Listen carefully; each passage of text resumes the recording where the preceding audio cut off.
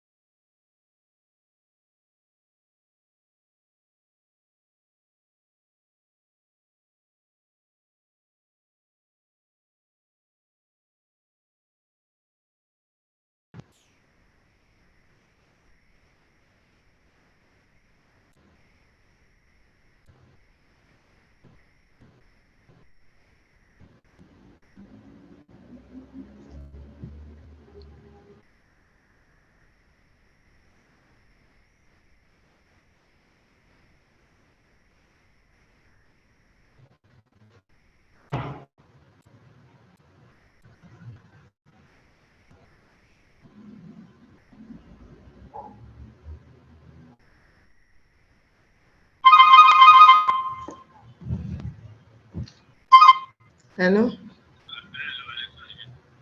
Okay. Yeah.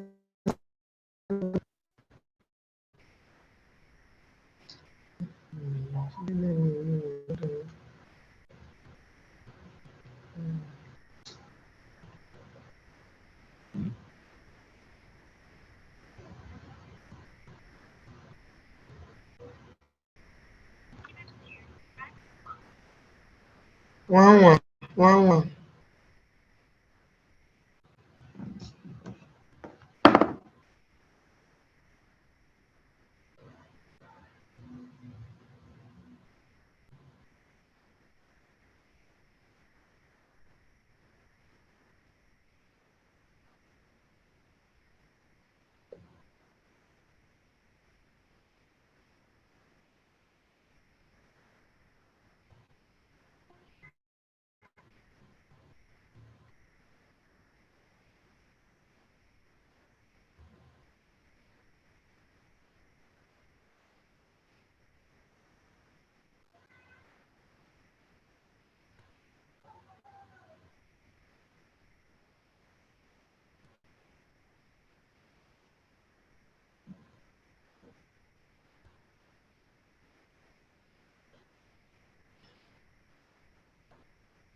Any party.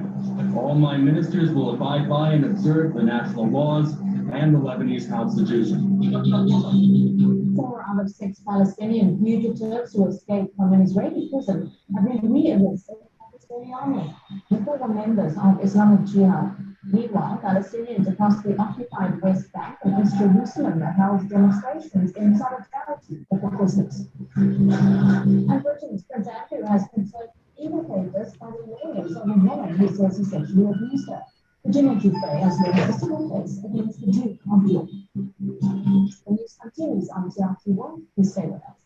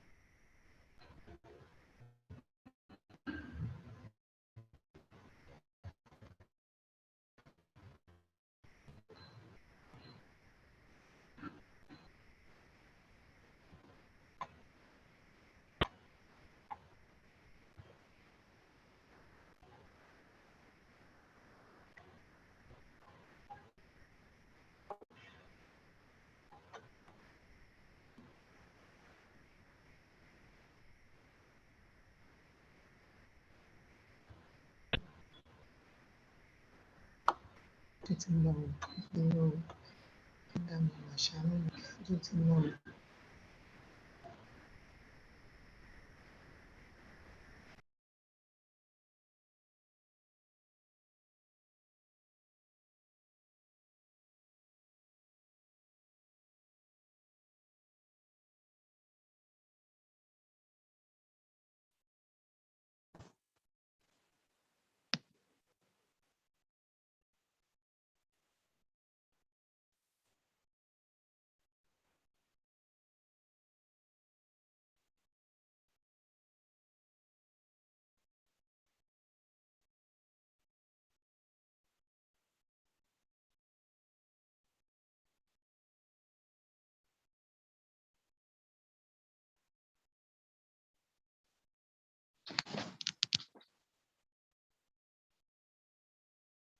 Assalamu alaikum warahmatullahi wabarakatuh.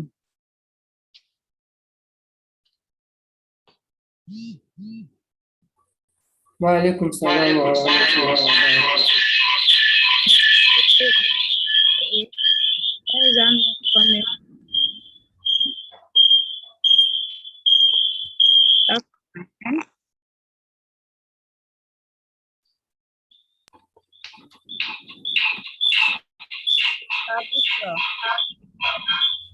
Yes, ma'am. And it's because we have two devices. Ma? The sound you're hearing is coming from your hand.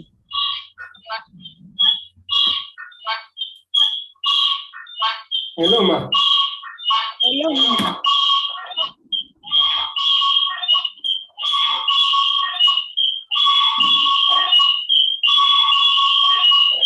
If it's everybody that is getting this sound I'm getting. Hello? Hello. Yes, ma. Ini own lag abodo mi nìkan ni. Let the others also talk, please. Ṣọ́dọ̀ mi nìkan ló ti ń wá ni. As in, am I the only one getting the sound? I think because I unmuted laptop before, so I have muted it now. Am I mute two mics? I mean, am I on mute two mics together? No, I unmuted laptop. Am I understand? So can you hear me? I can hear you now. The sound had gone down. Assalamu alaikum. Mrs. Babawande. She went muted again. I just want us to perfect everything before we start the program. I think the sound is from laptop. Okay. Well, you so if I right? unmute laptop now and mute my phone, you will start hearing the sound again. It shouldn't be muted one and unmuted one before. You can mute one. So that's what I did. Please let me try the laptop now. Let me try the laptop now. Put the you put this off first. Hello?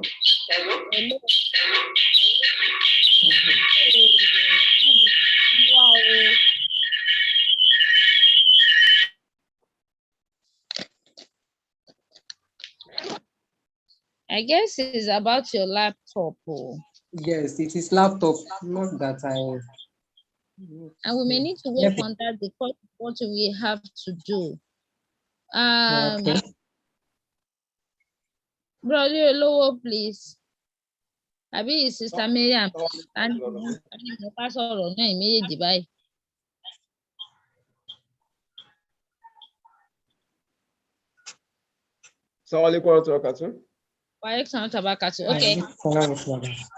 one, spelling Lajna what they call you wrong.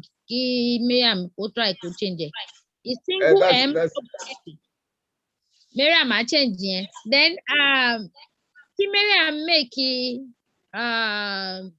Mrs. Bensala make a co-host on Bushra for me. so that she'll be able to do her duties. I notice anytime she puts on her mic, Abi, Mr. Bushro. Ma.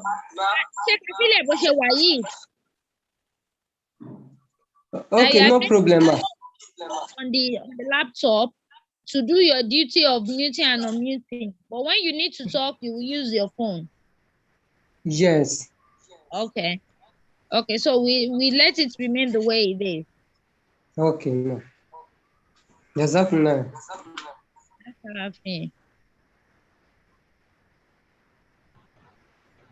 So I'm trying to come on my other device. I may have to put this one on hold because other big pay MTN network àdúgbò mi ń ṣe bó ṣe wù láti jẹta báyìí.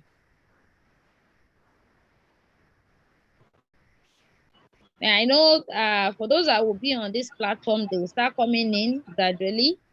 Sir Miriam, how far with the YouTube link? Have you attached it to the Beats? Are people joining there already?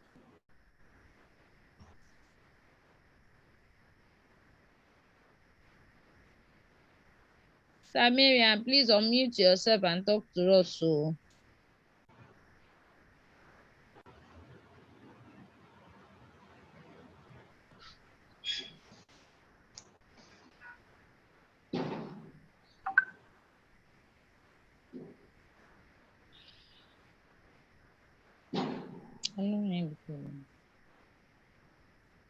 Sir Miriam, is she there?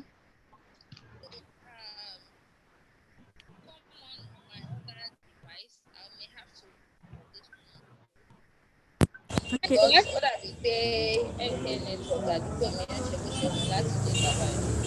Okay. What name would it be the same name? I know for those that will be on this platform, they will start coming in gradually. Sir Miriam, how far with the YouTube link? It's on already. Attached it to the Beats? Yes, I have. Joining there already? I'll check now.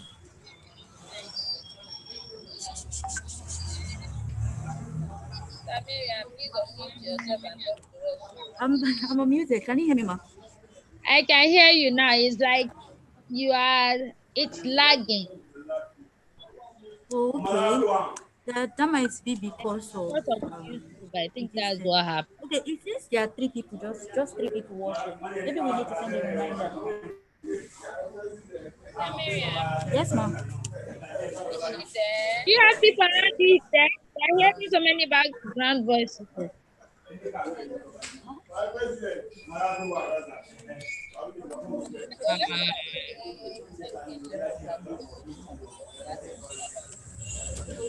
What's new?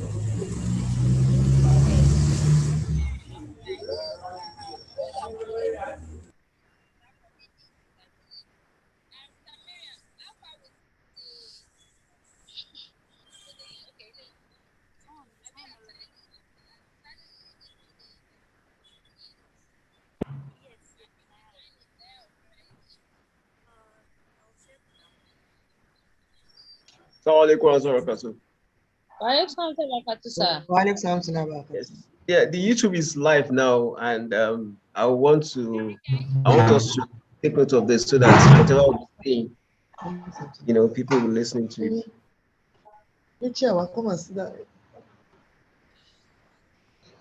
Okay. So let's be cautious. So Miriam, have you shared the link? I have only 6 people on the YouTube now. I just asked her if she has done that now, and she's yet to respond. She has done it. I click on the link now and we are live. Okay.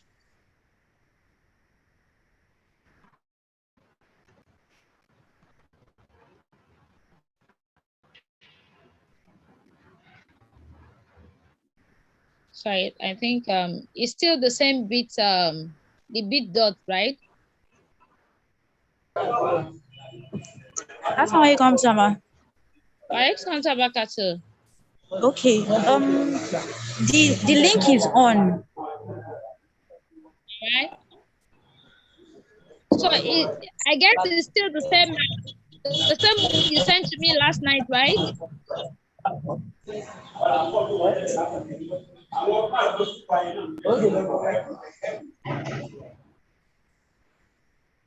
Yeah.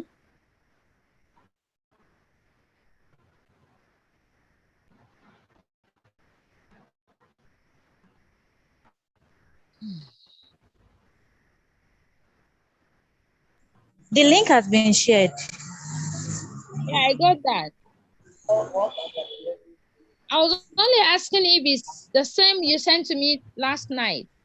Yes, it's the same link, ma. Okay.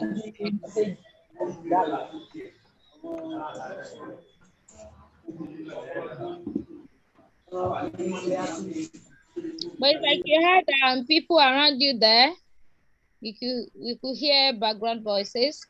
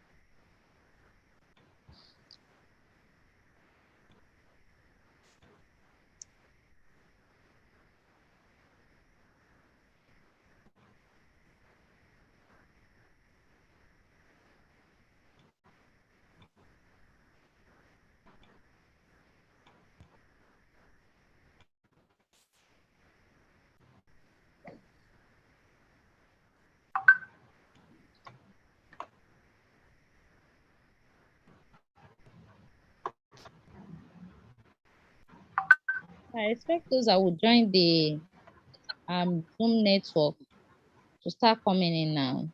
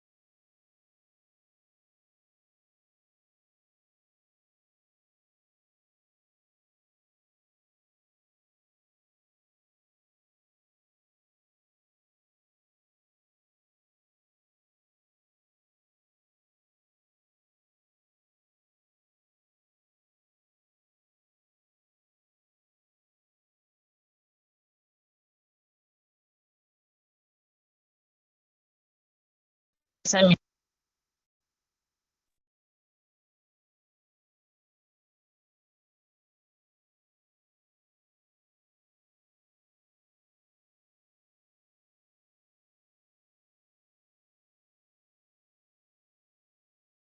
Check it. The performances are going to be on the Zoom.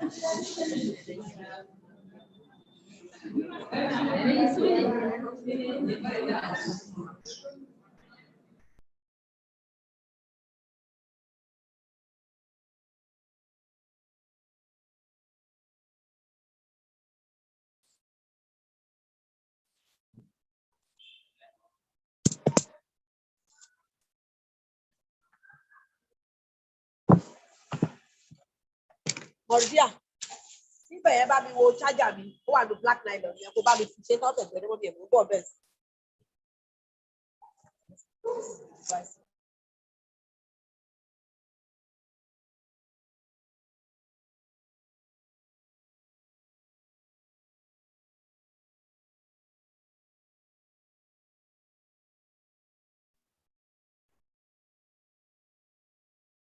ṣé pé kí wọ́n máa rí fídíò yín àdúgbò o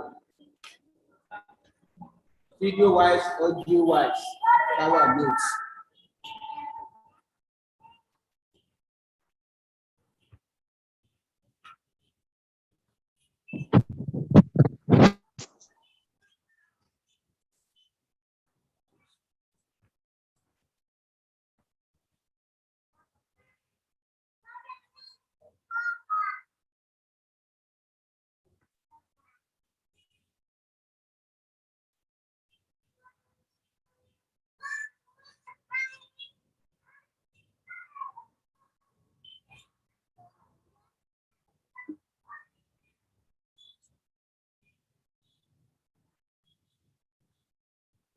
bó ṣe rọbẹ̀ ń sálà ọ̀ṣun kọ́ nìyẹn ni.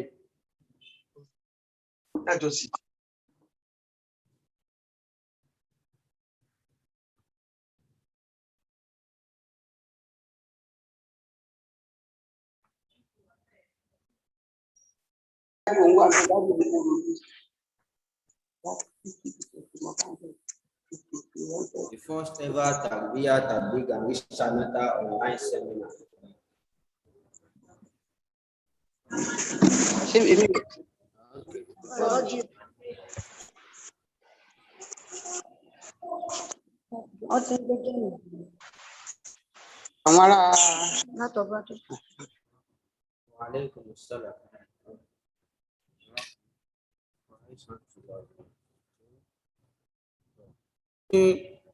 ìròyìn wọn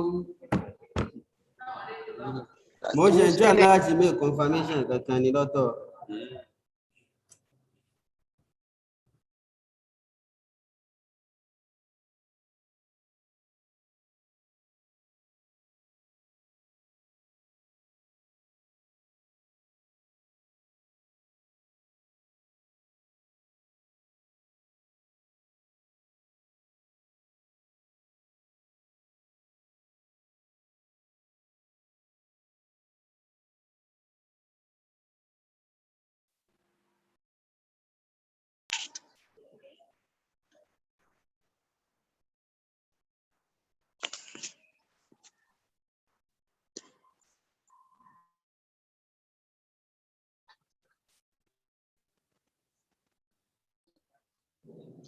Kò lè dúró.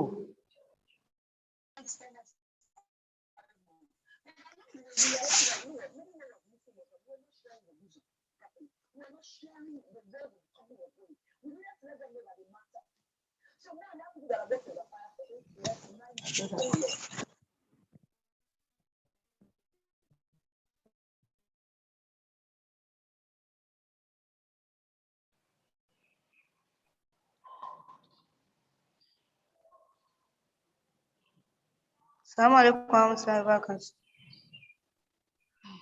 See your motor.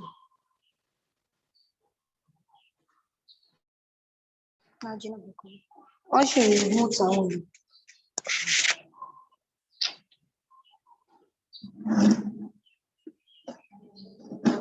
Àwọn èèyàn tí ń wọlé gan.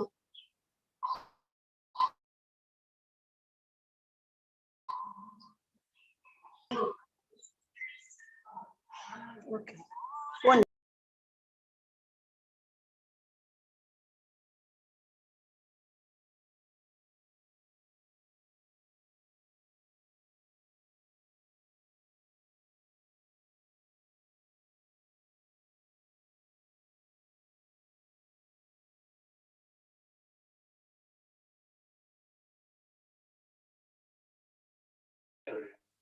But other people also, they had also accepted treaty with him. And also there's another place called Galdakat, which is about three miles away from Damascus.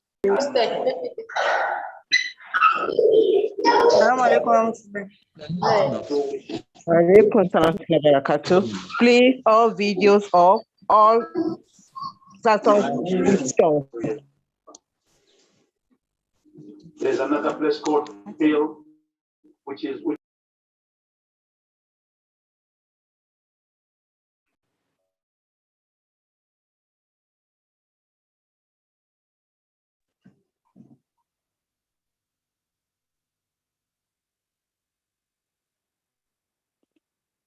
No.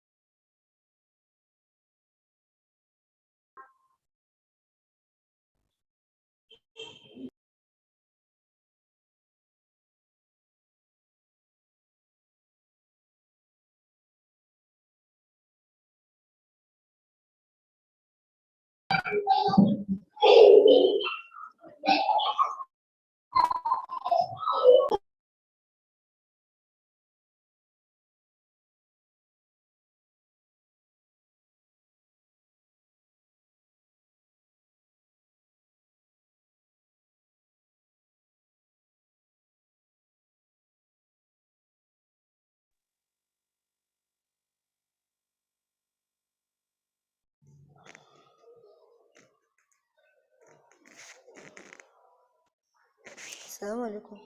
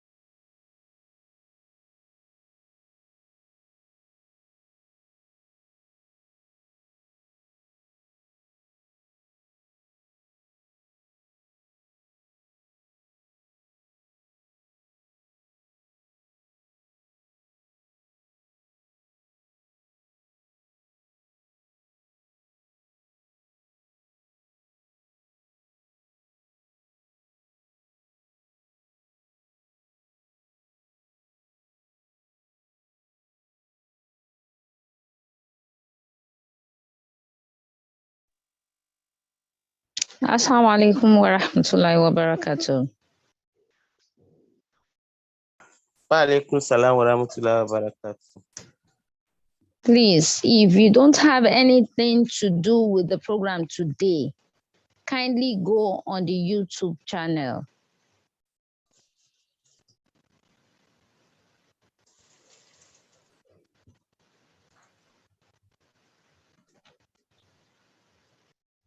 Sadarma.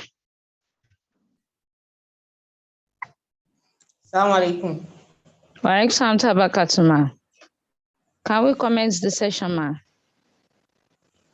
Of course, I've been expecting that. It's after 10 already. All right, man. We're trying to clean the house of those that joined, that are supposed to be on YouTube that joined the link. So, Sister Rafi Absalam, Mrs.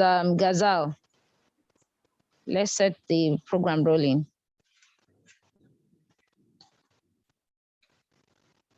You know, sorry, oh God, I don't want to talk. How about Miriam? Where is she? I've not seen her here. We are live already.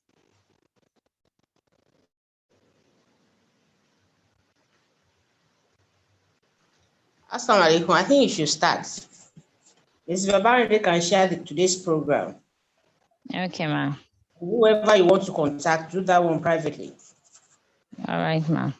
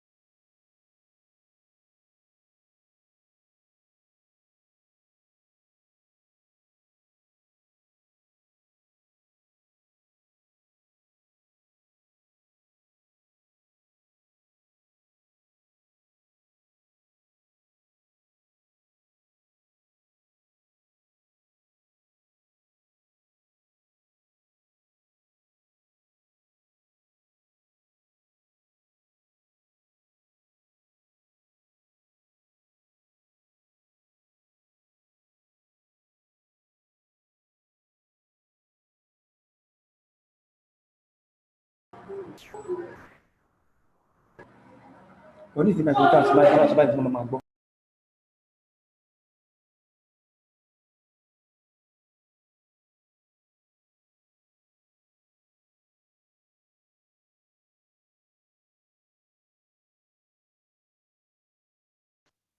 Sister Miriam Moyele, can you please start the program?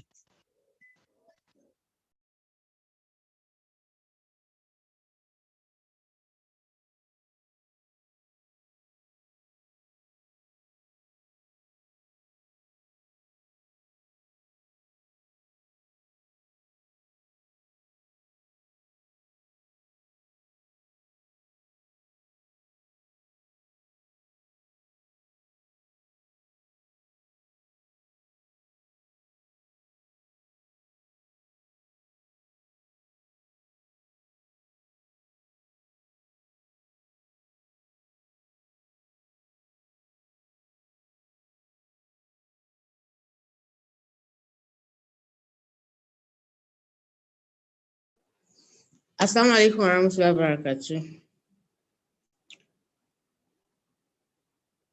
Assalamu alaikum warahmatullahi wabarakatuh. Wa alaikum salam warahmatullahi wabarakatuh. As we await Sister Miriam Moyele, I think we should start with the recitation from the Holy Quran by Sister Mutia Tabligh from Region 3. Mutia Tabligh, Region 3, please recite the Holy Quran.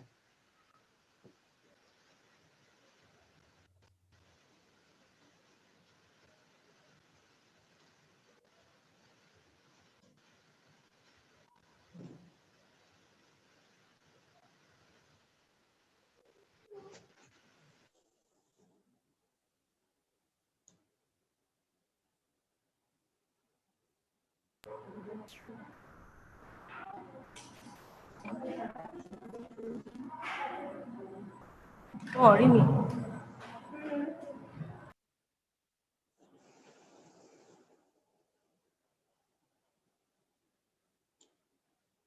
Sister Agbaje from Region 3, is she there?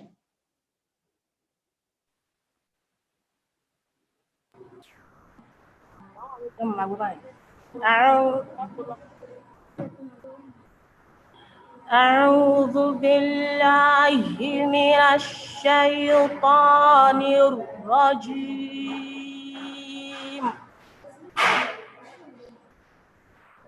بسم الله الرحمن الرحيم.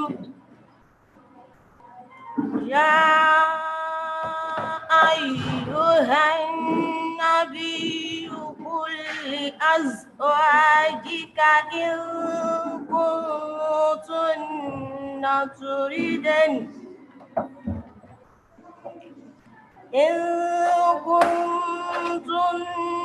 تردن الحياة الدنيا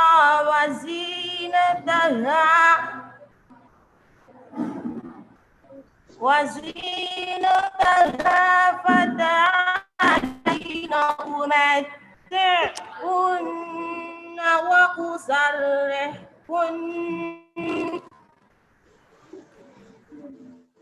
وأسرحكن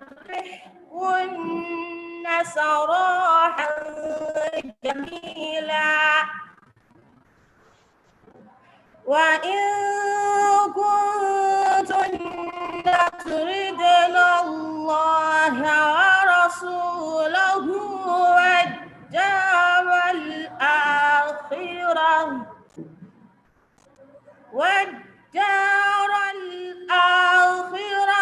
فإن الله أعد للمحسنات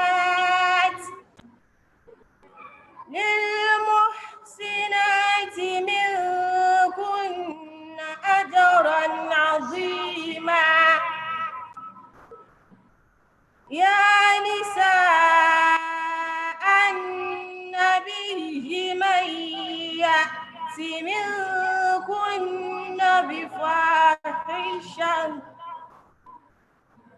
بفاحشة مبينة يضاعف لها العذاب ضعفين وكان ذلك على الله يسيرا. ومن يقنت منكن لله ورسوله وتعمل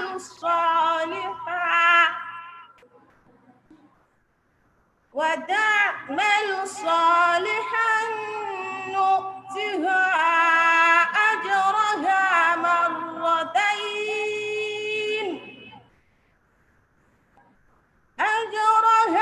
مرتين وأعتدنا لها رزقا كريما. يا نساء النبي لستن كأحد من النساء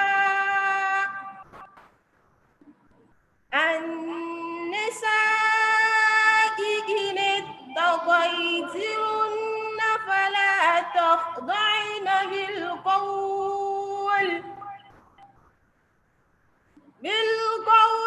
فيطمع الذي في قلبه مرض وقلن قولا معروفا وقرن في بيوتكن ولا تبرجن تبرج الجاهلية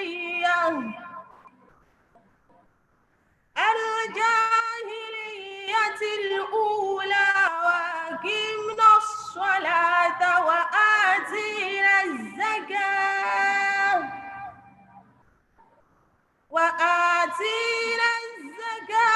وأطعنا الله ورسوله إنما يريد الله ليذهب عنكم الرجس أهل البيت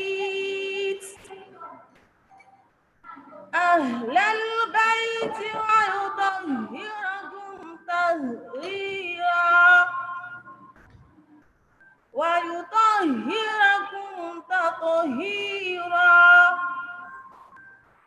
واذكرن ما يتلى في بيوتكن من آيات الله والحكمة إن الله كان لطيفا خبيرا. Meaning, I seek refuge from Allah against I thought they are caused. The name of Allah, the gracious and merciful. O prophets, say to thy wives, if you desire the life of this world and its adornments, come then, I will provide for you and send you away in a handsome manner. But if you desire Allah and His messenger and the home of the hereafter, then truly Allah has prepared for those of all wives of the prophets. If any of you be guilty of manifestly dishonorable conduct, the punishment will be doubled for her, and that is easy for Allah.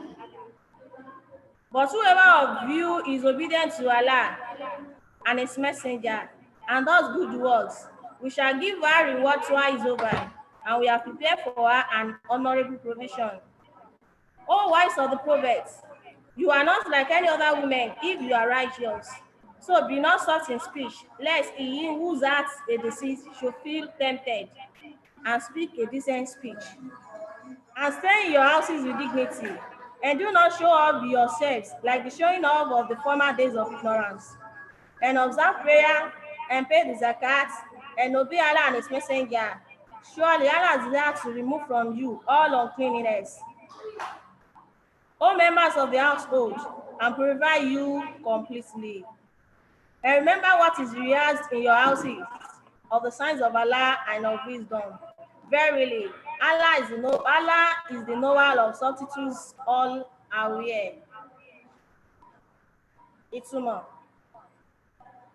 Ní orúkọ Allah, mo wá ìsọlọ sí ọ̀dọ̀ Allah kúrò lọ́dọ̀ èṣù ẹni ẹ̀kọ́, ẹni ègbé. Ní orúkọ Allah, olóore ọ̀fẹ́ aláàánú jùlọ. Ìwọ ànábì, sọ fún àwọn ìyàwó rẹ pé bí ó bá ṣe pé ìgbésí ayé yìí àti ọ̀ṣọ́ rẹ̀ ni ẹ̀yin fẹ́, nígbà náà ẹ wá, èmi yóò pèsè ìdẹ̀ra fún yín, èmi yóò sì gbà yín láàyè láti máa lò lọ́nà tó rẹwà.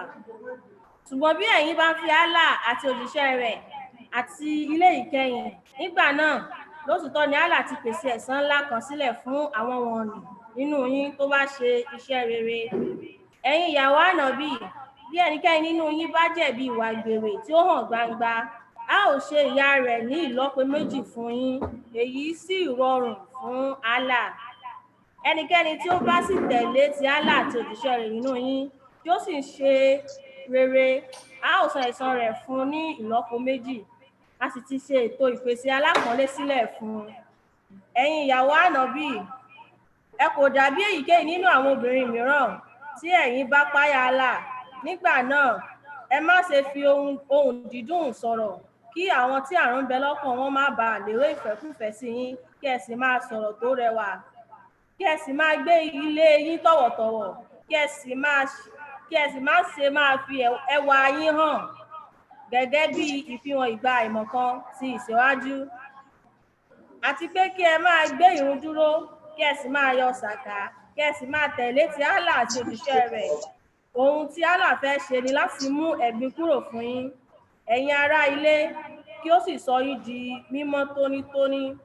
Kí ẹ sì máa rántí ohun tí a ti kà fún yín nínú ilé yín nínú àwọn àmì Allah àti ọgbọ́n ìjìnlẹ̀. Dájúdájú Allah jẹ́ alágbọ̀ràndùn, olùfúnni ní ìró ìdùnnú.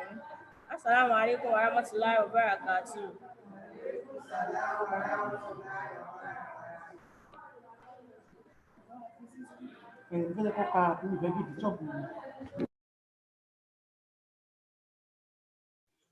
Wa alaikum salam wa rahmatullahi wa barakatuh. Jazakumullah khairan, my dear sister. The next thing on the agenda is chanting of the Qasida by Sister Tiato Anan. Anan, Gazal. Assalamu alaikum warahmatullahi wabarakatuh. Wa alaikum salam wa rahmatullahi wa barakatuh.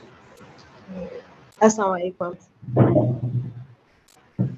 Wa alaikum salam wa rahmatullahi. الرجال لصدقهم في حبهم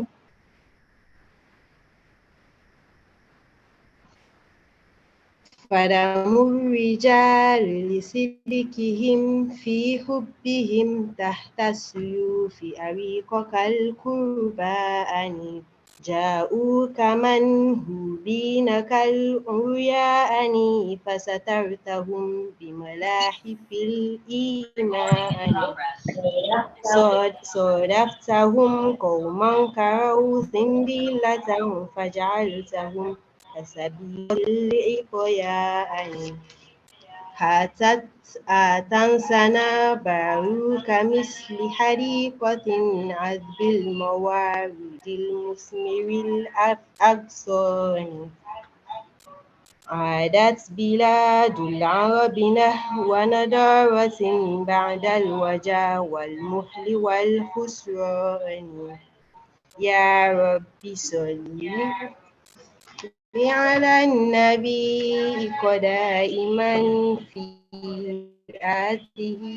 في هذه الدنيا وبعث سان. Meaning, so the blood of these brave men, who were true and sincere in their love and devotion, was spilled under the swords of their enemies, as if they were just objects of sacrifice. Nítorí náà, ẹ̀jẹ̀ àwọn alákíkanjú wọ̀nyí di ohun tí a ta sílẹ̀ lábẹ́ àwọn idà tí ń kó yànranyànran, gẹ́gẹ́ bí ẹni pé ẹran ìrúbọ ni wọ́n. They came to you, O holy prophets, while they were robbed and deprived, like those who are spiritually bare. So you covered them with the drapes of faith. Wọ́n wọ́ tọ̀ ọ́ wá ní ìhòòhò ọmọlúàbí pẹ̀lú ìsọ̀rètínù, ìwọ sì dá aṣọ ìgbàgbọ́ bò wọ́n digbini. You found them to be a group of people who, because of their sins, were despicable like dung. But due to your spiritual power, you transformed them into an ingot of pure gold. Ìwọ rí wọn gẹ́gẹ́ bí ààtàn ohun èrí tí ó ga bí òkè, ìwọ sì wẹ̀ wọ́n mọ́ tó bẹ́ẹ̀ tí wọ́n fi dà bí wúrà dídán. Until the dry and parched desert, country of Arabia, become a lush green, spiritual garden, in which rivulets of delectable water ran, and branches of trees were laden with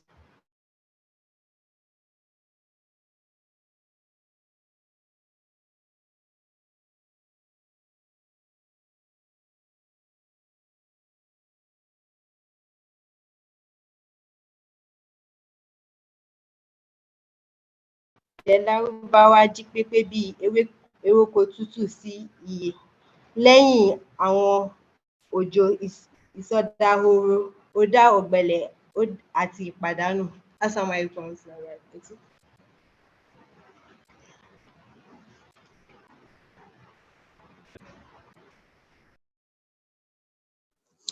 Wa alaikum salam wa rahmatullahi wa barakatuh. Jazakumullah khairan.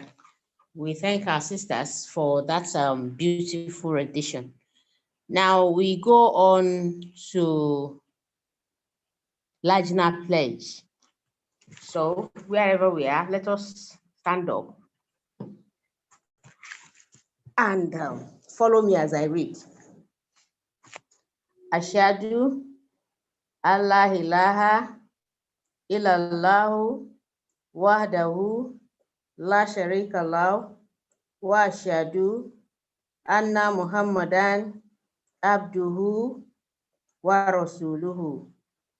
Ashhadu Allah ilaha illallahu wahdahu la sharika lahu wa ashhadu anna Muhammadan abduhu wa rasuluhu. Ashhadu Allah ilaha illallahu wahdahu la sharika lahu wa ashhadu anna Muhammadan abduhu wa rasuluhu. I bear witness that there is no God but Allah, the one without any partner. And I also bear witness that Muhammad sallallahu alaihi wasallam is his servant and his messenger. I affirm that I shall always be ready to sacrifice my life, property, time, and children for the cause of faith and the community. I shall always adhere to truth and shall always be prepared to make every sacrifice for the perpetuation and maintenance of Ahmadiyya Khilafah, inshallah al-Aziz. Let us be seated.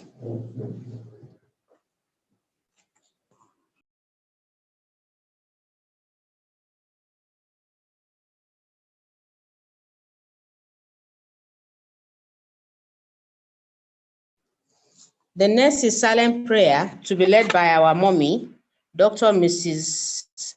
M. Abdusalam. Mommy Abdusalam, please. Silent prayer from your end.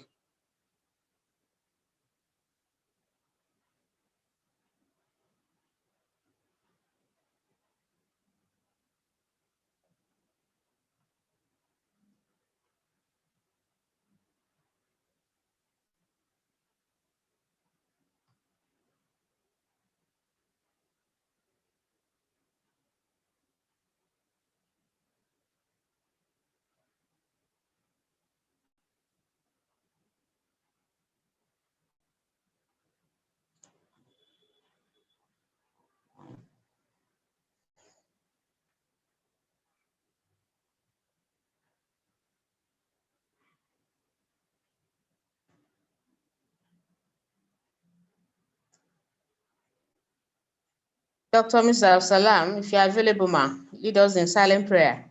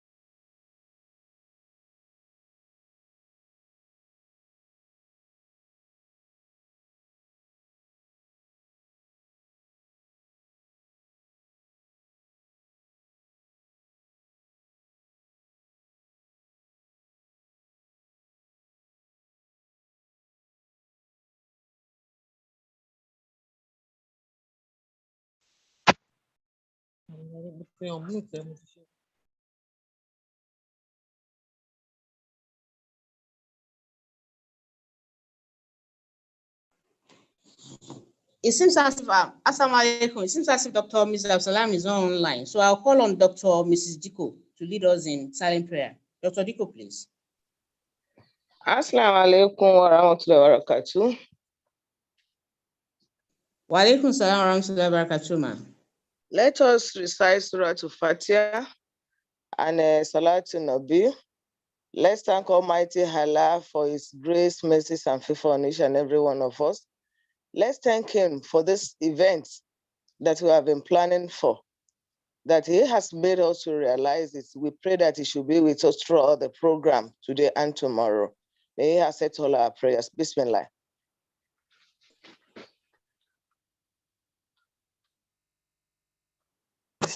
Yes.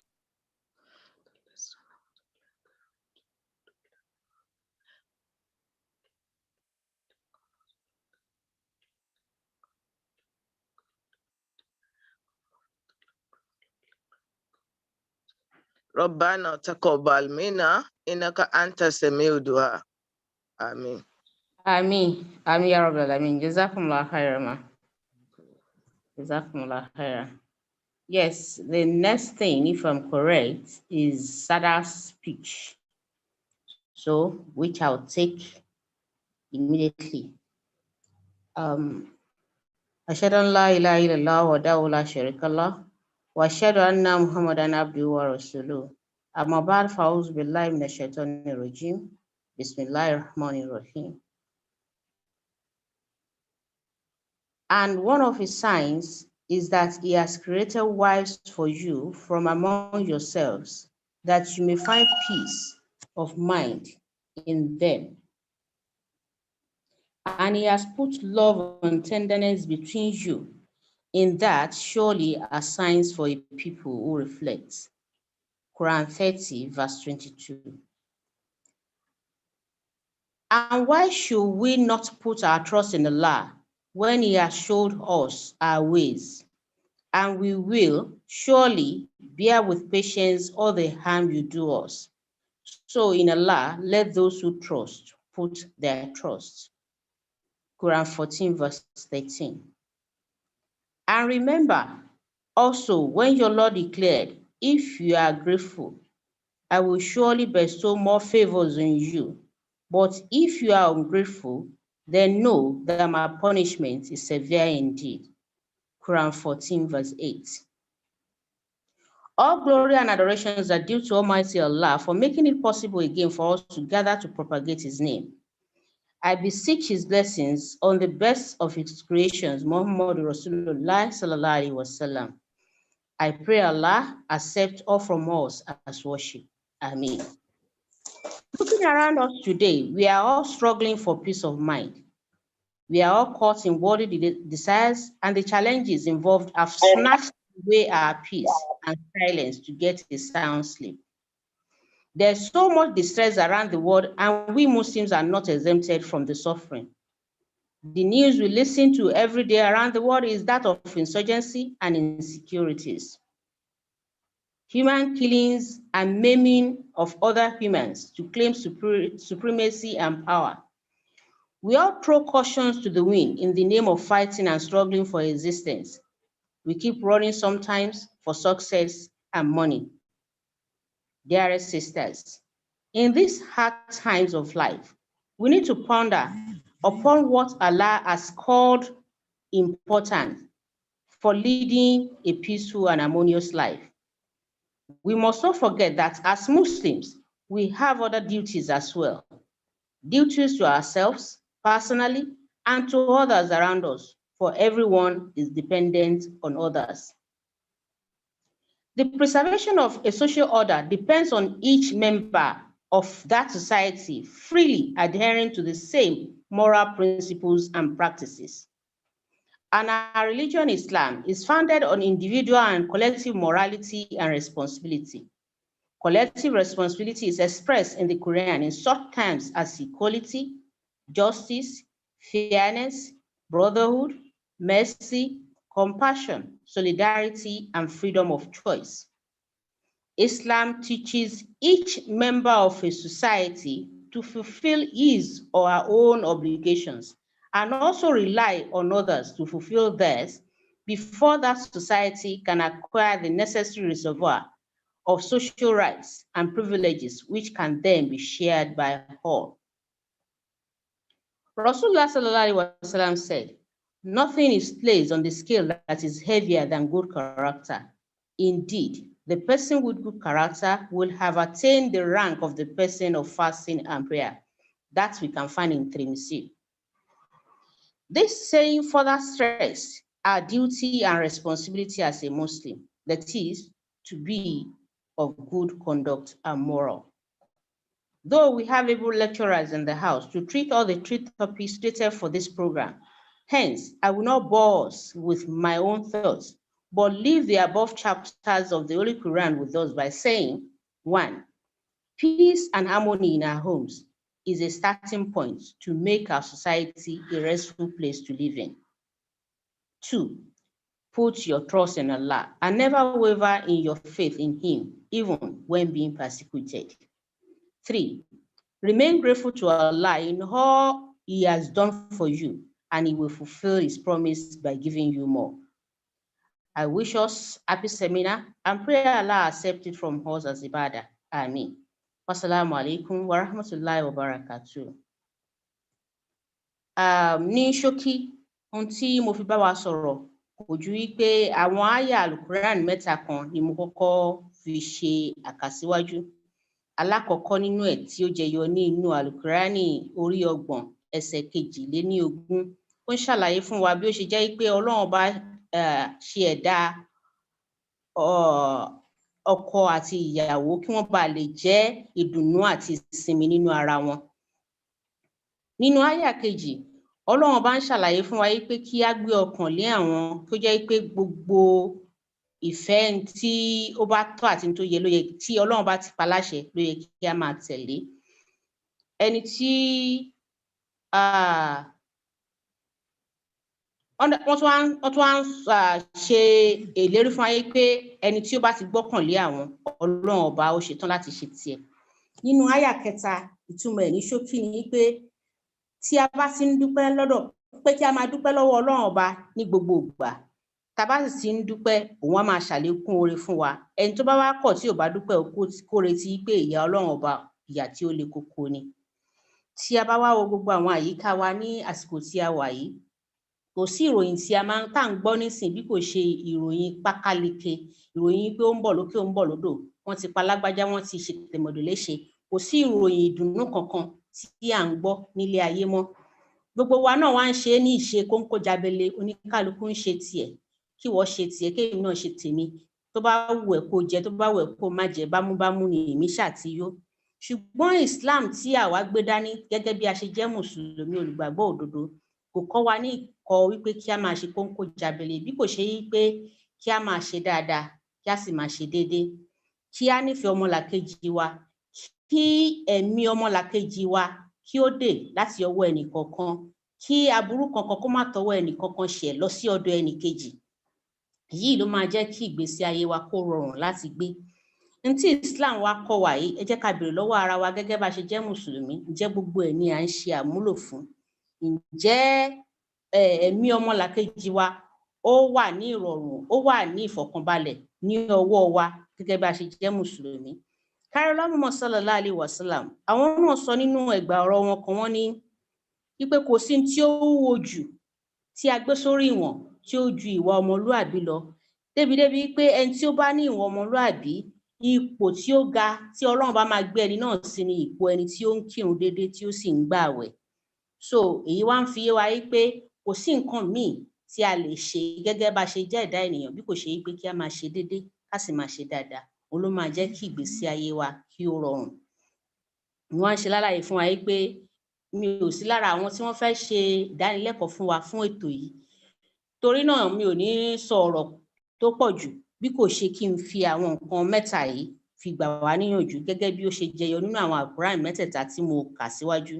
Alákọ̀ọ́kọ́ nínú ẹ̀ ni pé kí àlàáfíà àti ìbágbépọ̀ ìdùnnú kí ó tó lè wà, gbogbo inú ilé wa ni a gbọ́dọ̀ máa gbé pẹ̀lú àlàáfíà. Tí ilé kọ̀ọ̀kan bá tòrò, tí ìdùnnú bá wà ńbẹ̀, tí àlàáfíà bá wà ńbẹ̀, ó dá wa lójú wípé àwùjọ wa náà á jẹ́ àwùjọ alálàáfíà. Ẹlẹ́ẹ̀kejì sì ni pé kí gbogbo wa ká gbé ọkàn wa sí ọ̀dọ̀ Ọlọ́run Ọba, bó tilẹ̀ wù kí wàhálà náà pọ̀ ní ìgbésí ayé wa tó, tá bá ti gbọ́kàn lọ́lọ́run Ọba, Ọlọ́run Ọba ṣetán láti tó fún wa. Ẹlẹ́ẹ̀kẹta nínú ẹ̀ ni pé ká wá máa dúpẹ́, gbogbo yòówù tí ìbá ṣẹlẹ̀ fẹ́dà, ọpẹ́ ni kí gbogbo ẹ̀ kó máa já sí fún wa. Ọlọ́run bá jẹ́ ká lè máa dúpẹ́, ẹnu ọpẹ́ wa ò sì ní kan. Mo kí wa kú oríire nípa pípapọ̀ lẹ́ẹ̀kan sí i lórí àwọn àgbékalẹ̀ ètò wa, bí ó tilẹ̀ jẹ́ pé gbogbo ohun tó ń lọ lókè lódò yìí kò jẹ́ kí á wà papọ̀ ní pé ká jọ ríra wa sójú, ṣùgbọ́n Ọlọ́run bá, àwọn Yorùbá náà máa ń pa lówe pé tí Ọlọ́run bá fáni lórí á fi òrùngbọ̀n rọ́pò, bó tilẹ̀ jẹ́ pé ohun tó ń ṣẹlẹ̀ ní gbogbo àyíká wa kò jẹ́ ká wà papọ̀ gẹ́gẹ́ bá káríra wa sójú. Ọlọ́run tún fún wa nígbà láàyè ká lè máa bára wa sọ̀rọ̀ pẹ̀lú àwọn ìwà alágbèéká yìí. Ọlọ́run ọba tó wá fi ìdùnnú ẹ̀ tó fi dá gbogbo wa papọ̀, kò ní fi ìbínú ẹ̀ tú wa ká. Mo tún kí wa lẹ́ẹ̀kan sí ẹ káàbọ̀ sórí ètò, kí àlàáfíà Ọlọ́run ọba àti ìdùnnú àti ayọ̀ tó máa bá gbogbo wa gbé. Assalamu alaikum warahmatullahi wabarakatuh.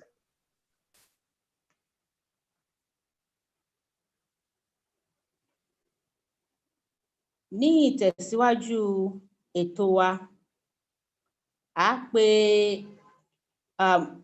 pe lecturer wa tí ẹni tó fẹ́ bá wa sọ̀rọ̀ next, àwọn náà ni sister wa Basirat Ajumobi.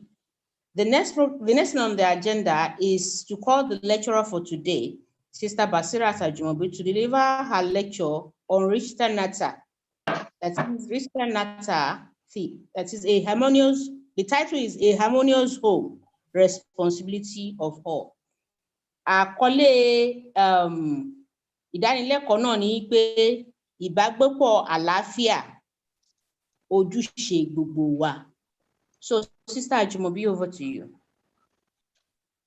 Ashhadu an la ilaha illallah wa wahdahu la sharika lahu wa ashhadu anna Muhammadan abduhu wa rasuluhu. A'udhu billahi minash shaitani rajim. Bismillahir rahmanir rahim. Wa bishrah li sadri wa yassir li amri wahlul 'uqdatam min lisani yafqahu qawli. To Sada Saiba, our mothers in the house, the Naib Sadas, and all my sisters, I say Assalamu alaikum wa rahmatullahi wa barakatuh. The topic, as Asada has said, is on a harmonious home, responsibility of all. We now want to look at the two keywords there, harmonious and home. When we're talking about harmonious, harmonious means having different parts of something coming together to make a pleasant look, either in taste or in the way you feel it, or working together in a peaceful manner. And then when you look at home, home is legally where we stay permanently, especially as a member of a family. And it's also, in a general term, a place where you can live, laugh, and be at peace and joy. So putting these two together, we can see that harmonious home is a place where we are expected to have love, fear of Allah, orderliness, cooperation, division of labor, communication, equality, empathy, mutual respect, and trust.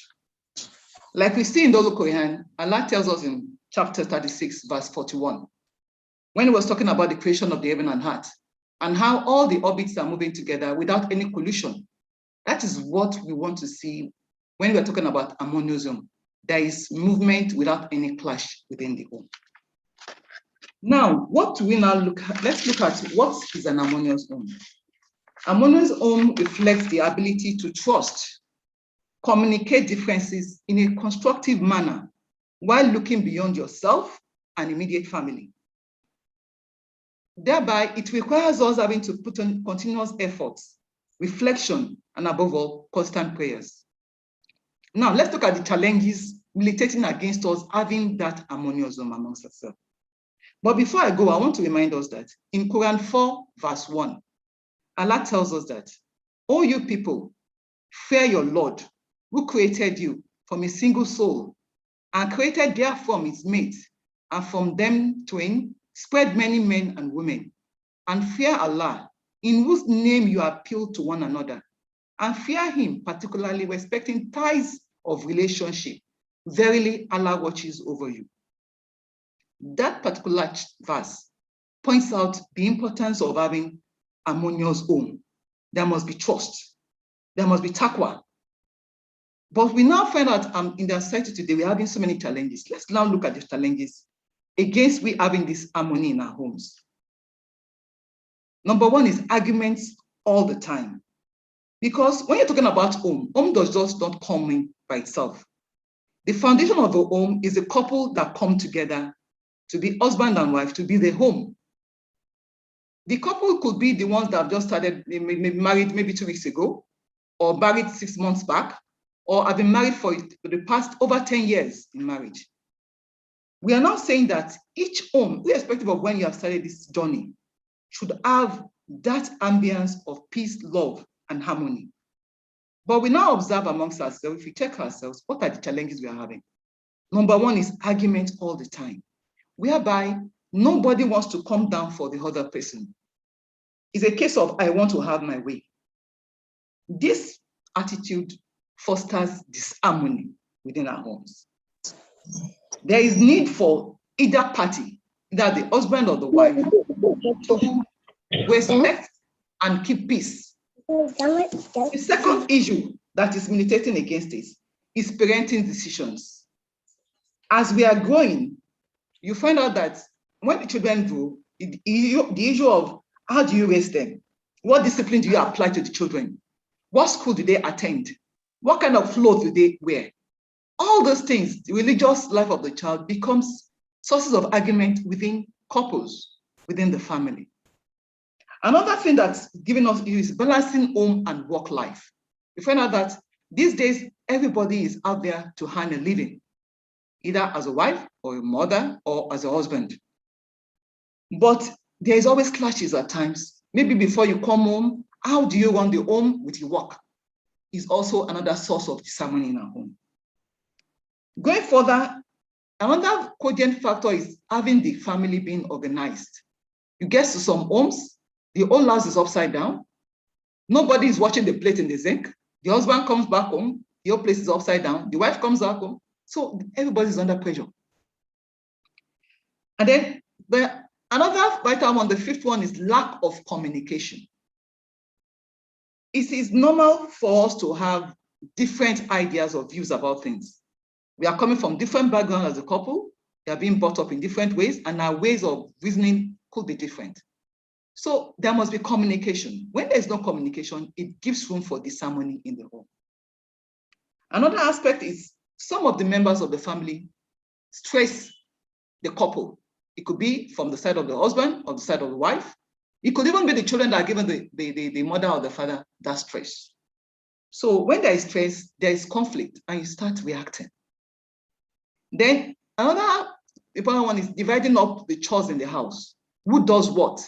We have seen situations whereby a woman is being the one that will even wash the husband's car. This is not the role of a woman. But some women want to please their husband to the extent of going extra mile. And when the stress comes in and the pressure becomes so much, there is conflict. There's disharmony in the house. There must be limitation of who is responsible for what and who is not responsible for what. Then being far from the family, by virtue of our work, we find out that families, maybe the husband or the wife, need to change location, move to another place to earn a living. This also puts having disharmony in our homes. Then there is issue of health issue also comes in when it comes to having harmony in our home. So looking at all these challenges, we realize that all these factors are part of why we are having issues. Now, how do we now go about overcoming these challenges that we have militating against us having harmonious home? I have here, the first one that I picked was on spirituality. Because God has ordained us, based on that Quranic verse, that we are going to be together, we are supposed to procreate, we're supposed to go into a larger family. Now, if in a home, spirituality is lacking, then there's a big problem. And when I'm talking about spirituality, apart from the 5 daily prayers, which is supposed to be observed at the time being decreed by Allah, subhanahu wa ta'ala, the next thing I said is very, very important for us to overcome these challenges is having to observe to our tahajjud prayers. If we go into chapter 17 of the Holy Quran, where Allah tells us that's going to verse 79 to 83. Allah tells us that we should observe prayer at the declining and paling of the sun and unto the darkness of the night, and the recitation of the Quran in prayer at dawn. Verily, the recitation of the Quran at dawn is specially acceptable to God. And wake up for it, that is the Quran, in the latter part of the night as a supererogatory service for thee. It may be that thy Lord will raise thee to an exalted station. And say, oh my Lord, make my entry a good entry, and then make me come forth with good forthcoming, and grant me from thyself a helping power. Now, we ask ourselves, if within our home, it's just salat that we do, we don't have extra time to talk to Almighty Allah. We cannot do these things by ourselves. We need His support. So one of the ways of tackling this issue, overcoming the challenges, is having to be constant in our salat to tahajjud. And then you will find out that apart from the tahajjud, another thing is this: the tahajjud should not just be said alone. You find in some homes, people sleep all through the night until it's time for subhi. In some homes, the father wakes up or the mother wakes up. We are being encouraged that the whole family should be engaged in tahajjud. If it cannot be done throughout the week by the family, as the whole family, then endeavor to choose Friday morning, which is a very, very important period for us as Muslims, and then the weekend as well to observe the tahajjud. If we wake up during the week, the husband wakes up or the wife wakes up, as you're rounding up or before you finish yours, go and wake your husband up. Okay, we have issues where husbands are not responsive. Before you even go and wake him up, at your sujood there, tell Allah, I want to go and wake him up for tahajjud. Please, I want to go and wake her up for tahajjud. Let her mind be receptive to it. Inshallah, the person will wake up for tahajjud. Then another thing is that, apart from tahajjud, we find out that some of us that go to the mosque, when we come back from the mosque, that is the end of that salat for that day.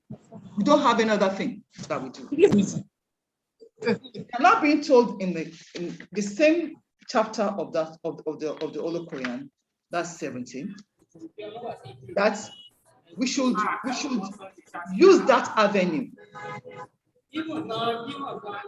Quran 32, for instance, let's go to Quran 32, verse 16 to 18, where Allah tells us that only they believe in our signs, who, when they are reminded of them, fall down prostrate and celebrate the praises of their Lord, and they are not proud.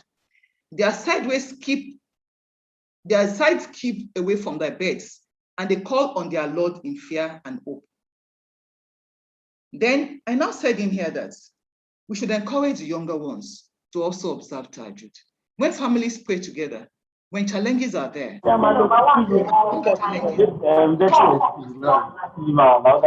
than when you do it singly. It promotes peace and love within the family. Another crucial aspect is we should also engage ourselves in darud. The Prophet ﷺ told us that whoever supplicates to Allah to exalt me, he is being exalted, Allah exalts him 10 times the more. That is a Muslim. So darud should be something that we should be chanting regularly. And then when you look at Quran 66, verse 7, Allah tells us that, oh, you will believe, save yourselves and your families from a fire whose fuel is men and stones.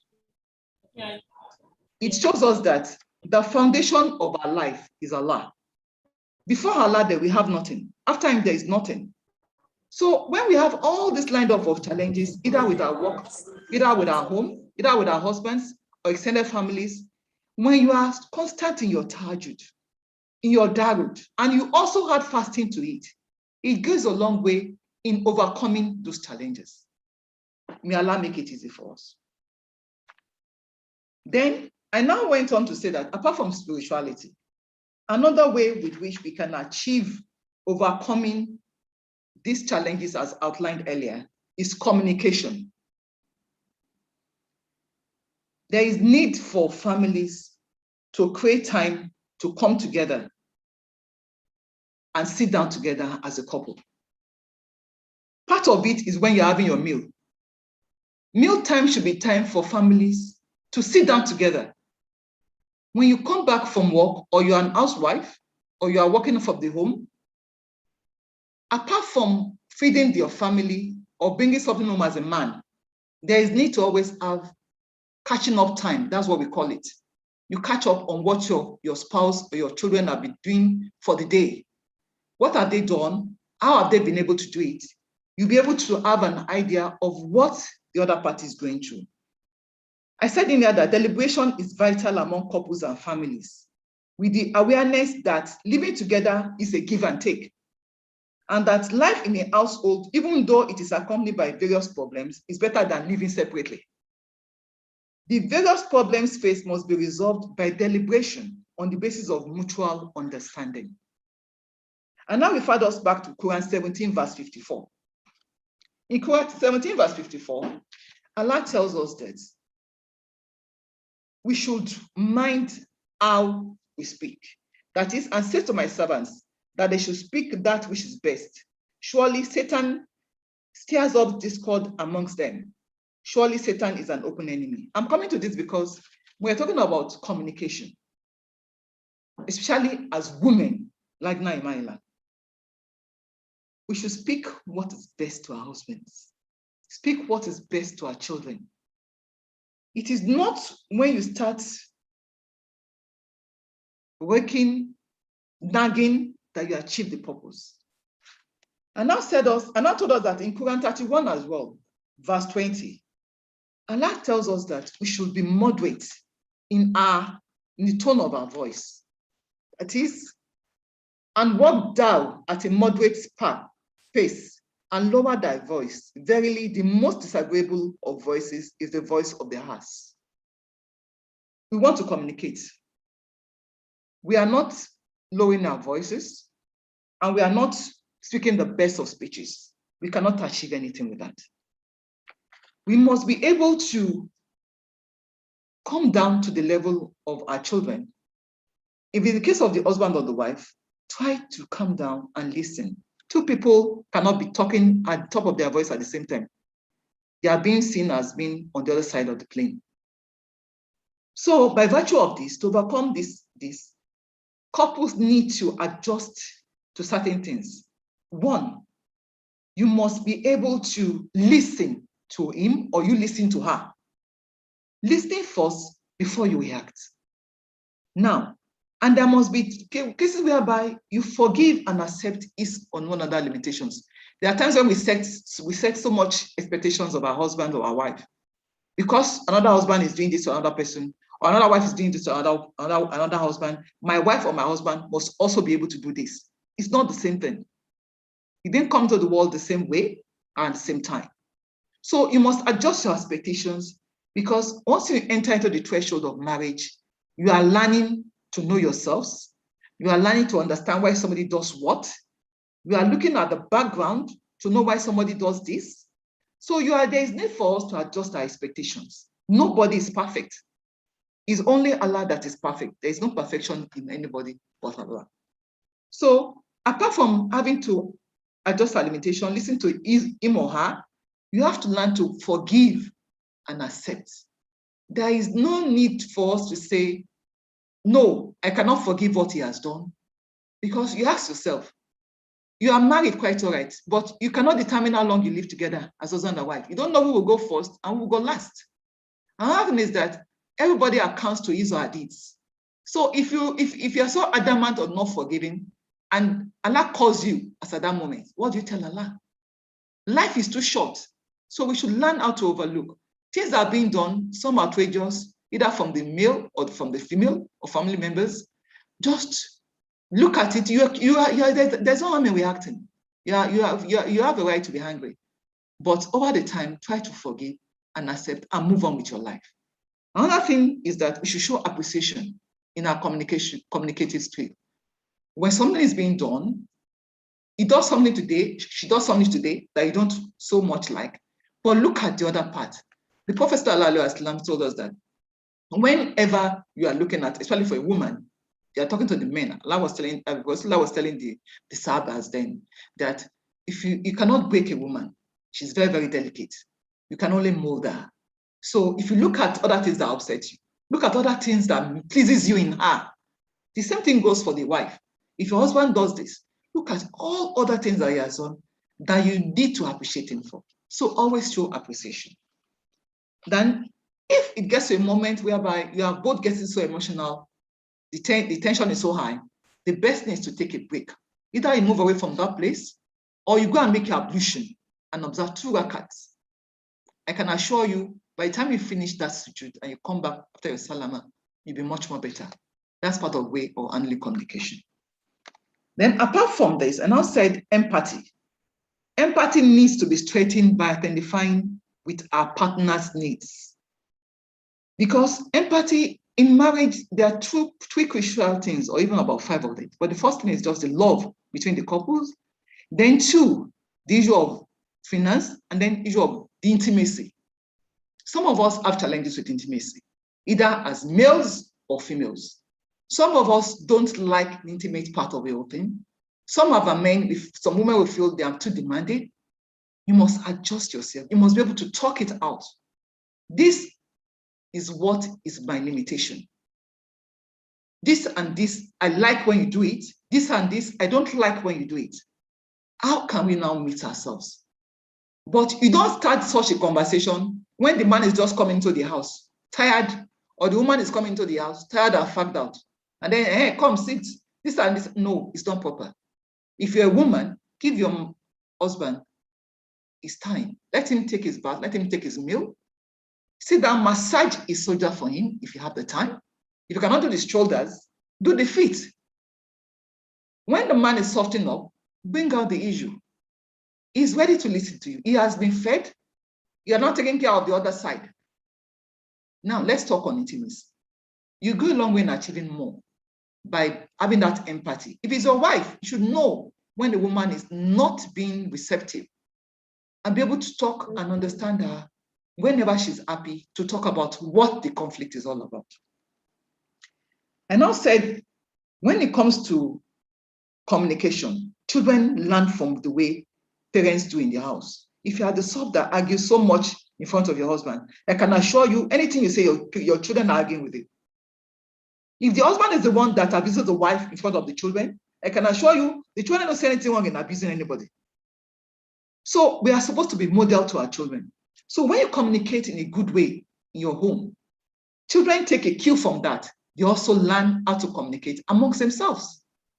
Then I also said that when, apart from this communication, there must be commitment on either side.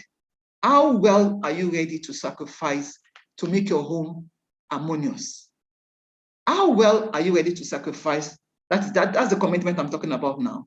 Committed to you having to win your husband over to your side to understand you better, or him win you over to his side for you to understand you better, and for you to have a home whereby your children can learn from you as role models. That commitment must be established within us. So once the commitment is there, there must be trust. Not that I called him, he did not pick my call, is another woman. Or that child that you called that did not answer you is doing something bad behind your back. There must be trust that goes along with commitment if you are going to overcome this issue of disharmony in our home. I now talked about parenting. It's part of communication. You find some of our parents, rather than praying for the children, they are cursing the children. And when they're angry, the next person in the next 2 houses far knows what's happening in their flat. You must learn how to moderate. When you are angry, don't talk to the children or to your spouse. Wait till your anger has calmed down. Then you can now address whatever it is that's upsetting you. And I said that you should appreciate children with simple words. No child is perfect. You cannot compare children. Some of us are fond of this. Your children know who you like amongst them, who you like most. It shouldn't be like that. You should appreciate every one of them. And then when they do something good, appreciate it. When you do the other one, call them behind. This and this that you have done is not so good enough. When you do that, there is peace and harmony within the home. Then when it comes to raising up of children, like I said, it's one of the challenges that we're having. Most times it affects we women. My friend's child is going to a very, very big school. They are coming to take the child with school bus. I want the same for my child. How it's being done in the next house, you don't know. If your husband says this is the way he wants to raise the children, if this is the school he wants to go, this is what he can afford. If you feel there is something wrong with that school, not based on comparing yourself with others, sit with your husband, not in front of the children, and try to explain your own reservation. You must come to an agreement. It is not your own to oversee his. And it's not for him to also push your own points aside. You must come to an agreement. When you do that, when you raise your child with one voice, then there are times when children do something bad. The husband is the one that gets pissed off most. You now call the child, don't mind your father. It's a very wrong way of raising your children. At the end of the day, you might end up losing that trust in your husband, and there is lack of communication at the end of the day. Because the child feels you are the one that is an angel, and the father is one that is a villain. And there are times when I'm going on the street, I see fathers taking children to school, some putting them on their shoulder, some holding them on their hands. And I said to myself, these children will now go up one day and say, my father did not do much, so my brother has been doing it. So let us have uniform way of raising up our children. When we do that, we are promoting harmony in our home. The other thing I said is that understand the children's character and set reasonable expectations. When somebody talks to you about your child, don't feel your child is perfect. You must be able to understand what your child can do, what your child cannot do. We have children in different ways. Even when it comes to labor does not come the same way as women. We can satisfy to that. The pregnancy too are different. So the children too are different in characters. So don't compare, but try to encourage. If somebody is doing something good amongst your children, tell the other one, see how this one is doing. You can also do the same or even better. When it comes to education, don't crucify your children over the grades. Encourage them. Sit down with them and set reasonable expectations. It is not the fact that they bring in first, second, third all the time that makes them the best in life. And like I always tell, I was telling somebody yesterday, you don't know what child will bury you at the end of the day. So the best thing is treat all your children equally if you want that peace, both when you are young and when you are older in life. Then encourage children to talk, express their minds, and then you learn to listen to, and then teach them how to listen to others. In some of our homes, the children must not talk. When you look at suicide rates among us in the society today, it's part of what is causing it. Children don't know who to talk to. They turn to the other, they turn to outsiders to learn from. So when you have, even irrespective of how busy you are with your work, create weekends, create moments. Maybe after Subi, you call them together. What's happening? This is what and this is what I've observed. We don't tell any school. What is happening in your school? Things like that. Your friends, I've not been seeing them. What and what? Let them talk to you. Hear from them. And then teach them to listen to others. You find out that a child, maybe the older ones, is talking to the other ones. It is the mother that will tell the elder ones, keep quiet, what are you saying? It is wrong. I was in Ibadan some months back. I was just by the park, near the mosque at Okeado. And the woman was selling bread with her child. The woman was raking curse on this child. The child was a girl, a lady, above 12, maybe 16 or 8. Asked for her, it was around 16 or 18. The child was having tears rolling down her cheeks. And a man came out from the shop and told the woman, I've told you not to be saying this word to this child. I was moved, I had to move in. I said, what is happening? The man said, it's this girl and his younger and a younger brother. That younger brother said something to her, and because of that, she now came to meet the mother that she want the child, or else everybody should go their separate ways. That's why she's now cursing the child. That why can she say that to her younger brother? Now told the mother, are you not the mother of these 2 children? She said yes. Why didn't you tell the younger one that what you've told us, this is what your sister wants. Respect her wish. Don't say so words to her again. She does not like it. If you do that, this girl will not be this upset. And you are causing this child. You don't know who will end up taking care of it in life. So reverse back all those courses and pray for this girl. She had to apologize, and she now reverted what she was saying. And now told the girl, apologize to your mother. Also listen to her. These are the things we are talking about. That home, how do you want harmony to prevail? You have turned brothers and sisters, you as a parent, you are playing the role of dividing your children. And then in the future, now say you don't understand these children. If you want harmony in our home, we should sit down. These are the future. If you do it right, you get it right. If you do it wrong, you get it wrong. Then another thing I said is that keep calm, firm, and gentle when talking with children. I'm not saying you should be a push aside parent.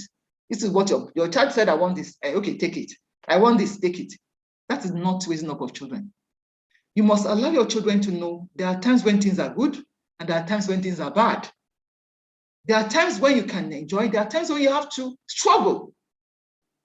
There are times in my home when my children were coming up, I said, you take Gary today, there is no food. It will not kill you. Let children learn how to see the two sides of life. It won't always be smooth. You should learn from your own experience growing up, and as parents as well, you say that life is not straightforward. There are ups and downs. So we need to relate our children on that level. Having said that, on communication within the home, and I want to go into the issue of finance. The importance of finance or economic status cannot be overlooked. We should not get it wrong. I'm not saying that money is the only source of harmony or happiness in our home, but in reality, it impacts it on our homes in different ways. It impacts on us as per our health, our emotion, even intimacy as couples. When you talk about so only a map ownership, I don't know how to say that very well, but the bottom line is that when there is money, you're able to move. I'm not saying richness, I'm not saying wealth, but relative comfort of life. I now said in here that financial challenges are potential sources of disharmony in our homes, especially when the burden rests squarely on one individual, or the person that's even earning for the home loses his job or her job, or inadequate fund to settle bills. The house rent is there, the school fees is there, there's no money to feed. A child is sick, there's no money to take care of the child. So, and it's even worse when you lose a spouse, especially when it's a husband, the breadwinner that is departed the world. The whole burden falls squarely on the woman as a breadwinner. So finance is very, very important. And now said, Alhamdulillah, as Muslims, Almighty Allah has provided solution to this challenge. In the chapter, I'll first talk on chapter 20, verse 131. Because what I said in here is that within us as Muslims, we have issues of my husband said I should not work. I now said, this is not so. Allah has given us the ability in Quran 4, verse 33, where Allah says that both men and women,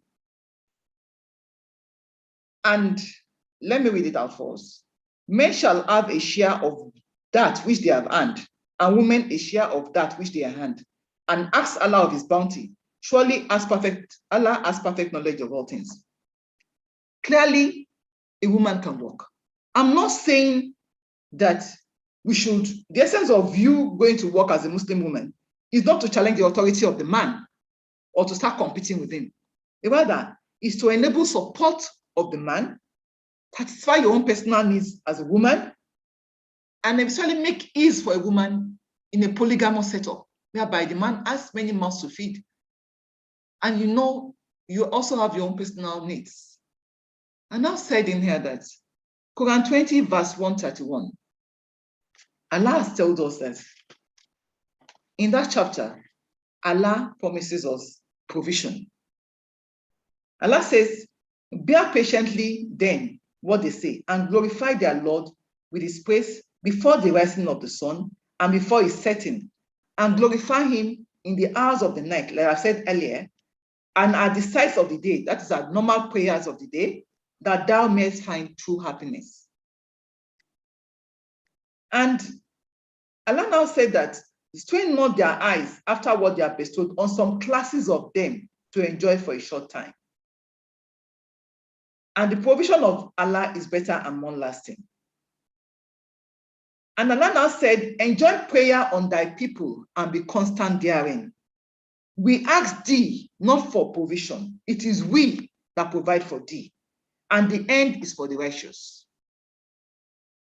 Now, the bottom line of these three verses in Surah Toha, Quran 20, is linking us from having to observe Tahajjud as Salat, glorification of Allah, that is dhikrullah, and then the fact that provision is from Him. And He's now telling us that as long as your people, that is your immediate household, are engaged in prayers, they are constantly remembering Him, He promises us that He's the one that will give us provision.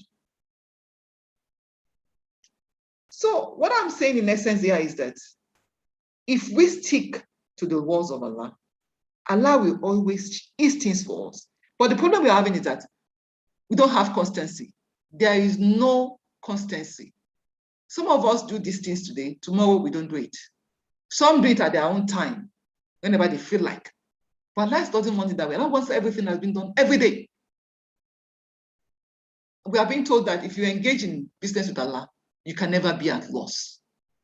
And then Quran 8 verse 3 to 5 is telling us this. 65, 3 to 4. That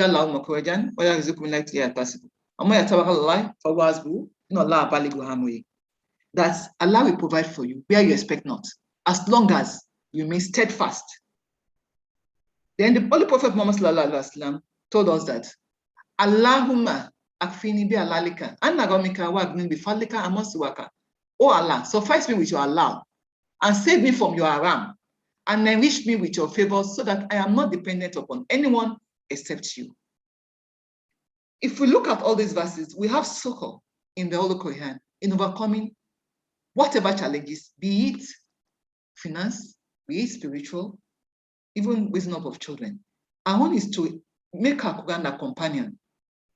Follow on all these things Allah is asking us to do. And now wait for that to now ask us that. In Islam, how well are Muslim women, how hardworking are they? Because we found out that when it comes to women working so hard, I've seen cases whereby, even in my parents' place, the woman that comes in there is a Christian. She comes in with her child to wash clothes, to do other menial work. But we find out that within the Muslim woman, we always feel anybody doing this is being looked down upon. It is a very wrong mental setting. There is nothing wrong in hard hand money. It's better than having to start begging for means. If you don't have means of doing something and your husband has given you that, granted you that permission, please don't hesitate to go out and hand living. Not for yourself. And as you're handing this living, be following these prayers that we have said in here. And because that's your target, Allah will make a way that is better than what you have started. We must start from somewhere. I said in here, I said, even if it's making a pap in your house, your husband said, don't work. Try and be making pap and be selling in your house. If it's having to be weaving hair, weave the hair. If it's selling paper in front of your house, sell it. Let Allah down bless whatever you are doing for you and magnify it into something better for you. But you must, somebody came to me to Rasulullah for assistance. He gave him something. He went back. He came again the second time. The Prophet gave him something. The third time, the Prophet said, I can give you, but it's better for you to hand with your hands. The hands that gives is better than the hands that receive. He now said, how can he? The Prophet said, okay, why don't you go and get, even if you go to the bush, just cut the woods there and sell. He said, doesn't even have money to even buy hoe. The Prophet just smiled and said, okay, go and buy the hoe to work with. That was how the man started working and selling. He never bothered to come back again. So let's be honest with ourselves. As Muslim women, let's encourage ourselves to work. Then After all that, I now went into the issue of the social aspect of promoting harmony. We should note that financial aspect, if by the time you're able to do all this, the husband doesn't necessarily have to come home to give you money to do certain things. If he comes home and he means, even if it's pomo and not begusi at home, he's happy that he needs something at home. Your children come home, they find something to eat. Allah will bless us. Now, on social, I said the first step on social is greeting. And I referred us to Quran 4, verse 7. And when you are greeted with a prayer, greet ye with a better prayer, or at least return it. Surely Allah takes account of all things. Meet your sister with a smile. Say salamu alaikum. You also say wa alaikum salam wa rahmatullahi wa barakatuh. Our greetings are prayers. Peace be upon you. Are you returning it? That's why the Quran says, when you are greeted with a prayer, greet you with a better prayer, or at least return it. Then after exchange of greetings, and now went back to what the Holy Prophet sallallahu alaihi wasallam, as reported by Abu Hurairah, he said, the Holy Prophet said, sallallahu alaihi wasallam, by him in whose hand is my life, you will not enter Jannah until you believe. And you will not enter Jannah, you will not believe until you love one another. Shall I inform you of something which, if you do, you will love one another? The answer is promote greetings amongst yourselves. When you promote greetings amongst yourselves, it brings in love. And when there is love, it attains you paradise in the hereafter. Then, Almighty Allah also tells us in Quran 49, verse 14, he said, "O mankind, we have created you from a male and female, and we have made you into tribes and sub-tribes, that you may recognize one another. Verily, the most honorable among you, in the sight of Allah, is he who is most righteous among you. Surely Allah is all-knowing, all-aware." What we are saying in here is that we are in different alcohols, different mukoms, different jamats and districts. We are from different tribes. We should not segregate ourselves on the basis of tribes, on the basis of somebody is well-read, this person is an illiterate. We should all come together towards goodness. It is righteousness that matters. When you do that, even within your house, you start with that within your house. It's not a case of somebody coming to your house. It could be your in-law, it could be your friend. As that person is going out, you are talking about something against that person. Your children are there. You are not enhancing harmony in your home. Your children are taking to take a cue from that. They will go out and start taking people about what you also do in your own house. So apart from the greetings, you must embrace love amongst ourselves. We must be honorable to ourselves. And Quran 4 verse 37 tells us that. And worship Allah and associate, Quran 4 verse 37 to 38. And worship Allah and associate not with him, and show kindness to parents and to kindred and to orphans and the needy, and to the neighbor that's a kinsman and neighbor that's a stranger. So what I'm saying in essence is this: if within your home, you have your parents, you have your in-laws, your parents-in-law, and you're not showing kindness to some. If he's a husband, only to his own family. If he's a wife, only to her own family. You're not showing love. The husband should show love to the same love he shows to the wife's relative, must be shown to his own relative as well. In doing that, you are promoting harmony within the home. You have a kindred coming in, maybe your sister-in-law or brother-in-law coming in for one thing, and you are telling your husband, or the husband is telling the wife, don't do this. You are promoting disharmony. You must know that Allah has enjoined this upon us, that we must show kindness, irrespective of who the person is. Do not say, my in-law, she has been bad to me, or he's been bad to me, you pay back bad for bad. That is not Islam.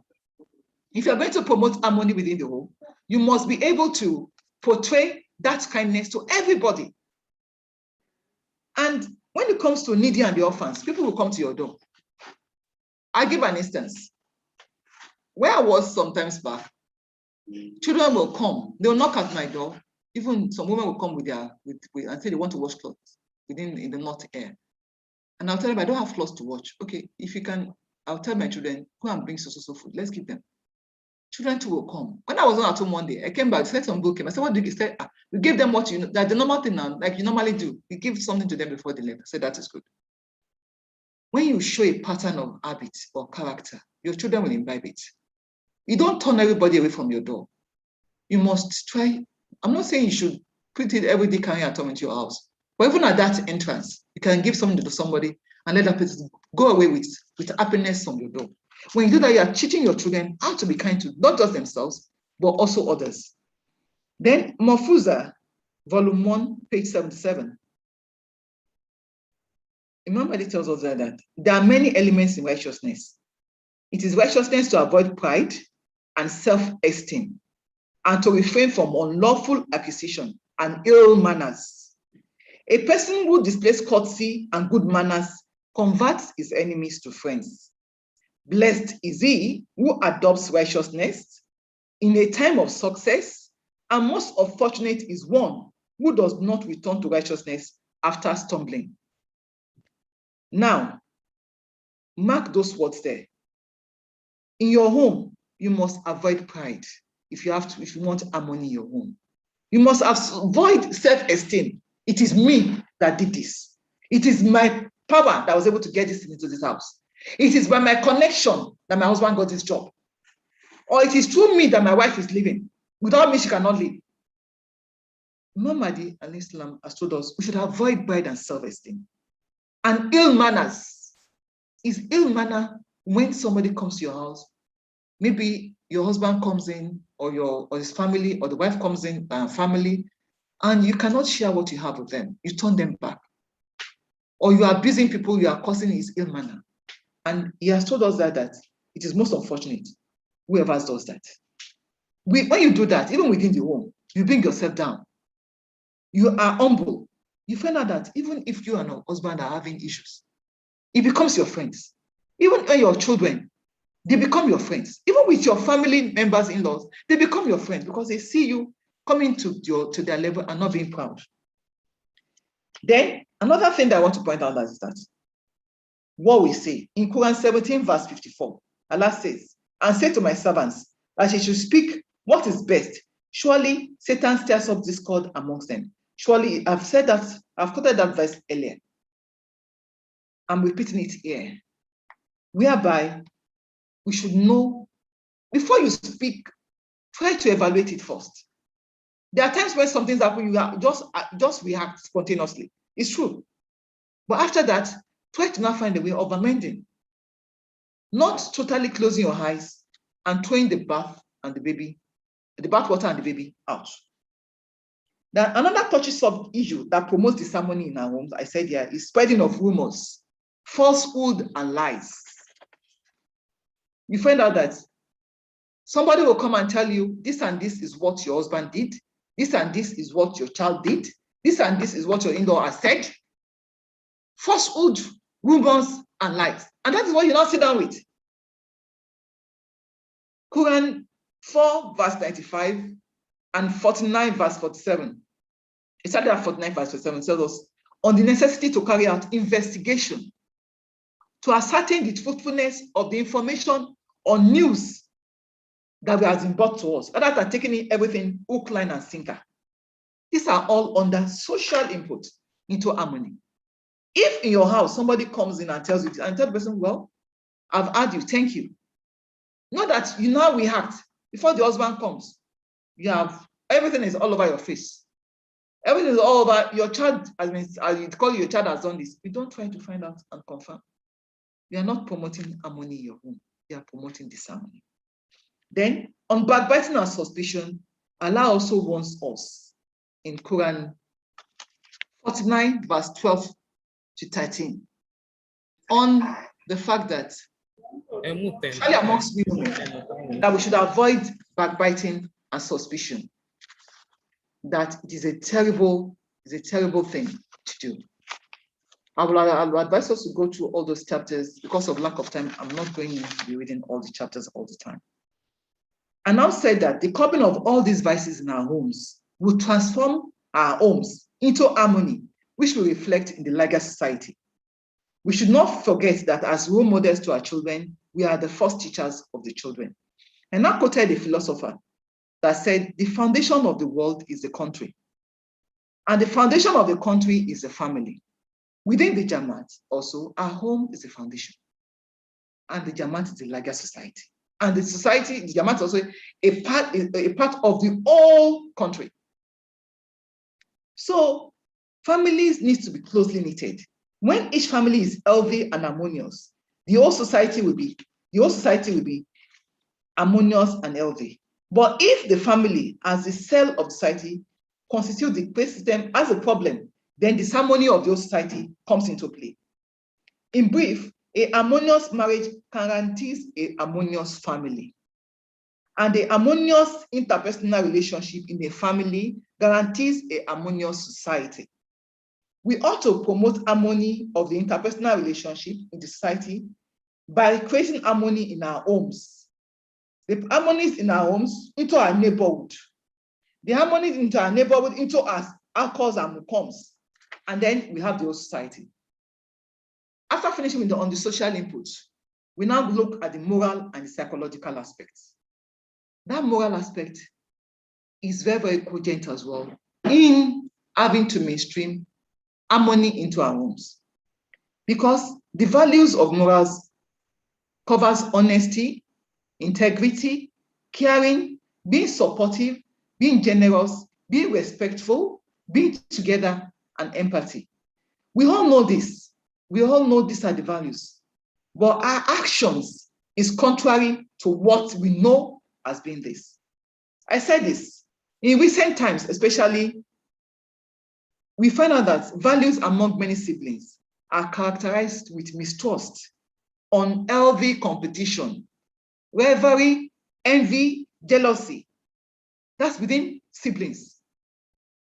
My sister or my brother has this, the wife or the other one says, your brother is doing this, he's the only one enjoying. There is rivalry, there is envy, there is unhealthy competition.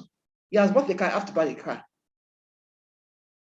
Another thing is that with in-laws, either from the husband or the wife's side, parents now position themselves as arbitrators, as spokesperson of their children.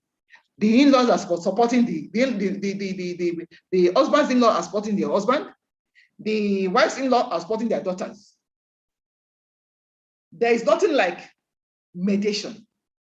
Then we now said, in the case of the children, there's no regard for equity, fairness, and justice. You don't want to be just with your children. There's no fairness. There's no equity. Meanwhile, in the case of the brother-in-laws and the sister-in-laws, I said, yeah, they want to display dictatorship. There's arrogance and they expect servitude from the wives. They are to do this. She's supposed to be the one to do this. That is dictatorship, arrogance, and they expect servitude from the wives. And then in the case of the wives believe that the winner takes it all. They are the owner of everything that my husband has. Nobody has the right to come into our house and take anything. Nobody has the right to talk to my husband for anything. I must know about it. And then for the husband, that one completely forgets the fear of Allah or justice or fairness in administration of their homes. And even in families, when they live with wives or with in-laws, when we are having this kind of scenario within siblings, within parents-in-laws, within brother-in-laws and sisters and wives and the husbands, what are we having? Complete chaos and disharmony. That's what I said in here. Complete chaos and disharmony. In order to overcome these challenges, I said, each family should reflect on how they have or have not lived up to these values. Each member of the family need to do a lot of soul searching and make efforts on self-modification. They should reform themselves. The energy that we use and the interest and cooperation that we show to ourselves during wedding, Nikai ceremony, we have to have Ashebi, we have to call the color, we have to have the hall, if we can, and we have to tie the gele. If we can put that extra energy after the wedding and come together, it will go a long way in promoting harmony. That energy that you use, the money that you use, when these young couples that are just starting, if you use that money to set one of them up, they will have harmony in their homes. If that expensive gele and the wrapper that you have to buy, and the oil that you have to use. If you can use that to set up these children, they'll pray for you and their marriages will be blessed. Rather than feeding people that are already fed. Like I tell my friend, I tell her, when is my own time? I don't have time for all the stress. Even if it's just a sitting, let everybody do it and they can go home. Look, marriage goes beyond wedding ceremony, for God's sake. What comes after is what is haunting most marriages today. Either the couple we are being matchmaked, either it is the father that says you must marry this person, either it is the couple that saw themselves and said they want to marry themselves. The bottom line is that before they go into that marriage, they need prayers. And after it, they need support. There must be honesty, there must be respect, there must be support. The role of mother-in-law, father-in-law is not at the end of the Nikai ceremony and dancing and playing music. It is after they have started that journey because they're just coming together. You find out that some conflicts, it's just a case of toothpaste. The husband wants to press the toothpaste from the bottom, the wife's pressed in the middle. There are times there comes a day when they want to stab themselves. Or it's a case of snoring. But when you are there as parents, it's not for you to intrude on their privacy. I'm not saying you should intrude. You mind your business. But be observant. If you see them together before and you go to their home one day, it's find out that you use maturity and wisdom in applying things. Not that, what has he done to you again? Okay, don't worry. We see what we can do. That's not the way to go about things. You must be a mediator if you want peace and harmony in your children's home. Because if you don't maintain that peace and harmony in your children's home, they will bring that problem to your house. And even if you're having peace in your own house, that peace could be destroyed based on the lifestyle and the problem in your child's family or marriage. And I've told us that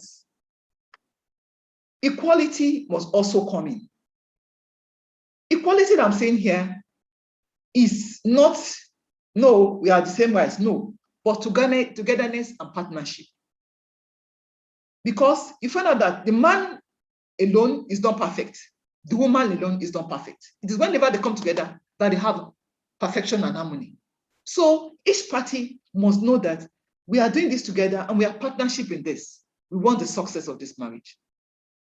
Quran 3, verse 103 to 106. We are being admonished here by Almighty Allah. Because it's a long one, I would want to, read through part of it. Allah said to us there that I will start from 104. And hold fast all together by the rope of Allah and be not divided. And remember the favor of Allah, which He bestowed upon you when you were enemies and united your hearts in love, so that by His grace you become as brothers. And I'm not going to 105, and let there be among you a body of men who should invite to goodness and enjoy equity and forbid evil. These are these people that will prosper. Now, apart from that, the Holy Prophet tells us that the similitude of believers in regard to mutual love, affection, and fellow feeling is that of one body. When the limb aches, the whole body aches because of the sleeplessness and the fever. That's in solid Muslim. And he also said, the Muslim is a brother of another Muslim. It doesn't oppress him. Neither does he hand him over to the enemy. It doesn't disappoint him, nor does he humiliate him. So what are we talking about? When within a home, the husband is out to disgrace the wife. The wife is out to disgrace the husband. The mother-in-law is out to talk about the sister, the daughter-in-law, to everybody that listens to, that cares to listen. What we have in there is against the injunction of Almighty Allah and the saints of Rasulullah sallallahu alaihi wasallam. And I went on to talk about the environmental or physical aspect of harmony in our homes.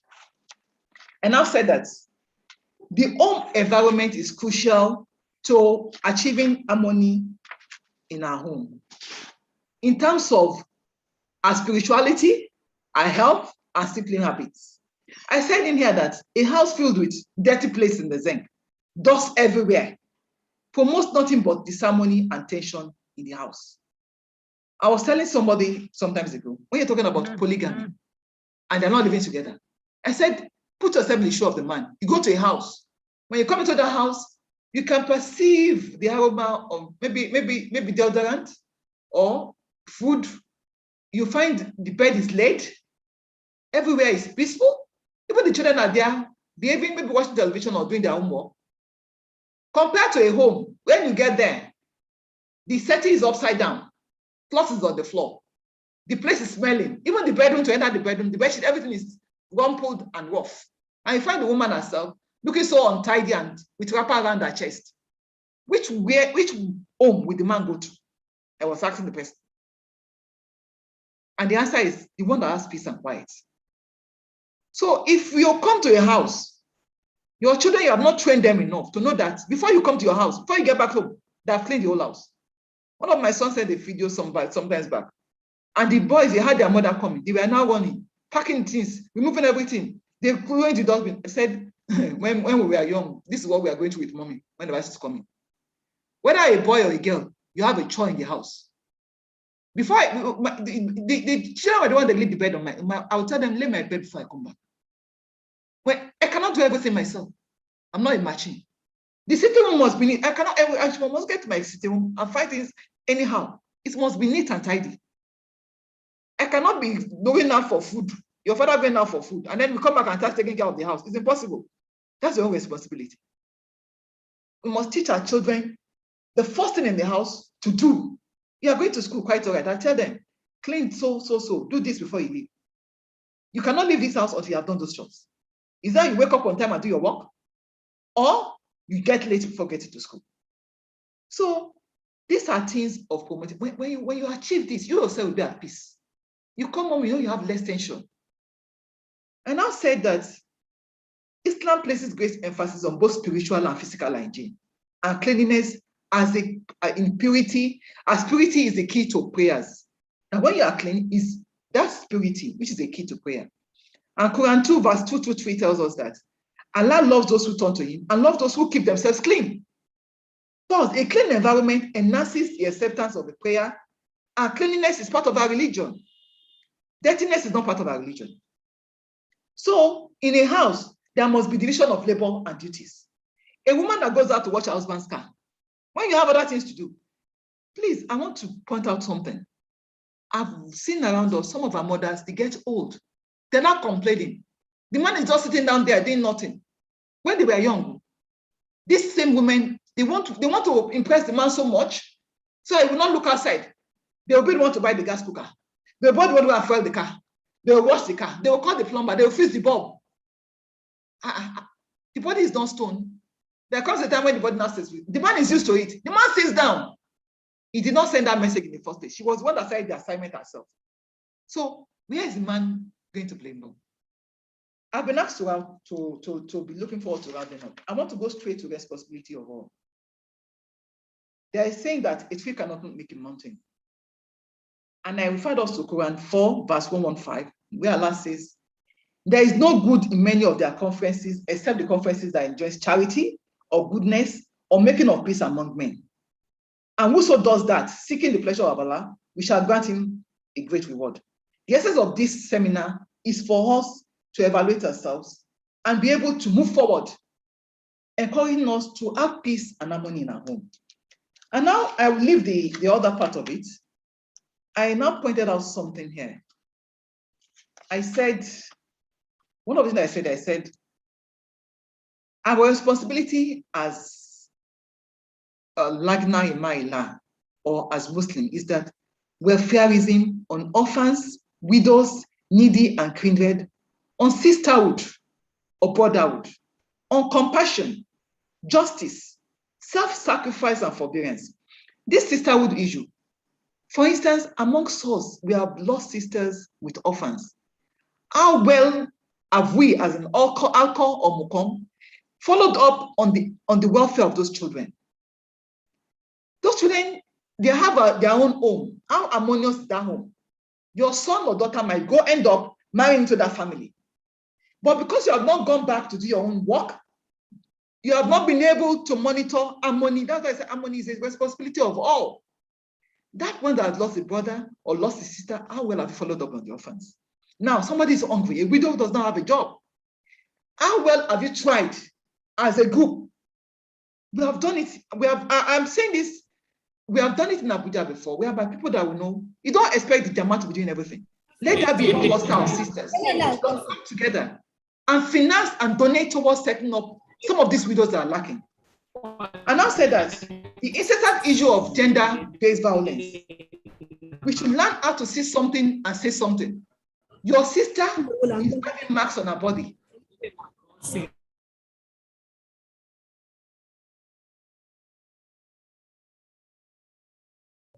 Nínú kó jẹ́ pé microphone wa wà hàn tó gbariwo tá à ń pa ó ń reflect. To come together and observe our fellow sister. Within your neighborhood, when something is happening, don't keep quiet, please. Somebody is dying somewhere. It's a responsibility of us, of all. We should not wait till that person speaks out before we speak out. And I said, in the last slide, you find out overcoming challenges and how to go about it. I said we should be our sisters keepers. There are times when people need prayers. In all our you must have people that will come together to do prayers together. Wake yourself up at a particular time. Pray for so person. The people that are having issue of child being able to have the fruit of the womb, there is no harm once in a month coming together to pray. It will have the harmony of that home. And Allah also bless you for it. Don't just be saying, yeah, Allah will accept your prayers. Allah will accept the prayers, but also put your input into it. And I said, monitor young couples in a subtle way. Don't interfere or take sides, but monitor them and advise. And I also said that every child of a member should be your child. Give them attention, love, and care, particularly the orphans. And I said the grandparents or in-laws should give supportive roles, not intrusive roles. Then there's the need to engage our senior citizens. Some of our mothers are retired. They are mothers-in-laws. Lack of doing something sometimes affects the way they see things. So let us have ways, you can create niche or daycare for our senior citizens to come in and stay together and take care of our children within that alcohol or mukom. And then wives should also accord the same degree of love and respect to their parents-in-law as they give to their parents. They should not forget that one day they will occupy the same shoe as their in-laws. So I also stress on the importance of prayer, on the importance of righteousness is all there. And I'll conclude on this. I said, I'll conclude with this words of the promised Messiah from the ways of the sticker, that we all are fellow creatures, that we harbor no malice, no hatred, rancor, or prejudice. We should desire no harm or intend to injure. We should give up complaint and counter complaints and backbiting, as well as trampling over other people's rights. When we are not straight or sincere with fellow human beings, then we cannot be straight and sincere with God. When a believer falls ill, a Muslim, another Muslim visits him to express his concern. When a believer dies, fellow Muslims join his funeral. No questions should be raised over small matters. It is best if such things are ignored. God does not approve of our living at distance from one another. Without true love, there is no Jamaat, and it is the end of the Jamaat. Rabbana atina fi dunya hasanatan wa fil akhirati hasanatan wa qina azaban nar. Assalamu alaikum wa rahmatullahi wa barakatuh.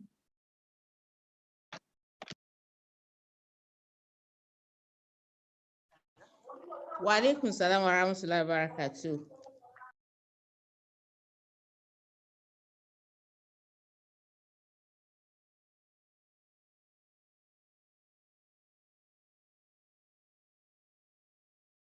Yeah.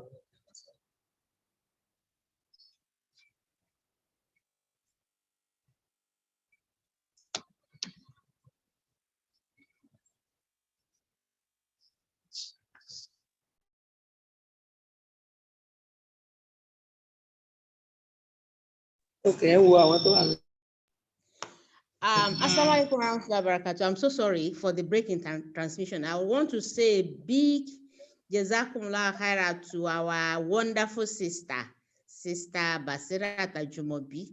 Ó dàbí ẹni pé ẹni tí ọ̀rọ̀ ń dùn táwa fọ̀rọ̀ lọ ni wọ́n. She was just talking, and I'm very sure that all of us enjoyed what she said.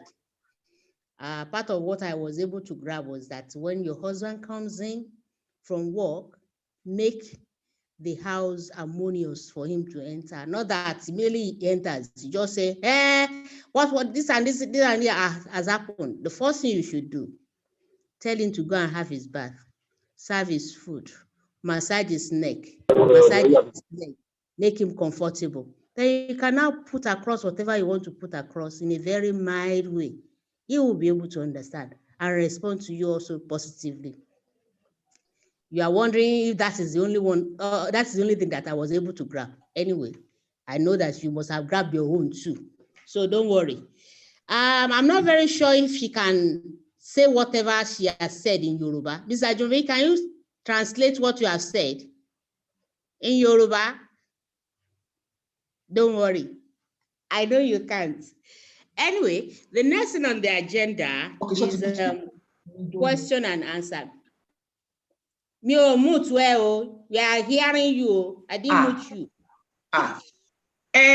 The shock of nǹkan tí mo sọ náà ni pé topic tá a mú lónìí òun náà ni ìṣọ̀kan nínú ẹbí. Bó la ṣe fẹ́ ní ìṣọ̀kan ẹ̀dẹ̀kẹ̀rẹ̀ máa ń fẹ́ pé responsibility of all, ojúṣe gbogbo wa ni. Mo wá sọ ní nǹkan tí mo kà níbẹ̀ yẹn, mo ṣàlàyé fún wa pé ká bá wo kí ló ń jẹ́ ìṣọ̀kan nínú ilé. Òun náà ni pé ilé tí ẹ pé ìbẹ̀rù Ọlọ́run bá wà níbẹ̀, tí a ní ìfọwọ́sowọ́pọ̀, ta ní pé iṣẹ́ oníkálùkù níṣẹ́ tiẹ̀ tó ń ṣe, tí a jọ bọ̀wọ̀ fún ara wa, ta ìjọ fún ara ní àpọ́nlé àti iyì, ká dẹ̀ fi ọkàn tán ara wa. Mo ní àwọn kan tó ń jẹ́ kí ilé kó ní àlàáfíà nìyẹn. Mo láti ní ìṣọ̀kan nìyẹn. Mo ní àwọn kan tó máa ń fa ká má ní ìṣọ̀kan nínú ilé wa. Òun náà ni pé ká má jiyàn ní gbogbo ìgbà. Kó tó ṣe léyìí, a máa láti jiyàn ni. Gbómi wá láti jiyàn lé lórí. Gbogbo nǹkan ṣá máa jiyàn ní gbogbo ìgbà. Mo ní ìkejì náà ni pé àwọn òbí wọn fẹnu kò tọ́ ọmọ. Pàápàá jùlọ àwa ìyá. Tí bàbá bá ti sọ nǹkan, a máa pọ ọmọ yẹn sẹ́yìn pé má dá bàbá ẹ̀ lóhùn. À ń fa ègún sórí ara wa because tó bá dọjọ́ iwájú, ọmọ yẹn náà ń dá wa náà lóhùn. A máa fẹ́ ṣe ara bẹ́ẹ̀ ní pé àbálá mọ́ ọkọ ni ò dá, ìhun lèèyàn burúkú. Mo á ní tẹ bá lọ ní títì, ẹ máa rí àwọn ọkùnrin mi tẹ́kọ̀ máa gbé ọmọ séjìká. Wọ́n á fà mí dání, wọ́n gbé wọn lọ sí school. Àwọn ọmọ yẹn gbogbo ìyà tí bàbá yẹn jẹ lásìkò yẹn, bó ni ìyá yẹn wà tó wá ní ìyá ò fẹ́ràn ọmọ, bàbá ò fẹ́ràn ọmọ bó ṣe ń jẹ.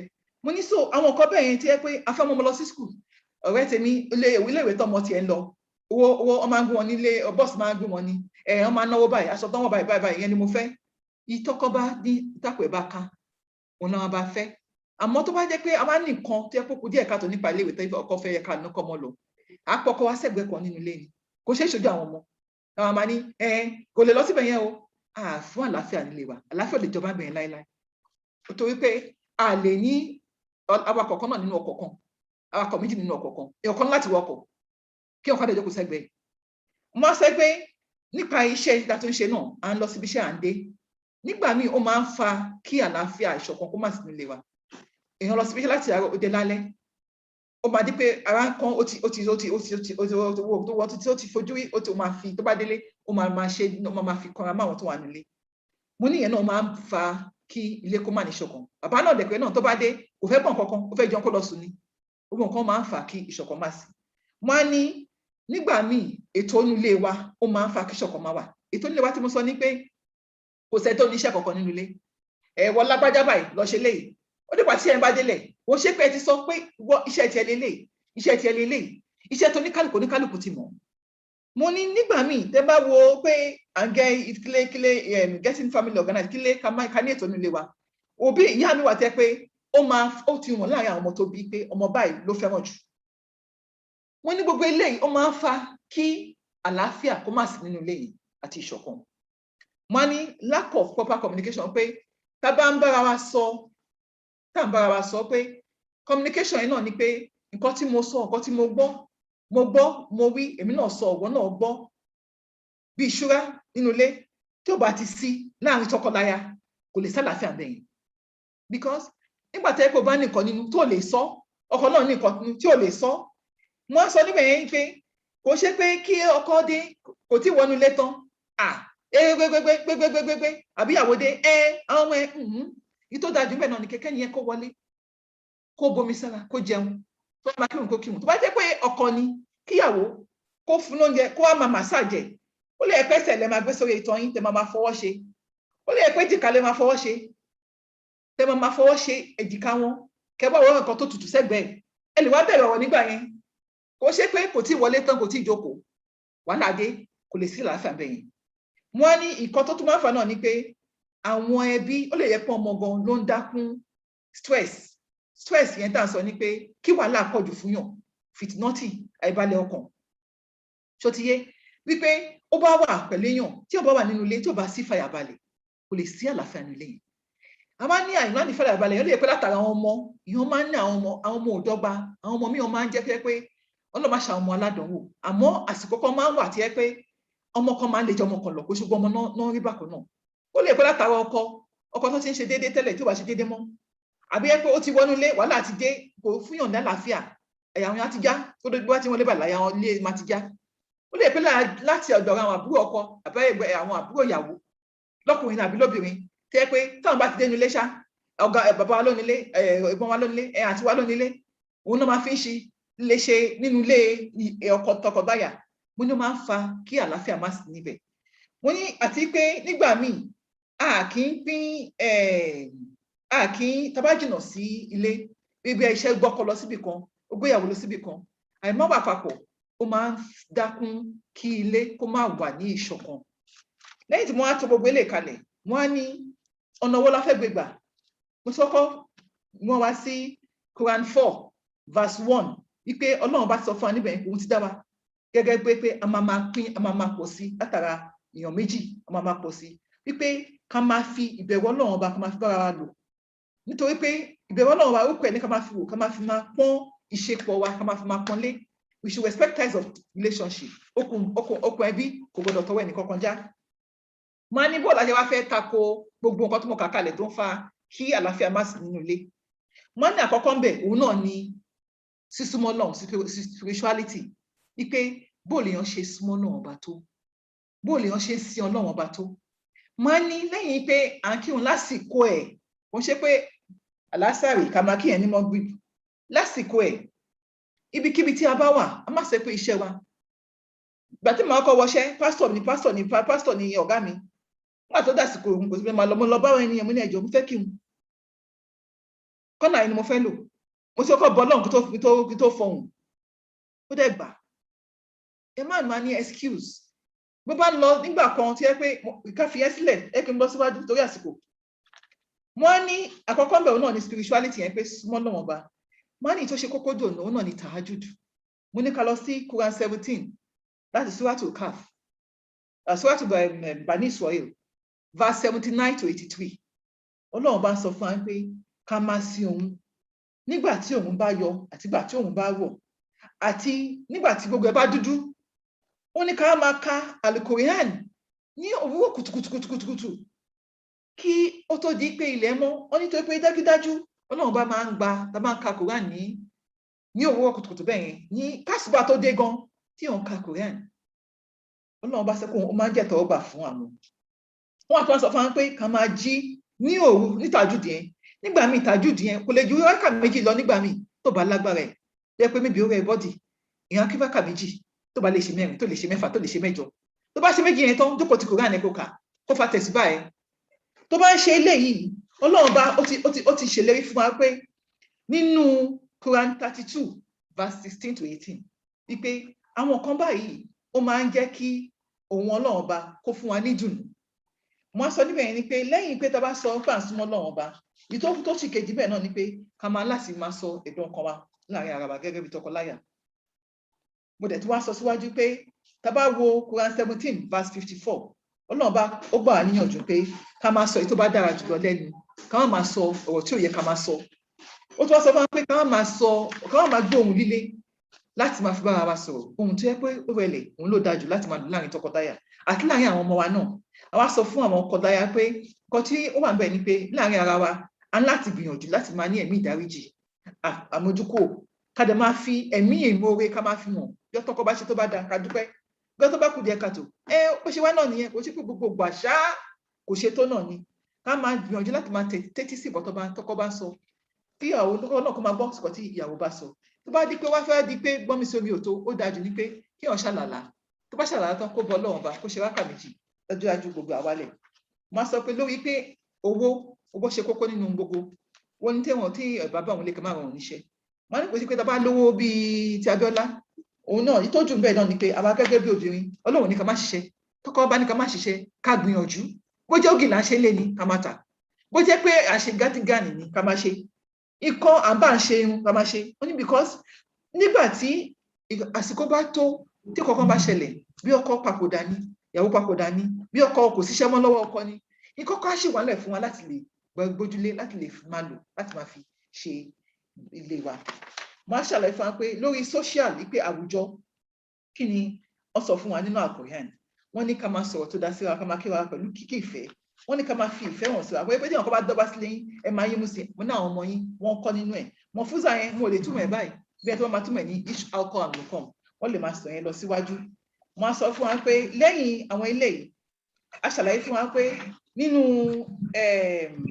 iṣẹ́ tí gbogbo wa tí mo wá sọ gbẹ̀yìn sọ lórí ọ̀rọ̀ pé àwọn ìyá ọkọ ìyálé àwọn ìyá ìyàwó ìyá ọkọ màmá gbogbo tá à ń ná lórí pé à ń ṣìyàwó a fẹ́ máṣọ a fẹ́ mú gèlè a fẹ́ mú hall tá bá mú owó yẹn tá bá kó fún àwọn ọmọ tẹ́kọ́ ẹ̀ṣẹ̀ bẹ̀rẹ̀ gbèsè ayé wọn láti máa fi ṣe kankan ipe kan fi bẹ̀rẹ̀ ó láti bá ìkàjú pé ká ṣe máa tó patí à ń ṣe gbogbo ilé tá à ń ṣe lọ kó tó pọ̀ lẹ́yìn ìyàwó ó ju ọ̀rọ̀ ní káyì àti patí lọ mo ní wọ́n á bọ̀ wá níyànjú pé ìtọ́ dájú náà ní ká máa ṣe ilé mo dẹ̀ tó wá sọ síwájú pé àwùjọ tá à ń gbé gan nínú ilé wa bó nílé ẹ̀ ṣeré ẹ̀dẹ́lẹ̀ ẹlòmíì kò bọ́ sí ọkọ nílé ìjókòó síbẹ̀ láti sọ pé òun fẹ́ ṣe nǹkan kan á di pé ọkọ sánlé nígbà tọkọ bá délé tẹ́ pé gbogbo nílé lóhùn ìbẹ́ẹ̀dì gan ogbó ẹ̀rọ jí jàtìjàtì inú ilé àbọ̀ wà ń bẹ̀ kò sí ọ̀tọ̀ ti fò bó lọ́kọ́ ṣe fẹ́ wá sílé ẹ máa tọ́ àwọn ọmọ wa kọ́ mọ́ pé inú ilé yẹn ó láti jẹ́ tuntun ṣe kí tó dé láti ibiṣẹ́ bóyá bọ̀ ló ń lọ sí ibiṣẹ́ mo jẹ́ ìwánlé gan ọmọ kọ̀ọ̀kan láti mọ̀ṣẹ́ tó máa ṣe ẹni tó tọ́jú ní ara ẹni tó tọ́jú sitting ẹni tó tọ́jú kitchen mo ní ó di dandan ká ṣe yẹn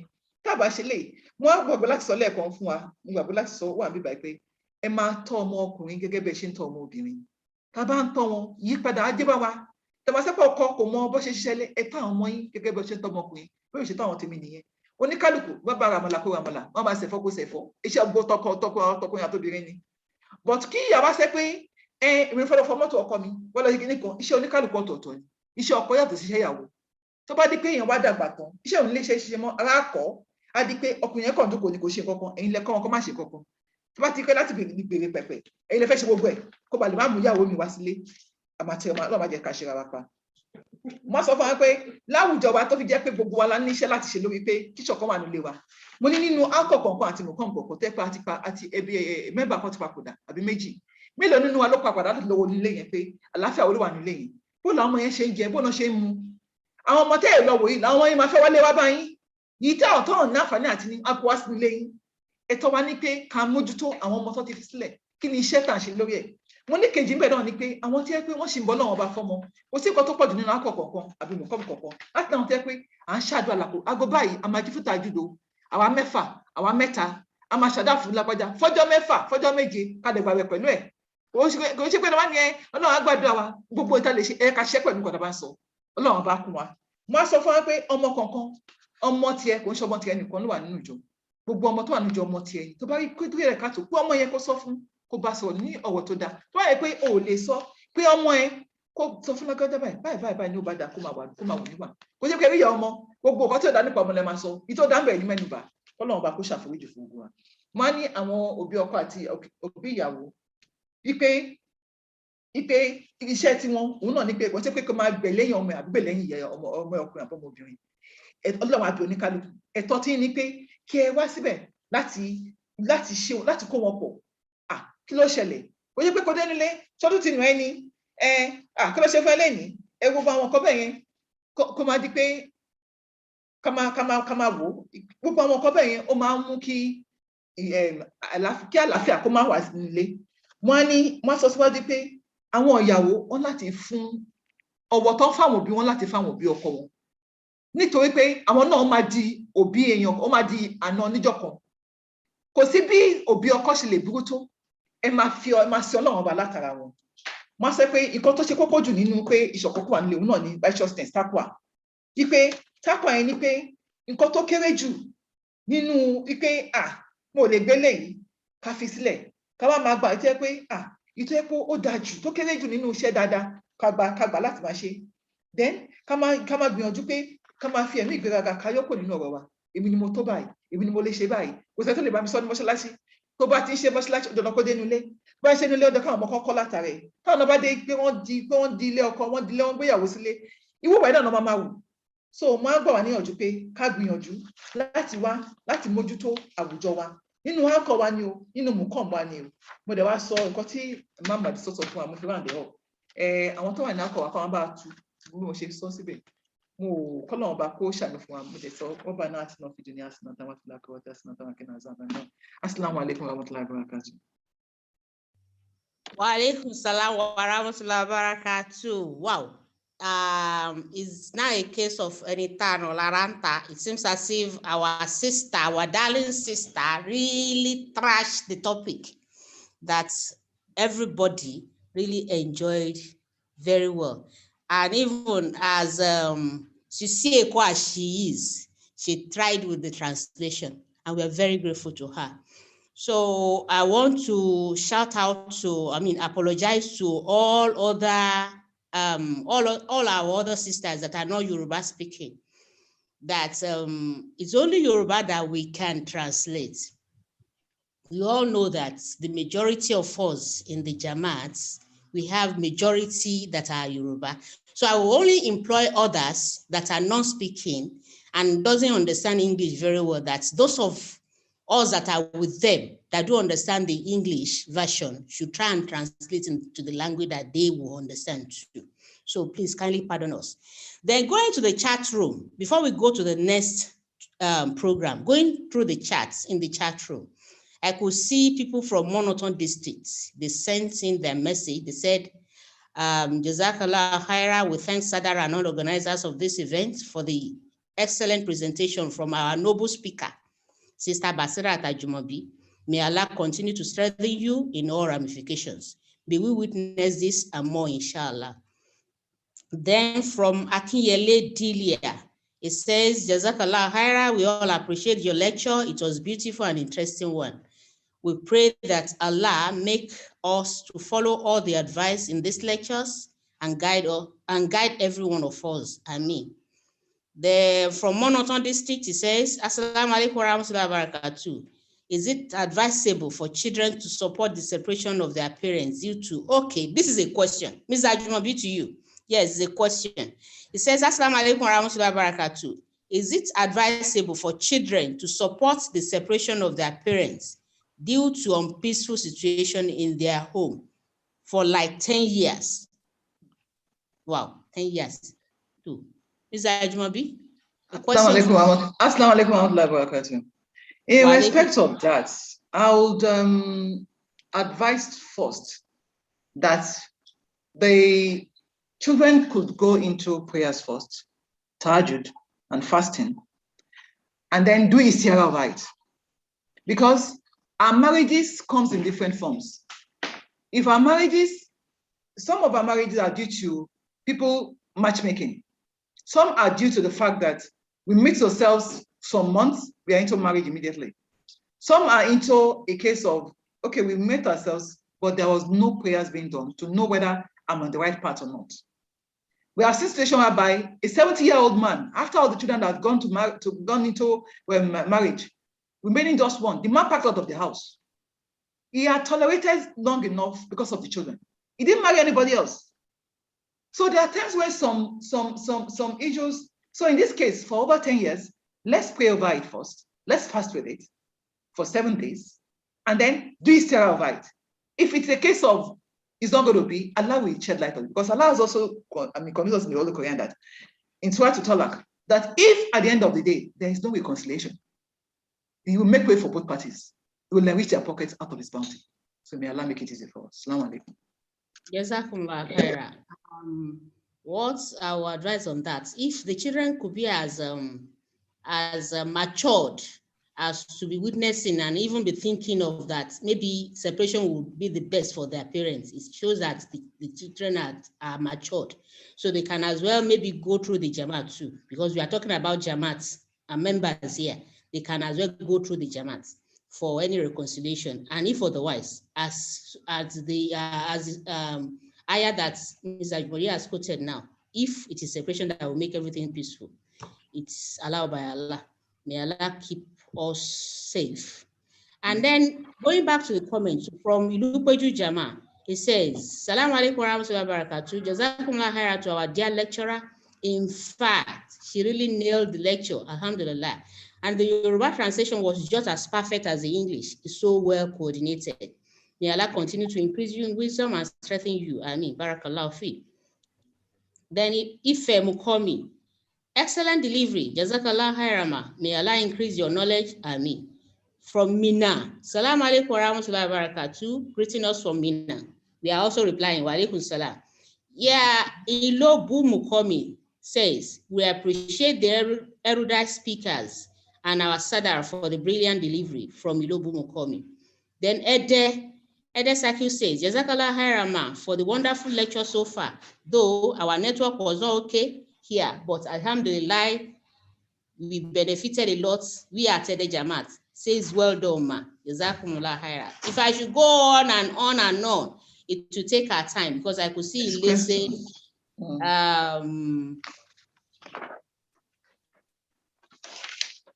Alaku Komukomi. Is there any question here? Okay. No question yet. No question yet. Then from Kaduna to the same thing there. From UK. Who is from UK? Okay. Mrs. Makajo from UK. Wow. I didn't know you were here. Then Coca-Cola also congratulates everybody. Well, let's quickly move on because we are far behind. The next program is the interactive session, whereby our mommy, our able mommy, the Rishtanata secretary will be the anchor. Mommy Kudrat Raji, if you are here, please take over. We are far behind anyway. So Mrs. Raji, please.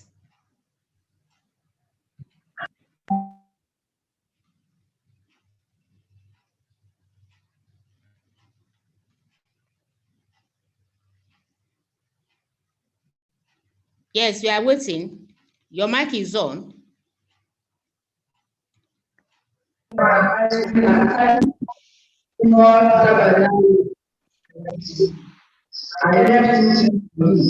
If you are kind to them, you will find life very easy. Those lectures were good. Those lectures and the content are gone from the messages of the Quran and Hadith. Without wasting much of our time, we all witness, and we are also witnessing that God now is not in the house. Lord is now on the Facebook. Lord is posted into the Instagram, into the other social media. And instead of having people, we are now having boiling water.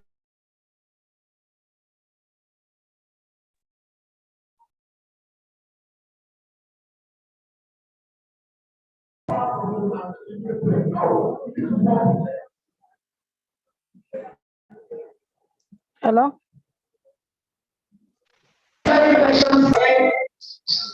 Another questions for you. I will read out the 5 questions and then we provide answers to question. Bismillah. Some husbands promise their wives on the back of dowry, but throughout their life, the husband never mentioned it, and the wife did not forget it. Then the husband now made the attempt to do Muslim without the necessity. What can the first wife do? Because it's not happy. Number 2 questions. Again, to listen to many. Husband and wife using the same accounts. Now, the husband wants to marry the second wife with available money, and the woman wishes to claim her share. The man says to the first wife, the one is not at rest. Again, what can we say to this man? Number 3 questions. So this is men again.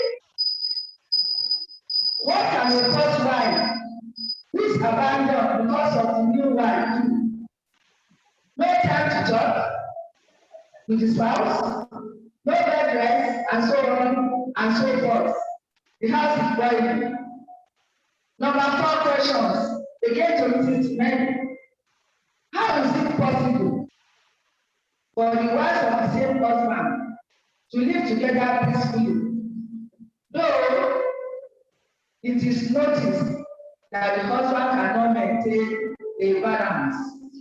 Now the last question. What is wrong in living with mother and father-in-law if the situation calls for it? Assalamu alaikum warahmatullahi wabarakatuh. Mrs. Timeni, we are waiting for your answers to questions. Bismillah. Assalamu alaikum warahmatullahi wabarakatuh.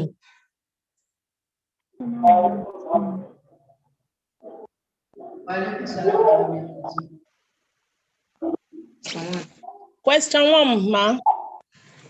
Some husbands do promise their wife on part of the dowry.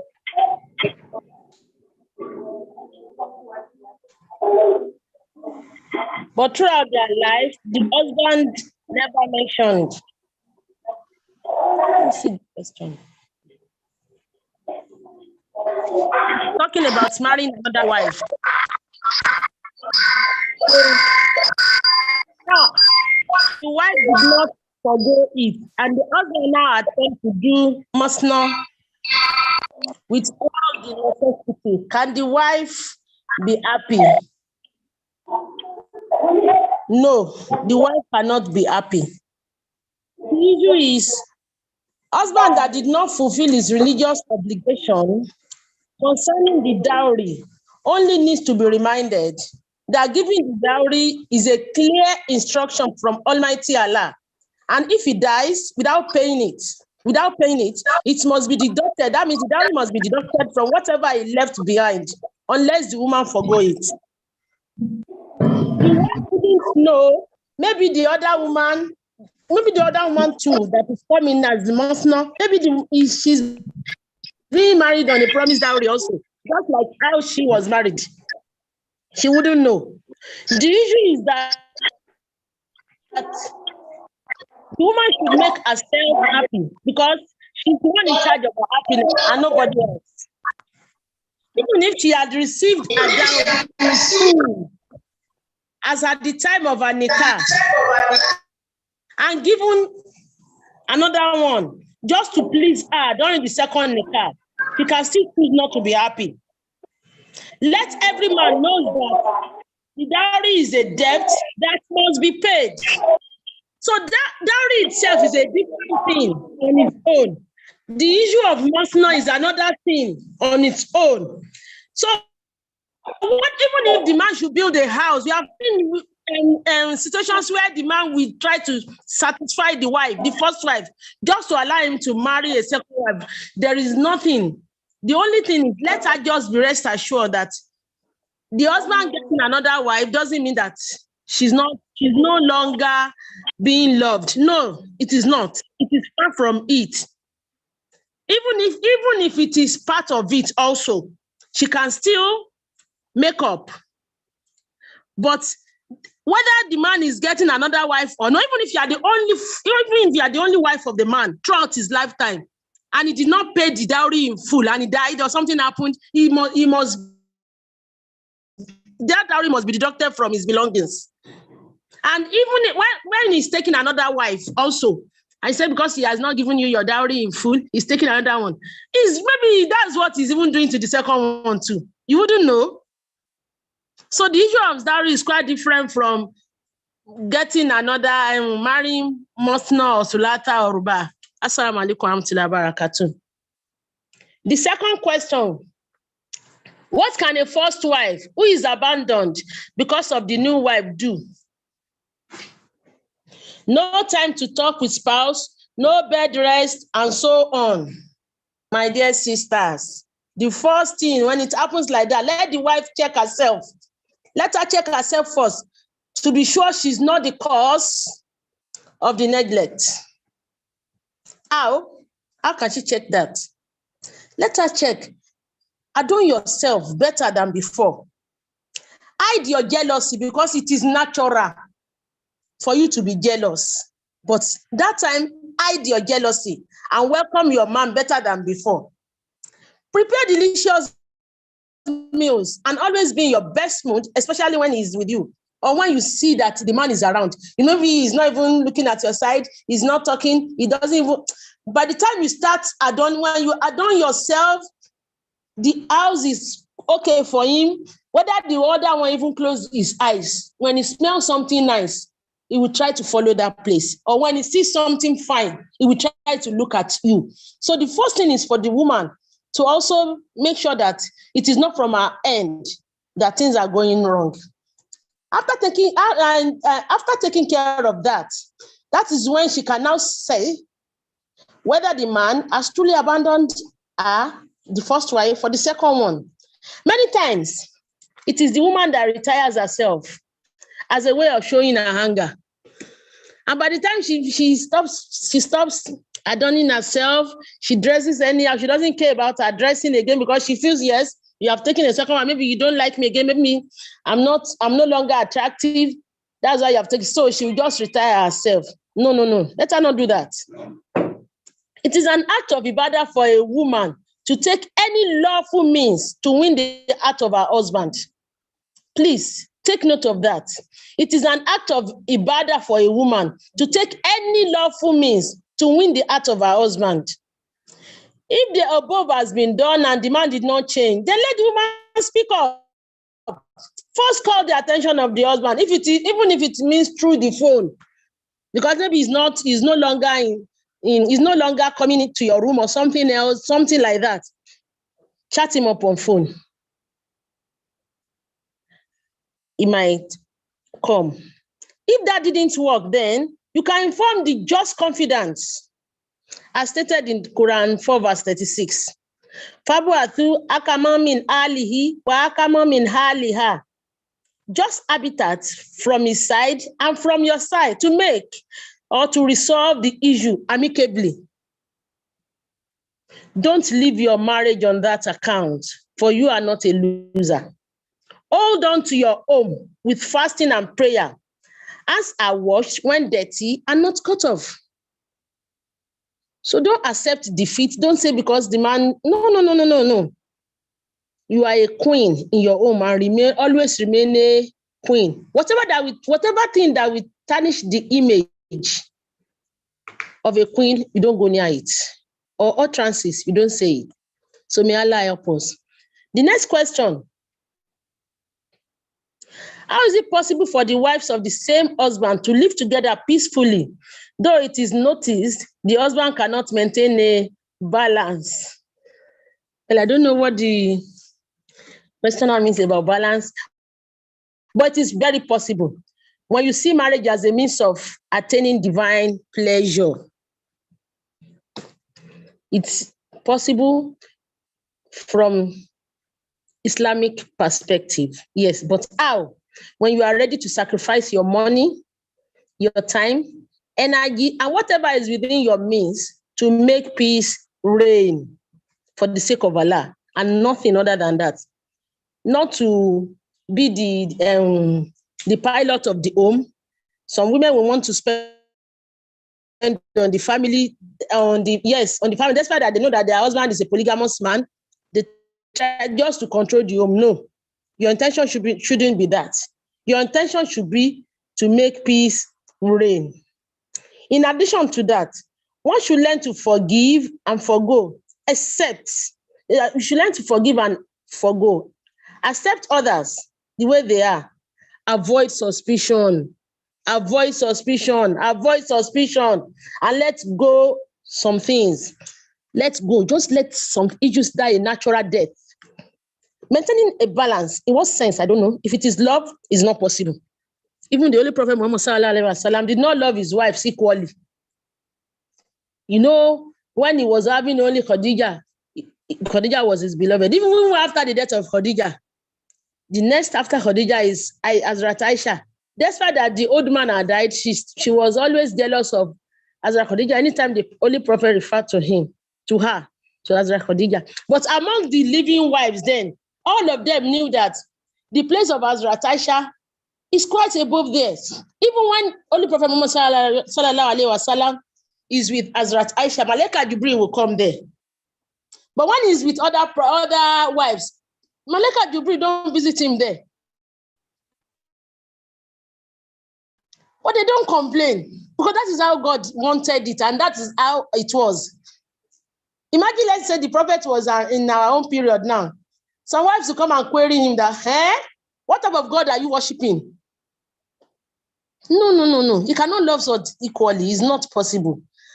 But in terms of affection and attention, that can be determined by individual characters. If you are the peace-loving type, your husband's heart will always be with you. We also have in some of the companions of the Holy Prophet, some of the wives too like that. In times of money, yes, but no one will neither believe the man or even trust him that, yes, he's not spending more on one wife than the other. The next question is, let me see. What is wrong in living with mother and father-in-law if the situation calls for it? Yes, if the situation calls for it, there is nothing wrong in that. It is, in fact, a sure means of securing your Jannah and elevating one's rank in the divine stock market. There is no doubt that the road is really rough. As stated by our sister, the first lecturer, the road is really rough, yes, especially with the mother-in-law, yes. But definitely, the road leads to success for you and your progeny in this life and Jannah in the hereafter. Look at Quran 17, verse 24 to 25.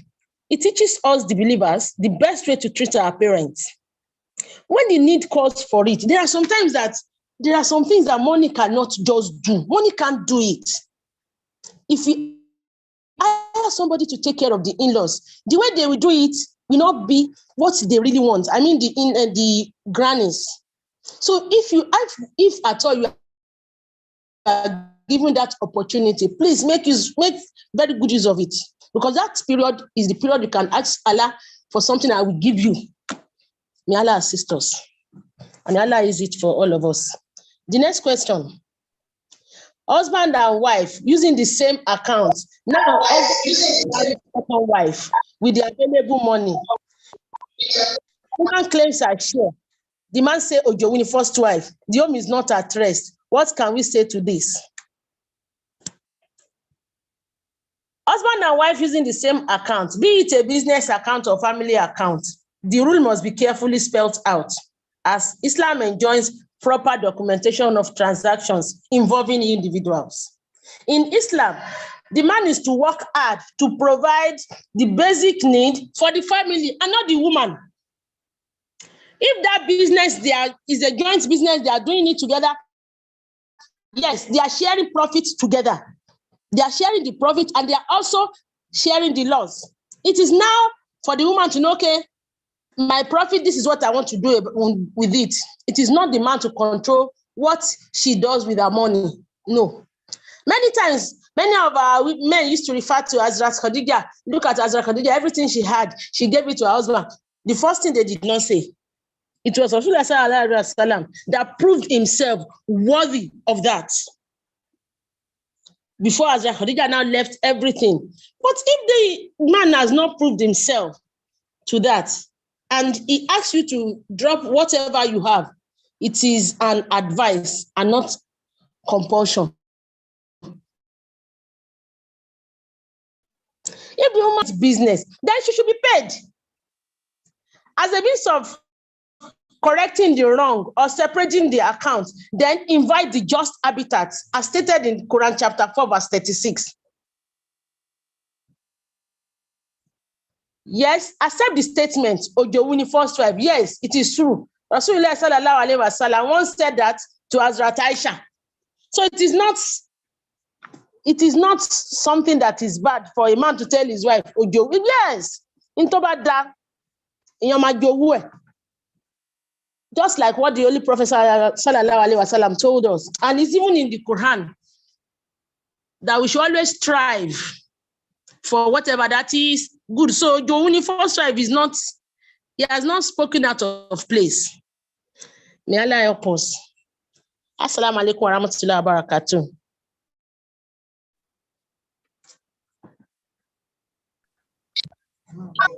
May Allah direct each and every one of us and make a blessed home.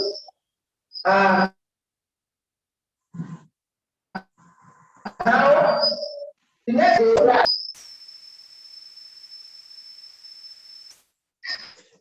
are you all installations? Question 1. I'm a wife in a big family. Once we have any ceremony, the wife do most of the work. This year, Sarah, I will not do much because I'm pregnant. And I told my husband, I'm not going to. Mother-in-law said, no. She called me on phone and said I should come home. When I got home, she gave me a very hectic job to do. And I was forced to refuse it. And that one generated a lot of peace. That is the question number 1 for disciples. Number 2, how do you handle a spouse who are refused to pay attention to the wife's affair? The wife is tired. He's not ready for communication. And he has not ready to settle with that wife. And the spouse, that is what I'm not the family not the different issues. Now the wife is taking friends day by day. Which is amazing.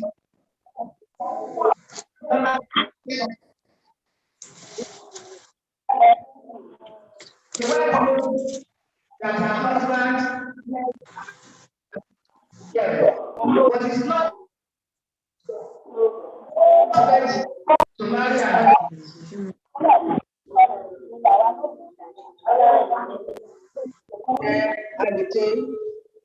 The husband is not ready for house responsibility, spending and do some other things like that, or giving every hands at home. What can the wife do?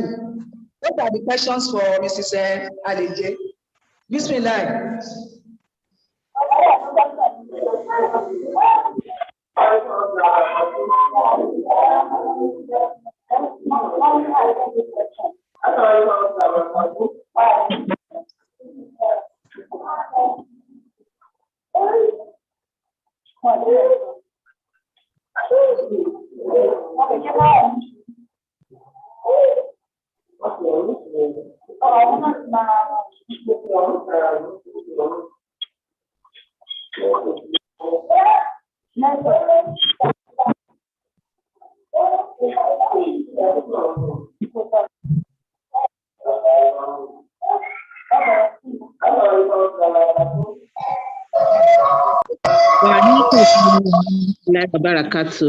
We can hear you.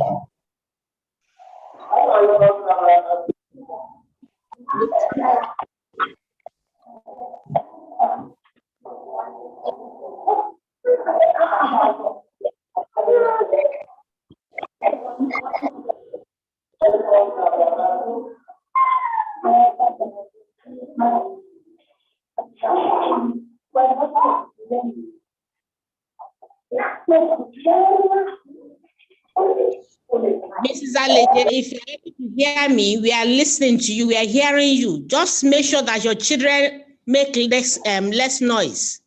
We are hearing you. Continue to answer the questions.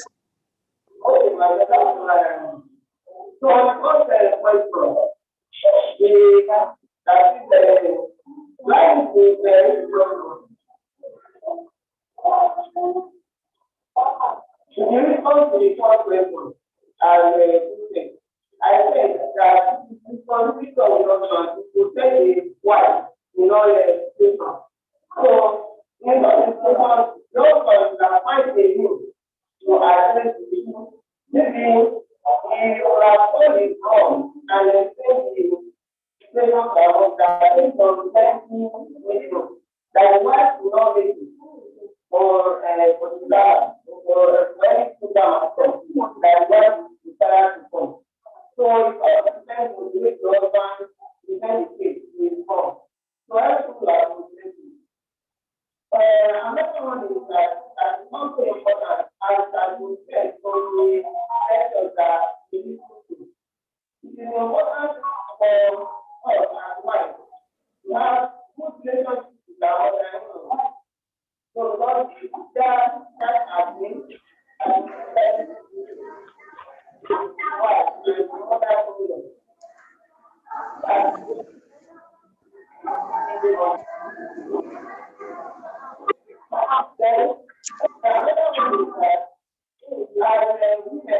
as well, up and down.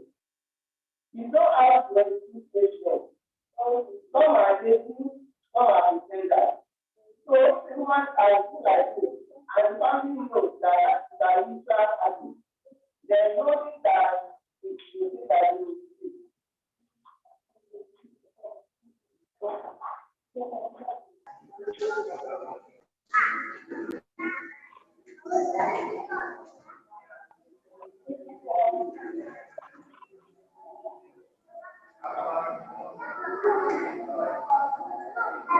Okay, just okay.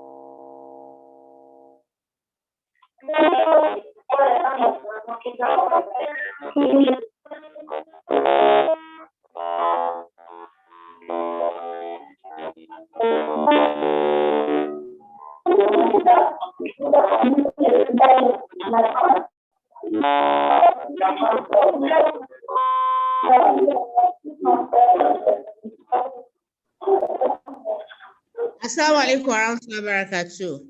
I don't think the network where Ms. Zaleje is okay. Maybe Mommy Raji should move on to the next question for the next contributor.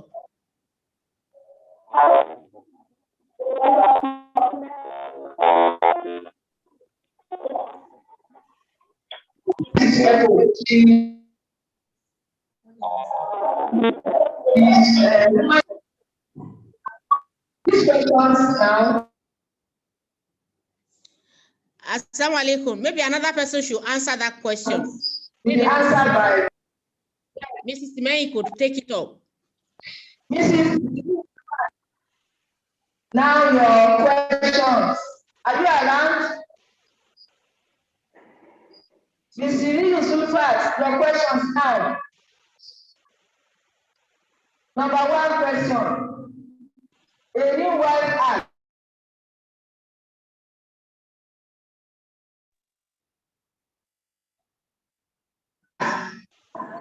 What time is abuse words that are related?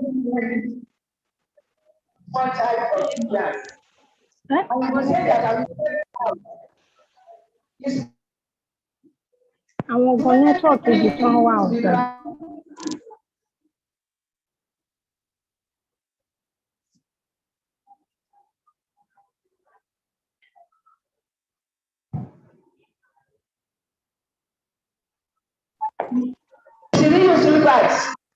Yes, ma. Assalamu alaikum warahmatullahi ma.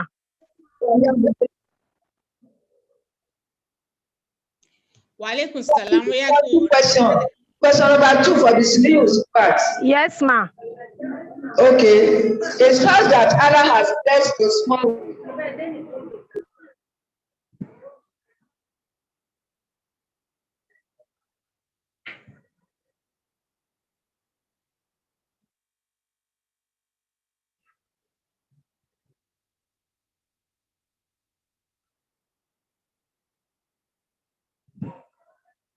They are being changed, and that is planning a project. And what can the woman do? Then lastly, number 4, how can one deal with a husband who cannot maintain the balance among his wife and his children. He gives preferential treatment to one more than the other. Assalamu alaikum wa barakatuh. Wa alaikum salam wa rahmatullahi wa barakatuh. Assalamu alaikum wa rahmatullahi wa barakatuh. This is a question from a newly married lady. Please, ma, what can I do to my husband annoyance? Anytime he is angry, he will be raining abuse, all sorts of abusive words, like abolori buruku niani. Not only me, including a small child of 2 years old. I will send you out. I will be crying, because it surprised me. As an Ahmadi Muslim, I don't expect such from him. What I can say about the lady is that she should try to be patient with the man. She should not disobey the man, and the respect should be given to him too. It shows the lady is not doing well, and she has provoked the man. That is why that bad utterances came out of the man. Nobody is a saint. We are all still trying to be one. But at the same time, we should be sincere with each other. This question tells us that the lady has done something that the man did not like. According to the questions, it says, Abolori Buruku Niani. That means something has happened before then. Man needs respect, submission, obedience, care, appreciation, reliability, and safety, just to mention a few from his spouse. If all these things are found wanting, that is why the problem starts. Now, what can the lady do? There is one word called peace. The lady should look for ways by which she will enjoy the man and the home. She should look for peace at all times. She should care for the man, help him in some responsibilities, take care of him, respect him, submit to him, obey him, appreciate whatever he gives her. All what the man needs are more than this mentioned, but at least she should be a good mother to the offsprings and a good wife to the man. He should also pray fervently to God Almighty Allah to change the mind of the man and put light in all his body. If the system persists, I mean, if those abusive words from the man continues, the woman should try to correct the man with good words from her. As said by the Holy Prophet Muhammad sallallahu alaihi wasallam, he said, "Qala Rasulullah sallallahu alaihi wasallam, al-Muslim min salima muslimina min lisanihi wa yadihi." Allah also says it in Quran 17 verse 54. Al-Muslim min salima muslimina. That means a Muslim is one who corrects other Muslim either by his tongue or by hand. This reminds me of a woman who faced the kind of problem with the people she lived with. Though those people are close relations of her husband, but Allah taught her how to teach them appropriate way of talking. She said that she always uncomfortable when they utter those words. So she tried to correct them. She said whenever her children offended her, she would be showering prayers on them instead of abusing them by saying, olóríire lọ́lọ́run máa ṣe yín. Ọlọ́run ló máa ṣe dáadáa fún yín. Abẹ́fẹ́ ṣoríire láyé yín ni olóríire ni yín. She said, by saying all these words, those people will be quiet and be listening to the way she is responding to what our children has done. And alhamdulillah, she said those people change their utterances too, because they see it as a way of improving their life. The lady in question can also try to be saying such words to her child too, whenever the child has done something wrong in the presence of the man and to his hearing too. With that, I think the man will change. It only requires patience and prayer. May Allah assist us. The second question said, if a man is planning project and does not inform our spouse and does not feed the family, please advise. The man should fear Allah and be cautious of his domestic responsibilities. Allah will not ask us the number of projects we have executed in this life. Our domestic responsibilities will save us in the last day. He will ask us how much we have cared for our family and what we have done for them. Many a man are fond of doing this, which is not really good. The woman should pray to Allah to assist the man and open his mind in knowing what to do at the right time. A man is doing himself more harm than good for keeping his project secret because he has problem. Because if he has problem with the project, he won't get expected support from the spouse. Question 3.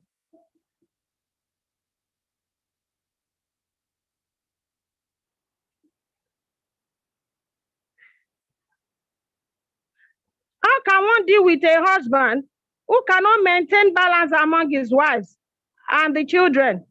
He gives preferential treatment to some children of a wife over the other. No one is in the position to deal with such a man except Allah. We can only assist him by telling him to be just among his wives, by reminding him of the guidance of Allah and the provision of Sharia on justice. Women should try to be an important person in the house. I want every one of us to note this.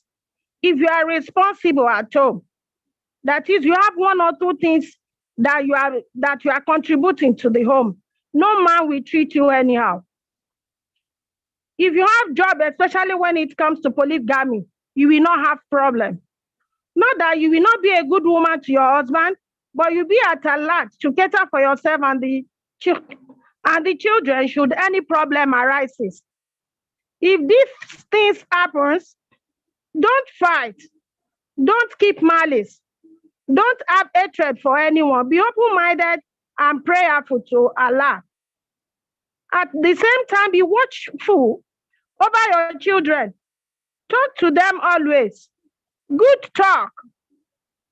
If they are hungry, try to know their mind, because they might have had one or two problems that they are nurturing in their mind concerning their father.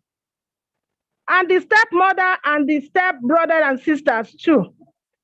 Speak the word of God to them and force them to pray for their father. You too, you pray to Almighty Allah. You report everything that happens to him and tell him to help your husband in seeing the light and his responsibility. Obedience is important. Sincerity is vital. And prayer is the key in this type of situation. Look for peace. All what can make your life peaceful, and the children too. It was reported by Sunan Abu Dawud, Tirmidhi, and Ibn Majah that if a man fails to comply, he will appear with one of his eyes being paralyzed on the day of judgment. May Allah help our husbands in discharging their responsibility. The last question is,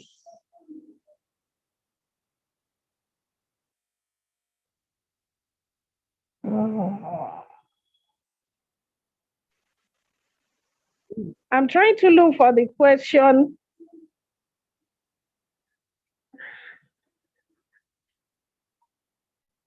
Hello. Yes, ma. Yes, ma.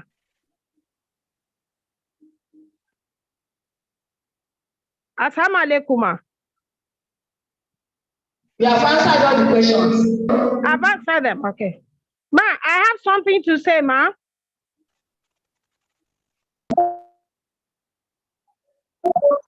Hello, assalamu alaikum wa rahmatullah.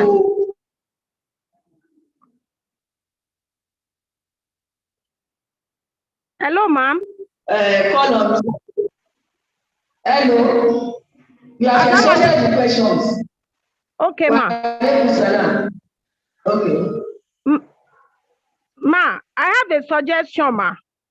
That I want us to add salat practice in our counseling to the new brides, ma.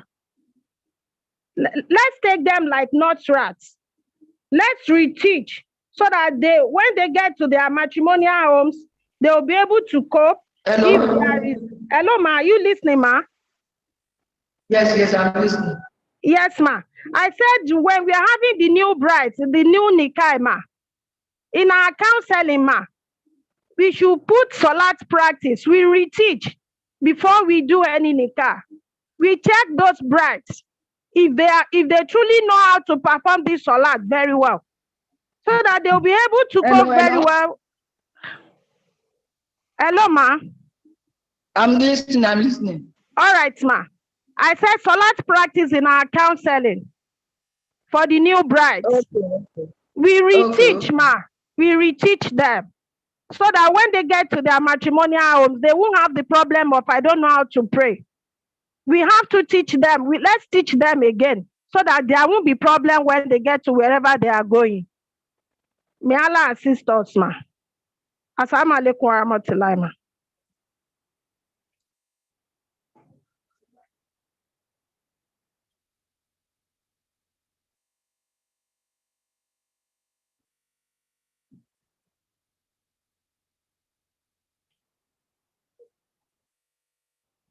Discordance. There are other people that are very dealing with mother-in-law who is very toxic. If one has got a good cordial relationship between the mother-in-law before, there won't be any problem. But once you have good relationship, there are times when you don't live together happily with them. All of us should learn that if the mother has done something that is wrong, just think that if that mother is my mother,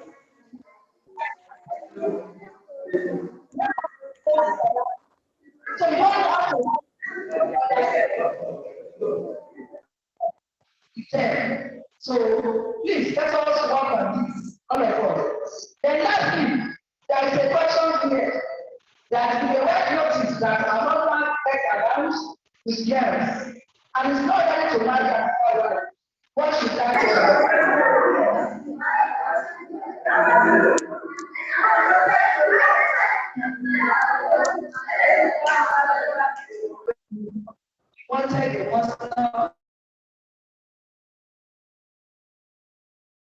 That the woman had to be reflecting all about, but notwithstanding, what we can do is we need to pray and we need to talk to the man. He deceased from it, you know. If you don't have first-hand information, it may lead one into problem. Because the issue of letting all about, you must be able to handle the demand red-handed. You are just telling lies, and then many other things can happen. But if you are patient with prayer, all these things we are discussing will not be issues for us. We have had the lectures today, and we have had many, we have got many lessons from the lecture being delivered to us. What is important to us is to take to them. If you know Quran offhand, if you know Hadith offhand, you don't apply them into our daily lives. So when there are problems, let's don't fear problem. Problem assist them to make research for that and then find solutions to their day-to-day activities. I think all the questions being posted to us have been exhausted. May God Almighty assist us. Assalamu alaikum wa rahmatullahi wa barakatuh. Wa alaikum salam wa rahmatullahi. So we are on to the recap by Sister Bushra Ben Salah Bashir. Recap.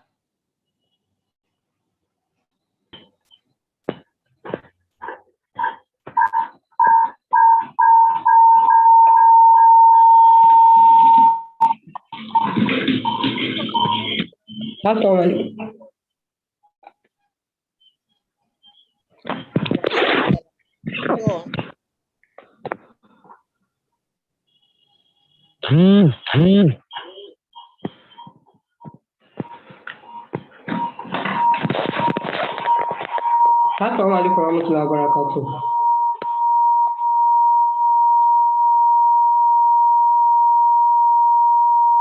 Assalamu alaikum warahmatullahi wabarakatuh. Alaikum salam. The echo is much. Go on.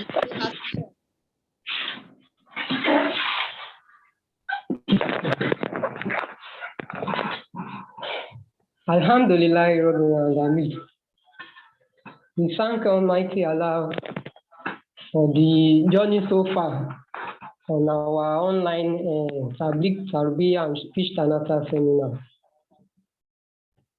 The summary of what we have today, let me start with the address.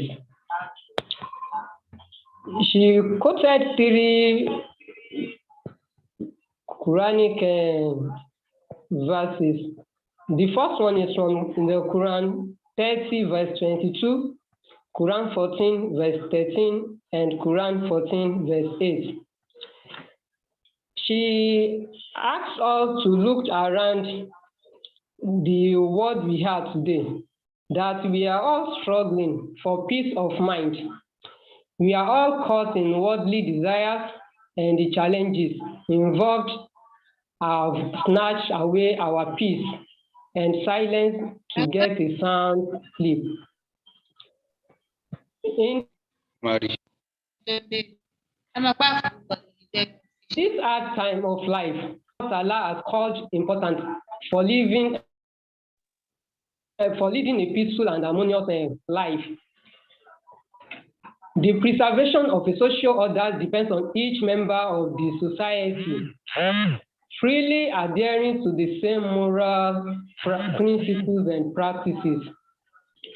She further said that Islam teaches each member of a society to fulfill his or her own obligations and also rely on others to fulfill theirs before that society can acquire the necessary reservoir of social rights and privileges, which can be shared by all. She then advised us to be of good conduct and moral, to have peace and harmony in our homes at a starting point to make our society a restful place to live in, and to put our trust in Allah and never to waver in our faith in Him, even when being persecuted. She also asked us to remain grateful to Allah in all He has done for us, and He will fulfill His promise by giving us the more. Jazakumullah khaira. Sister Bushra, Jazakumullah khaira. So the remaining aspect will be taken up by Sister Miriam Omoyele. Sister Omoyele, please come up. Give us. Assalamu alaikum wa rahmatullahi wa barakatuh.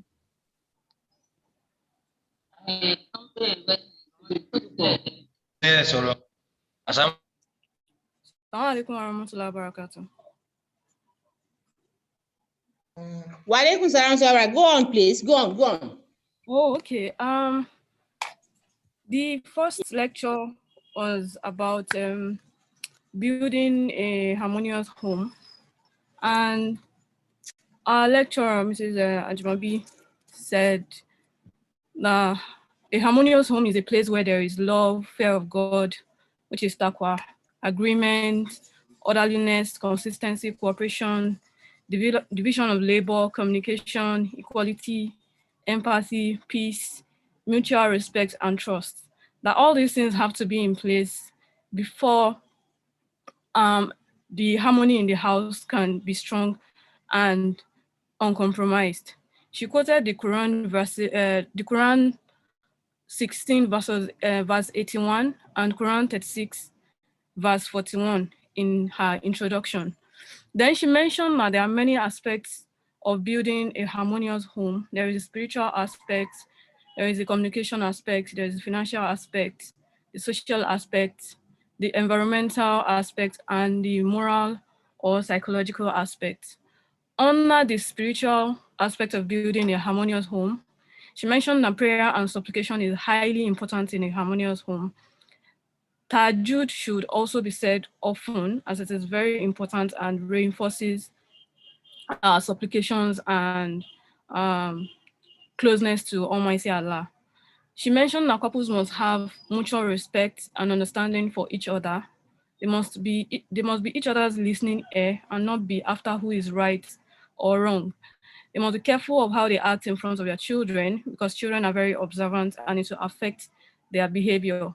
Under the spiritual aspect of building a harmonious home, she quoted the Quran 66 verse 7, Quran 10 verse 62 to 64, Quran 24 verse 36 to 37, Quran 20 verses 125, Quran 17 verse 79 to 83, Quran 32 verses 16 to 18, Quran 33 verse 57, Quran 2 verse 184, Quran 17 verses 79 to 83. Then under the communication aspect of building a harmonious home, she mentioned that couples should adjust their expectations, forgive and accept each other's limits, show appreciation, listen to each other's needs. If getting emotional, they should take a break to avoid direct conflict. Then she also mentioned, under this section, she talked about parenting as well. That parents shouldn't shout when they are angry. They should appreciate their child with simple words. Ensure one voice in raising the children, that is, whatever the father says, the mother must agree, or whatever, and vice versa. They should always discuss whatever it is they need to say to their children, so that there is cohesiveness in what the message they are passing across to their children. Then they should understand their children's character and set reasonable expectations. Encourage children to talk, express their minds, and learn to listen to others. They should keep calm, firm, and gentle when talking to their children.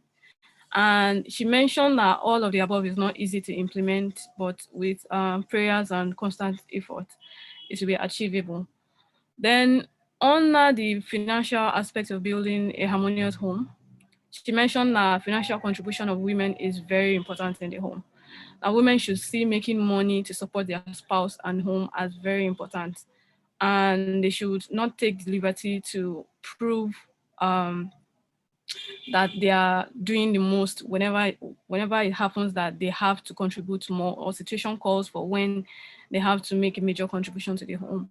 She quoted the Quran verse 4. She quoted the Quran 4 verse 3, Quran 20 verse 125 and 133, Quran 65 verses 3 to 4, Quran 8 verses 3 to 5 and verse 30.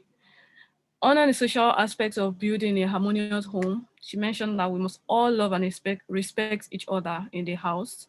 This includes sharing, it includes love and respect amongst, showing love and respect to our in-laws, our relatives, and each other in the nuclear family. She said we should show kindness to all and not to a select few, despite whatever rancor or whatever behavior such a person might have exhibited in the past. Then she mentioned that from in-laws to everyone, we should strive to promote harmony. She quoted under this session, she quoted the Quran 49 verse 14, Quran 4 verse 35 to 38, verse 87, verse 95, then Quran 123 verse 129. Sorry, there's a mistake. Quran 17 verse 24 to 27, Quran 24 verses 59 and 60, Quran 49 verses 10 to 11, 12 and 13, Quran 4 verses 8 to 13. Then on the moral and psychological aspect of building a harmonious home, she mentioned that we should avoid pride, we should avoid spreading of rumors, we should avoid falsehood, which means that we should ascertain truthfulness of whatever information we get before taking action, and we should not behave rashly on unverified information. And we should avoid all negative behaviors, no matter how inconsequential they may seem. Then she mentioned that each family member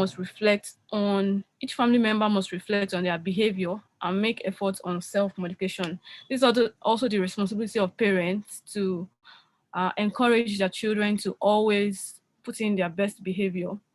And they can do this best by showing them, by being a good example. Then she also mentioned that there must be equitable division of labor in the house, both among the spouses, among the children, and whoever else is living in the home with them. Then she mentioned that the values of morals cover the aspects of honesty, integrity, care, supportiveness, togetherness, respect, generosity, and empathy. Under this section, she quoted the Quran 3 verse 106, Quran 2 verse 223. Then she rounded off by mentioning that harmony is the responsibility of everybody in the home and as a whole in the Jama, that part of our responsibilities as Lajnas is to ensure that welfareism extends to orphans in order for them to experience harmony to wherever they are. That we should not just see harmony as something that we owe to our families, but to everyone else around us. But we can only extend that if we ourselves are building a harmonious home. Then after the end of this lecture, she translated it in Yoruba, and there was a question asking is it advisable for children to support the separation of their parents due to unpeaceful situation in their home for about 10 years? Her response was that the person should pray over it and do istihara. Then after this, we had the interactive session, which Mrs. Alajaraji anchored, and the majority of the questions have to do with husbands having multiple wives and how they are not showing equitable affection or care amongst their spouses and their children. And the response in general to that was that we as wives can only do so much. We can only do our duties, and the rest of it is to supplicate to Allah, Almighty Allah, to help guide our husbands in dispensing with their duties very well, and to continue to do our best to ensure that we are following all the rules and regulations of as stated down by Almighty Allah and the Holy Prophet Muhammad Sallallahu Alaihi Wasallam with regards to how a wife should behave in the home. Then there were questions about husbands being saying nasty things to their wives, and the response was to check ourselves first to see whether we have in any way triggered such a reaction from our husbands, and we should try as much as possible to be unbiased in this examination of our behavior, our past behaviors. And if we do not find, if we find ourselves innocent or not deserving of such, that we should try and communicate very gently and respectfully with our husbands. And while we are doing this, we should also state our matters before Almighty Allah, because He alone is the one that can help solve issues, no matter how big they are. And since we are following the Islamic injunction to get married, it's part of our deen. We can also use this to supplicate to Him and for His divine help. So that ended the interactive section, and the the major second part of the program for today. Assalamu alaikum warahmatullahi wabarakatuh. Wa alaikum salam wa rahmatullahi wa barakatuh. It's almost 1:30, and it's getting nearer to the time for Zoom. But there are some questions that are in the chat room. And coming to my knowledge, I heard that Sister Zainab Mahmood has been compiling these questions. So if you could just come up and ask the questions so that one of the discussion during the interactive section could just answer them. We have less than 15 minutes to do that in order not to miss school. Sister Zainab.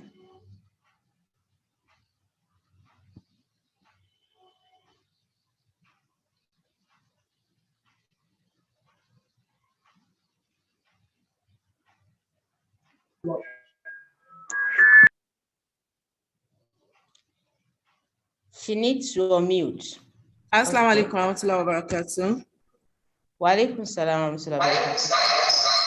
Yeah, from all those things that we have here, one of the member advised that if an in-law came to visit their brother when going back, they will just take whatever they like and we should just leave them. Well, that is an advice from a member. Then there are some other things here as well that sometimes men abuses their wife without the wife doing anything wrong. So I think that questions go to Mommy Kudrat Raji. That was me. I don't. Mommy Kudrat Raji should do a kind of justice to that. Then another one is that can a woman advise her husband not to marry a second wife because of his financial incapability? So the husband might not know, is incapable of keeping both happy. Well, Mommy Raji, that's for you as well.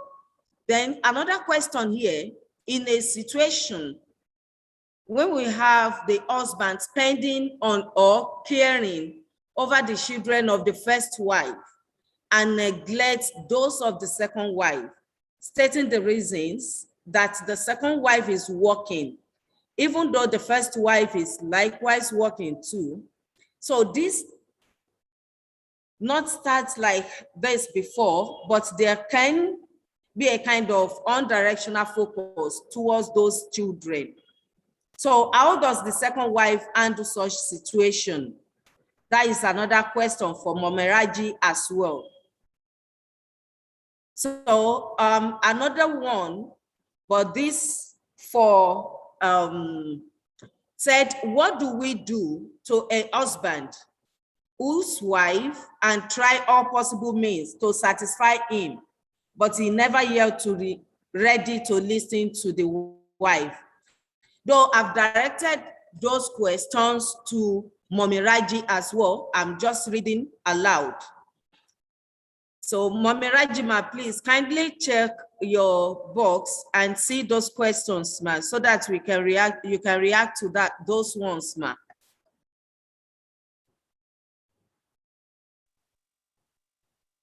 Assalamu alaikum, ma. Assalamu alaikum wa rahmatullahi wa barakatuh. Wa alaikum salam wa barakatuh. Okay, the first question says, talking about abuse. The husband abusing his wife. What can the wife do? If that one is too much for her, the person is to report. Because nowadays we usually have cases of domestic abuse that can lead to death, that can lead to any other thing like that. So if the man does not stop after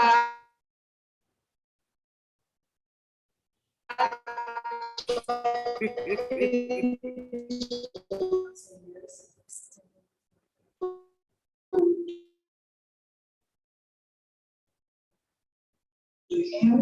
person Koda keep mouth. They will address the issue. Dangerous. So let us report appropriate. Taking the second wife, and the wife knows that the first wife knows that it's not capable.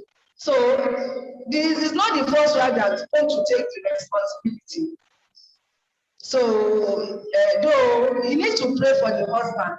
That's my own submission. He needs to pray for the husband that things will change so that he'll be able to do the next, be able to do the necessary things. As they have advised us now, we need to pray. Let's continue to pray for our husband. Some of us neglect that aspect of spirituality. So it is God that changed this situation. So let's continue to pray for him. Then again, one of us have answered the question, spending on the worst wife spend without taking care of the rest of the family. That is, the husband has not done his responsibility very well. It is the responsibility of the husband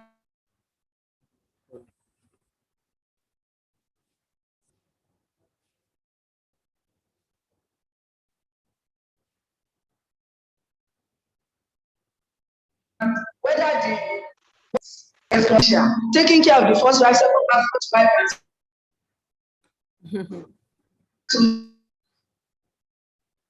and so forth. His issue is responsibility. But no, they should continue praying. Maybe at times you may see people opening their eyes, they are blind. At times you may see at times you see them talking, the heart is not there at all. You continue them, you continue the God has opened their hearts, the God will open their ear, the God will open their eyes to see that what they are doing is wrong. And then we also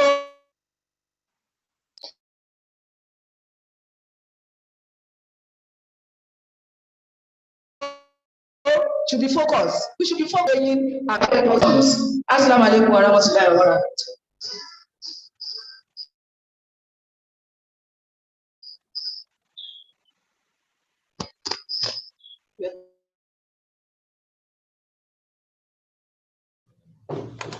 Assalamu alaikum warahmatullahi wabarakatuh. Alhamdulillah Rabbil Alamin for a day well spent. I would like to apologize to our Yoruba listeners. I will not be able to take the translation of all these, interactive session because time is.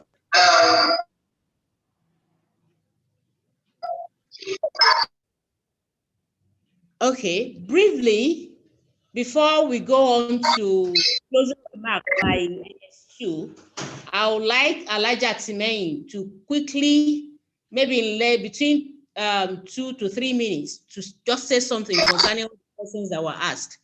Elijah Timeyin, over to you. Assalamu alaikum warahmatullahi wabarakatuh. Please, for the sake of the Yoruba listeners, may I come in Yoruba language? Ma. Okay. Okay. Jazakumullahu khairan.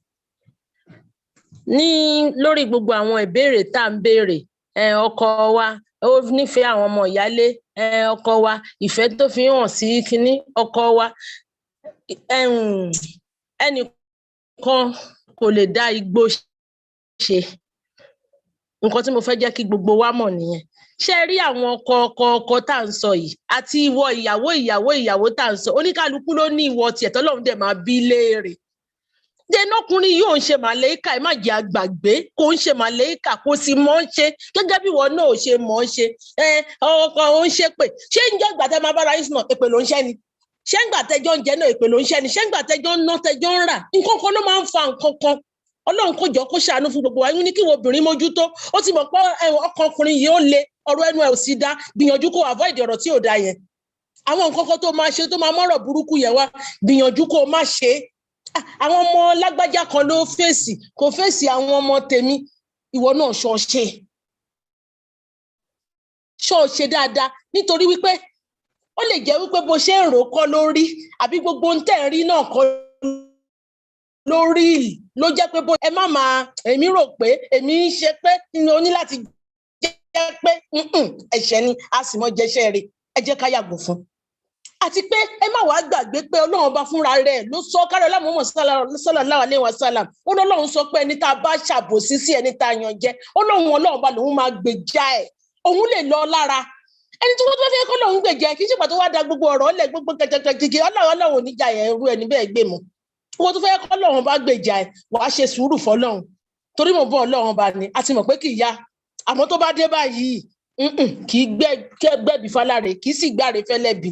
Ẹ má jẹ́ a máa ṣọ́kọ̀kọ̀ kó dáa, ó ṣe báyìí ó ní láti jẹ́ pé nítorí orogún mi ni òun ìyẹn òkun ẹ ṣọ́gbà tiẹ̀ ṣe dáadáa, kò máa nírètí pé wọn náà retí dáadáa lọ́dọ̀ Ọlọ́run ọba, kì í ṣe pé kò máa ṣe dáadáa bí kò máa ṣe nǹkan kan nírètí pé nígbà tá a ṣe akúkú finú ṣe afẹ̀yìnṣe kò tó bá finú ṣe tó fẹ̀yìnṣe kò ń ṣe nítorí Ọlọ́run ọba ni, má fi sí règún sí, torí pé káàrọ̀ lámọ̀mọ̀ sallallahu alaihi wasallam wọ́n ti sọ fún wa pé bọ́bìnrin bá ná lórí ọkọ kó ga bíi òkè Uhud, tó bá fi sí règún sí ó lá máa bá ṣe ọwọ́ ẹ̀jẹ̀ ni. So má fi sí règún sí, máa ń wọkọ̀ kò sí ọkọ ẹnu obìnrin kan ò gbà kó máa sọ fún ọkọ ẹ pé advice ẹ pé kó má fẹ́ ìyàwó mi nítorí wípé owó ọkọ tó lágbára àti ṣe. Bó bá fẹ́ fẹ́ ọmọ ẹni tó jẹ́ pé tó jẹ́ pé àti wọ àtọkọ náà ní òjò fowó tuntun yín ṣe ń kọ́ kí lọ́ọ̀rù. Nítorí tọ́lọ́wọ́n ọba àwọn nǹkan kan wà tí ò gba inú obìnrin náà, ẹ má jẹ́ àtànra wa. Àti pé náà bó bá sọ́nà kò ṣe nǹkan kan kò dín nǹkan kan lọ́wọ́. Azura Taisha náà ti sọrú ẹ̀rí lọ́dí aláwa náà nígbà táwọn abisá aláṣàlám ní kó lọ wo ọmọ kan pé ọmọ afẹ́ ló ní àkódá. So gbogbo àwọn nǹkan tá à ń ṣe yìí is not out of place, kì í ṣe nǹkan tí obìnrin yìí ṣe, but nǹkan tó yẹ ká lọ mọ̀ ni pé a lè jíṣẹ́ Ọlọ́run ọba lọ́wọ́. Oníyàwó kan kódà kó máa sáré ká kó fẹ́ wọn kú tí wọ́n jí pàbó kó fẹ́ ó máa pàbó yẹn náà nítorí àkọ́ ọmọ. Ẹni tí ó sì jẹ́ pé kò tiẹ̀ nífẹ̀ẹ́ sí me and my wife ní kíní kan ní ẹ sì mọ̀ rí tán pé méjì tán pé mẹ́ta tán pé mẹ́rin, kò sí ní ìkápá ẹnì kankan. Gbogbo ibi tó ní kárúgbó bá ti wá bára wa, abalo níyàwó kan ni, abalo ní méjì, abalo ní mẹ́ta ni. Ẹ jọ̀ọ́ nítorí t'Ọlọ́run bá, ẹ jẹ́ ká bẹ̀rù Ọlọ́run bá, ẹ jẹ́ ká rántí wípé gbogbo àwọn àyà tí wọ́n ń kà fún wa níjọ́ tó bá ń so igi, ìbẹ̀rù Ọlọ́run bá ní àkọ́rí ẹ̀ o. Nítorí wípé ọ̀pọ̀lọpọ̀ ẹjọ́ tá ń rò sí tàbí tá ń kọ síta yìí ń tó bí àsọ o, nǹkan báyìí ló ṣe, òun nìkan là ń mú wá o. Ká lọ rántí wípé gbogbo kíní ń tó bí Ọlọ́run bá rí, èrè ibẹ̀ Ọlọ́run bá mọ̀, ẹni tí ó jẹ́ Ọlọ́run ló yé. Kéré tiwa lè jẹ́ dáadáa níwájú Ọlọ́run bá, ẹ jẹ́ àṣeré. Ẹ tún máa gbàgbé pé Kùránì fúnra rẹ̀ ti sọ fún wa wípé ká máa fi dáadáa ká máa fi ti aburú dànù. Ẹ lọ wò yẹn nínú Quran 4 verse 35 sí 36. Ó ní dáadáa àti aburú ní kò jọra wọn rárá o. Ó ní ẹ máa fi dáadáa ẹ máa fi ẹ máa fi san aburú pé tó bá tiẹ̀ wá ṣaburú sí ẹ wọ́n tiẹ̀ ṣe dáadáa sí orogún mi ṣe báyìí wọ́n tiẹ̀ ó ṣe tí ò dẹ̀ mi ṣe dáadáa sí ọlọ́run bá náà kò tún dákẹ́ bí ó lẹ̀ nílé iṣẹ́ àyàfọ́ òun ní sùúrù ó lẹ̀ nílé iṣẹ́ àyàfọ́ àwọn tó bá nípìn tó ga jù nínú oríire ta ni ò fẹ́ nípìn tó ga jù nínú oríire gbogbo ala fẹ́ ni so gbogbo ala ní láti gbìyànjú láti máa ti dáadáa síwájú bá tiẹ̀ jẹ́ pé nǹkan ló ń ṣe fún wa tí ò dáa ẹ jẹ́ ká máa ṣe dáadáa fún pẹ̀lú àníyàn rẹ̀ pé ọlọ́run bá ti sọ bẹ́ẹ̀ pé òun mi ni máa nípìn tó ga jù nínú oríire nípìn tó ga jù nínú oríire yẹn ni mo dẹ̀ fẹ́ ní nínú ilé yẹn so nítorí náà máa ti dáadáa sí ṣe dé lásìkò ìgbà tó ń fẹ́ mí yẹn a lè mọ ṣe o lásìkò ìgbà yẹn ó dá o gbọ̀wá gbọ́dọ̀ máa dúró lórí pé dáadáa ni ẹ́ èèyàn rẹ̀ ni ẹ́ ìwà rẹ̀ ni ẹ́ ìwọ náà á máa wùwà yẹn kí náà ń pè carnival ni ó máa tó ka àǹkó ni yóò kàn gbogbo yín so kì í ṣe pé kíní kan ó wò mí ó ṣe pé nítorí pé ó fẹ́ ṣìnà pọ̀ kíní kan ẹ fi wọ́n sílẹ̀ let them do it tó bá fẹ́ ṣe nígbà tá à ń sọ fún wọn pé agbógbó ọ̀nà tá à ń gbà kíkiní yìí má jẹ́ ṣíṣe ó dẹ̀ ń fi ẹ̀sùn ṣìnà kan kó ẹ òun fẹ̀sùn gbà kan òun fẹ̀sùn àwọn Kùránì ní kárílámọ̀ sàlám ní ẹ máa rí ẹlẹ́rìí mẹ́rin kẹ́ tó gbà pé ṣé ẹ̀rí yẹn ṣó fi bẹ́ẹ̀ possible ṣá ṣó ṣe é ṣe ṣá ọlọ́run ọba láàánú jùlọ kò ní da ilé àti ọ̀nà ẹnìkọ̀ọ̀kan wa rú níṣẹ́ ní kẹ́ jẹ́ ká ṣe sùúrù fọlọ́run ọba ẹ jẹ́ ká ṣe sùúrù fún gan nítorí wípé ọlọ́run bá ti sọ pé àwọn onísùúrù ńkọ́ lòun ń bá ṣe so ọlọ́run bá láàánú jùlọ á di ilé àti ọ̀nà ẹnìkọ̀ọ̀kan wa mú fún wa ilé àtọ̀nà wa ò ní dàrú o á sì jèrè ọkọ̀ á jèrè ọmọ lágbára ọlọ́run àdúrà ọ̀ràn iṣẹ́ tó pọ̀ ló wà nílẹ̀ fún wa láti ṣe especially ẹ̀yin màmá wa yálà ó fẹ́ yọkan ni o ó fẹ́ méjì ni o ẹ̀yin náà lẹ máa ṣùgbà wa báyìí ni kò ṣe má gbà fún o nàró ni o níṣe ni kò lóṣù ti lọ́rùn o kinní kan o gbogbo orú eléyìí ẹ jẹ́ kí a ní àwọn màmá tó máa pọ̀ láàrin wa tó jẹ́ wípé alátúnṣe ni àwa jẹ́ àwọn onídúró dègbà sí nǹkan bá bàjẹ́ àwọn ìgbésẹ̀ tó jẹ́ pé kò ní jẹ́ kí nǹkan bàjẹ́ náà gbọ́dọ̀ máa gbé fún àpẹẹrẹ ẹni tí a fẹ́ fẹ́yàwó lé ẹ mọ̀ pé gbogbo ìgbà yẹn ọkàn á ga gbogbo nǹkan ló máa ṣe ẹ jẹ́ kí a súnmọ́ lásìkò yẹn ká máa fún ní sùúrù ká dẹ̀ máa kọ́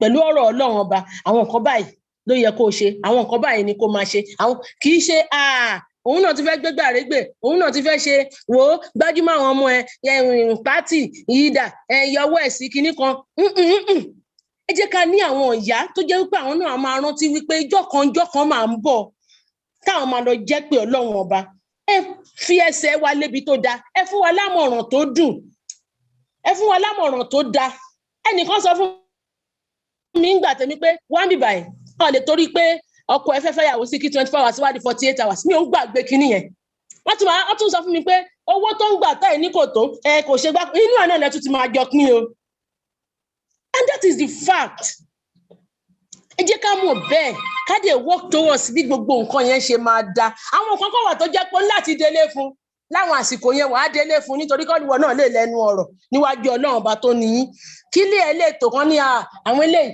ẹ̀rí ìdílé aláyọ̀ ni wọ́n ó délé fún dáadáa ni torí làwọn àsìkò yẹn kò lè mọ́ ṣe lọ́dọ̀ ẹ̀ dẹ́gbà títí bí ṣẹ̀ṣẹ̀dé náà kò lè tí ì mọ́ ṣe láàrin yín òun náà dẹ̀ máa ṣe tó bá ṣe pé wọn náà tó bá pọ́n ṣì nífẹ̀ẹ́ ni wọn ní kẹnu sóhun fún fẹ́fẹ́ ìwọ wọlé náà wàá rí i pé à ń kó ni wàá kàn rí i pé à ń kó ni á wá di wípé ẹni tó bá mọ̀ ṣe dáadáa jù lọ́lọ́run bá máa dúró tì ní tòótọ́ ẹ kú mọ̀ pé náà ọba ìṣọba alábòsí so ẹ jẹ́ ká jọ nítorí tọ́lọ́run bá kálù jẹ́jẹ́ ó fẹ́ kò fẹ́ wọ́n mú òun náà ń fẹ́ òun náà ń lé òun náà gbogbo yẹn ìrẹ́gbẹ̀ lásán ni n tó wà nílẹ̀ fáwa mùsùlùmí ti kọjá gbogbo yẹn especially àwa tá a pera wa ní ọmọlẹ́yìn imam àsìkò ohun tó wà níbẹ̀ kọjá ó ti kọjá wọ́n mú wọ́n gbé dìde wọ́n gbé nàró wọ́n ti gbọ́dọ̀ bá wa nídìí ìrẹ́gbẹ̀ yẹn mọ́ nísìnyí o tó bá yẹ pé ní tòótọ́ la mọ̀ ń tà ń ṣe.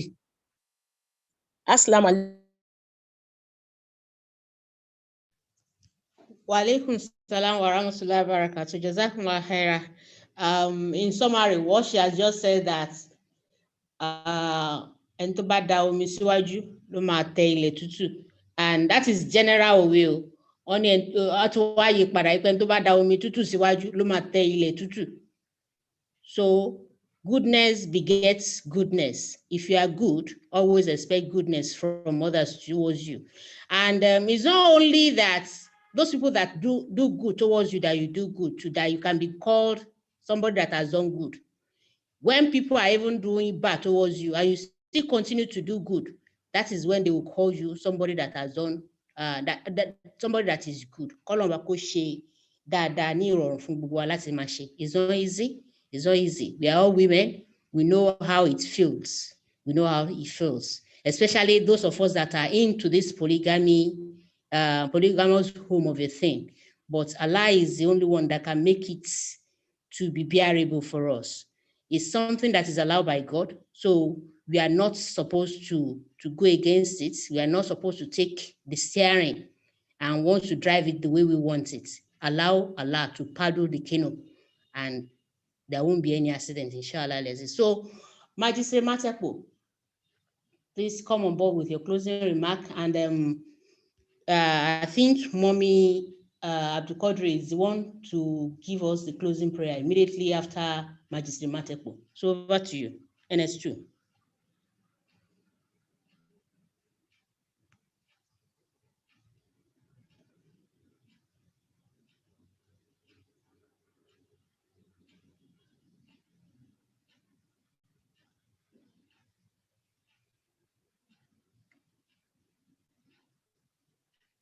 Mrs. Matepo, please. Please unmute her.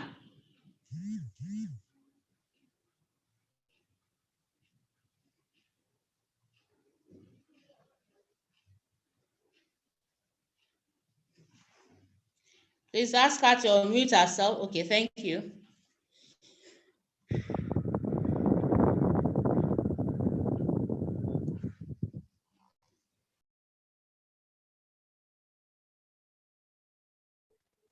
Assalamu alaikum warahmatullahi wabarakatuh.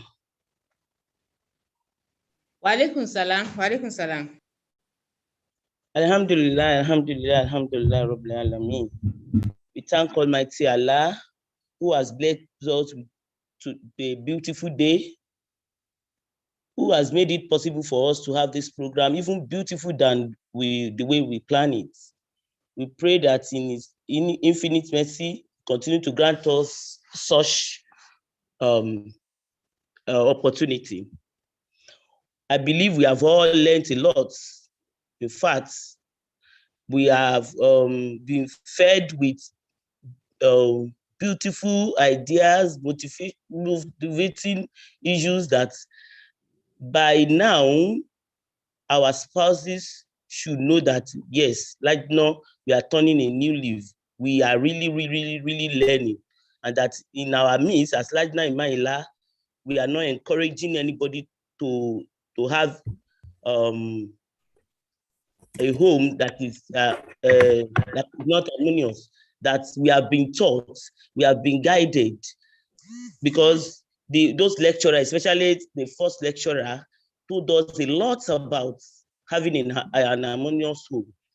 She has told us that to have a harmonious home, we need to be righteous. The first thing is righteousness, followed by our communication with our husband.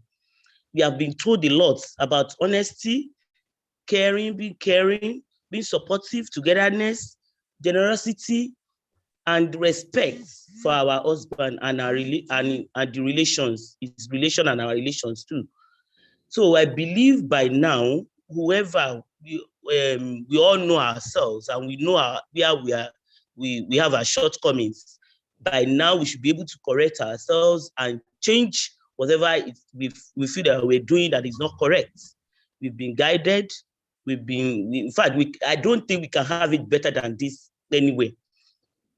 So, Alhamdulillah, Rabbil Alameen. And the interactive section also we have learned a lot. The questions that came has shown us that, yes, in this life, there is nothing, whether we are in a monogamous family or polygamous family, there is nothing than to be submissive in our homes and take good care of our children. And all these are for our futures. It's nothing on this life. Though, yes, we benefit in this life, but the most important thing is that we are going back to give account of all this with our God. So whether we are maltreated or properly treated, we are being taken care of, let us do our own. Our responsibility is there, will not be shared by our husband. We have our own responsibility as women, even where whatever is our husband's responsibility, if we are capable, it is the best thing for us is to take it and make sure that our home is a place to live, is a home that everybody will be envious of. So alhamdulillah, we tell the lecturer and all the discussants for the good job they've done.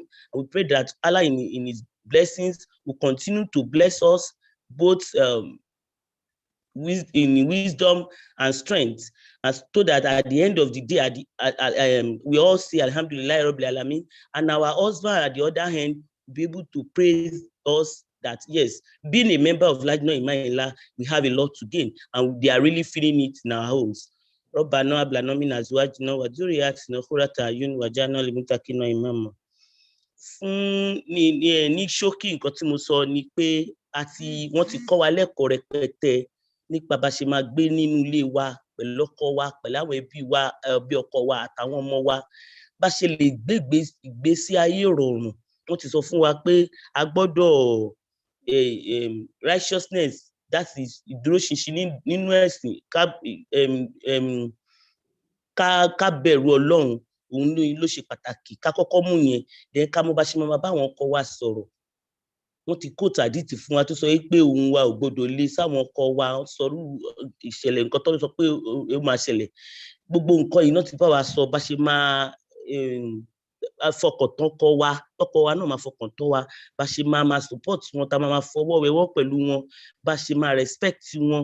Gbogbo nǹkan yìí náà ti bá wa sọ, tó jẹ́ pé mo rò pé ibi tó ní kálukú wa kù sí, ó yẹ ká ti yẹra wa wò báyìí, ká mọ̀ pé látẹ̀ní lọ àwọn ọkọ wa wọ́n máa wò pé ókè àwọn Lajna ń ṣe program, mo rò pé bẹ́ẹ̀ náà ti sọ àwọn ọ̀rọ̀, ìyàwó mi máa ti change, tó yẹ pé àwa náà rí inú, because tí a bá yùwà tó dáa sọ́kọ tó dáa, àwa náà máa rí ìdùnnú àti ayọ̀ tó máa ti díẹ̀ bọ̀.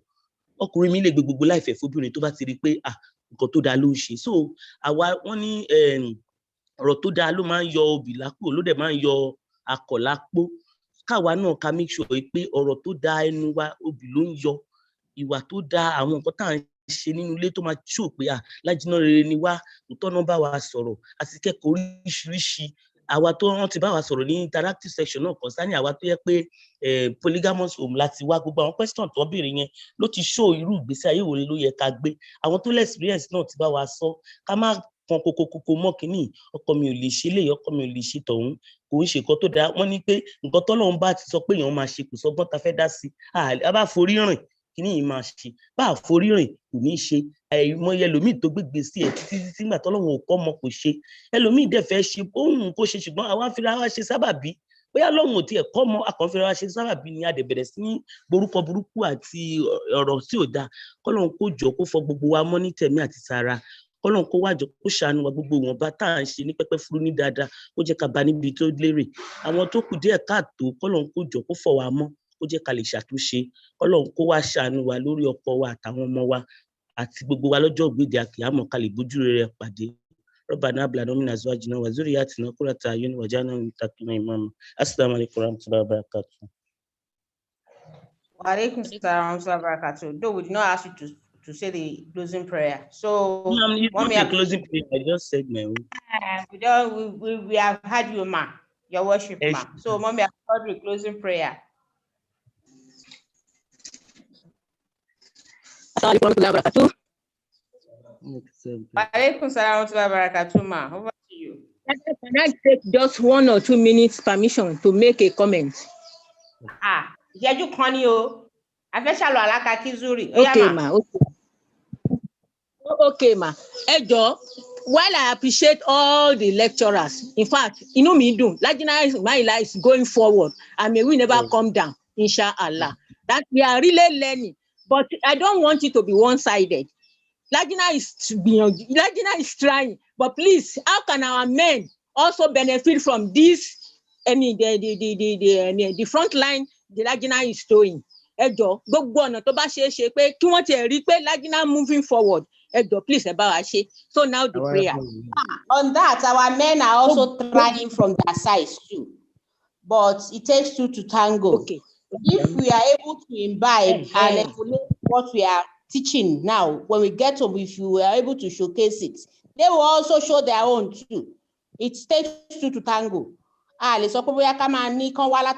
know, men and their ego now, they might not come down easily. But I know they may not.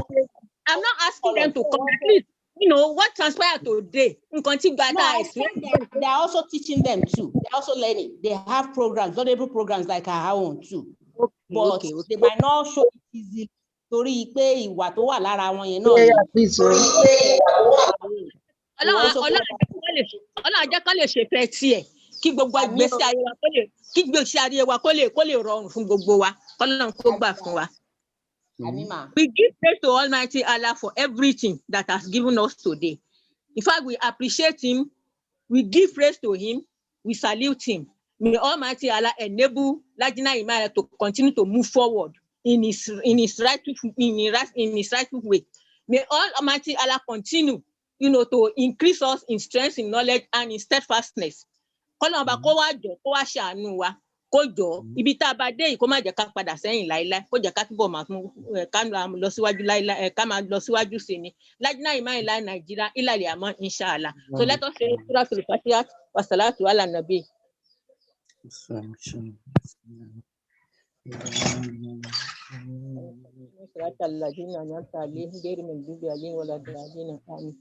اللهم صل على محمد وعلى ال محمد كما صليت على ابراهيم وعلى ال ابراهيم انك حميد مجيد اللهم بارك على محمد وعلى ال محمد كما باركت على ابراهيم وعلى ال ابراهيم انك حميد مجيد ربنا آتنا من لدنك رحمة وهيئ لنا من امرنا رشدا ربنا آتنا في الدنيا حسنة وفي الآخرة حسنة وقنا عذاب النار ربنا هب لنا من ازواجنا وذرياتنا قرة اعين واجعلنا للمتقين اماما ربنا زدنا ولا تنقصنا واكرمنا ولا تهنا واتنا ولا تحرمنا واسقنا ولا تسقنا ربنا تقبل منا انك انت السميع العليم وانك انت المجيب الدعاء امين. السلام عليكم ورحمة الله وبركاته. وعليكم السلام وبركاته. Thanking all our IT team.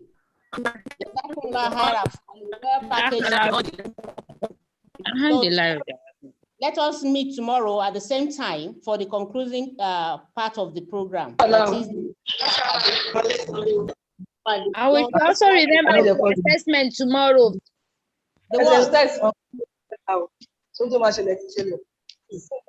So, Subhanaka Wabihamdika Shadan la ilaha illa anta astaghfiruka wa atubu ilayk. Subhanaka Allahumma Wabihamdika Shadan la ilaha illa anta astaghfiruka wa atubu ilayk. Subhanaka Allahumma Wabihamdika Shadan la ilaha illa anta astaghfiruka wa atubu ilayk. Assalamu alaikum.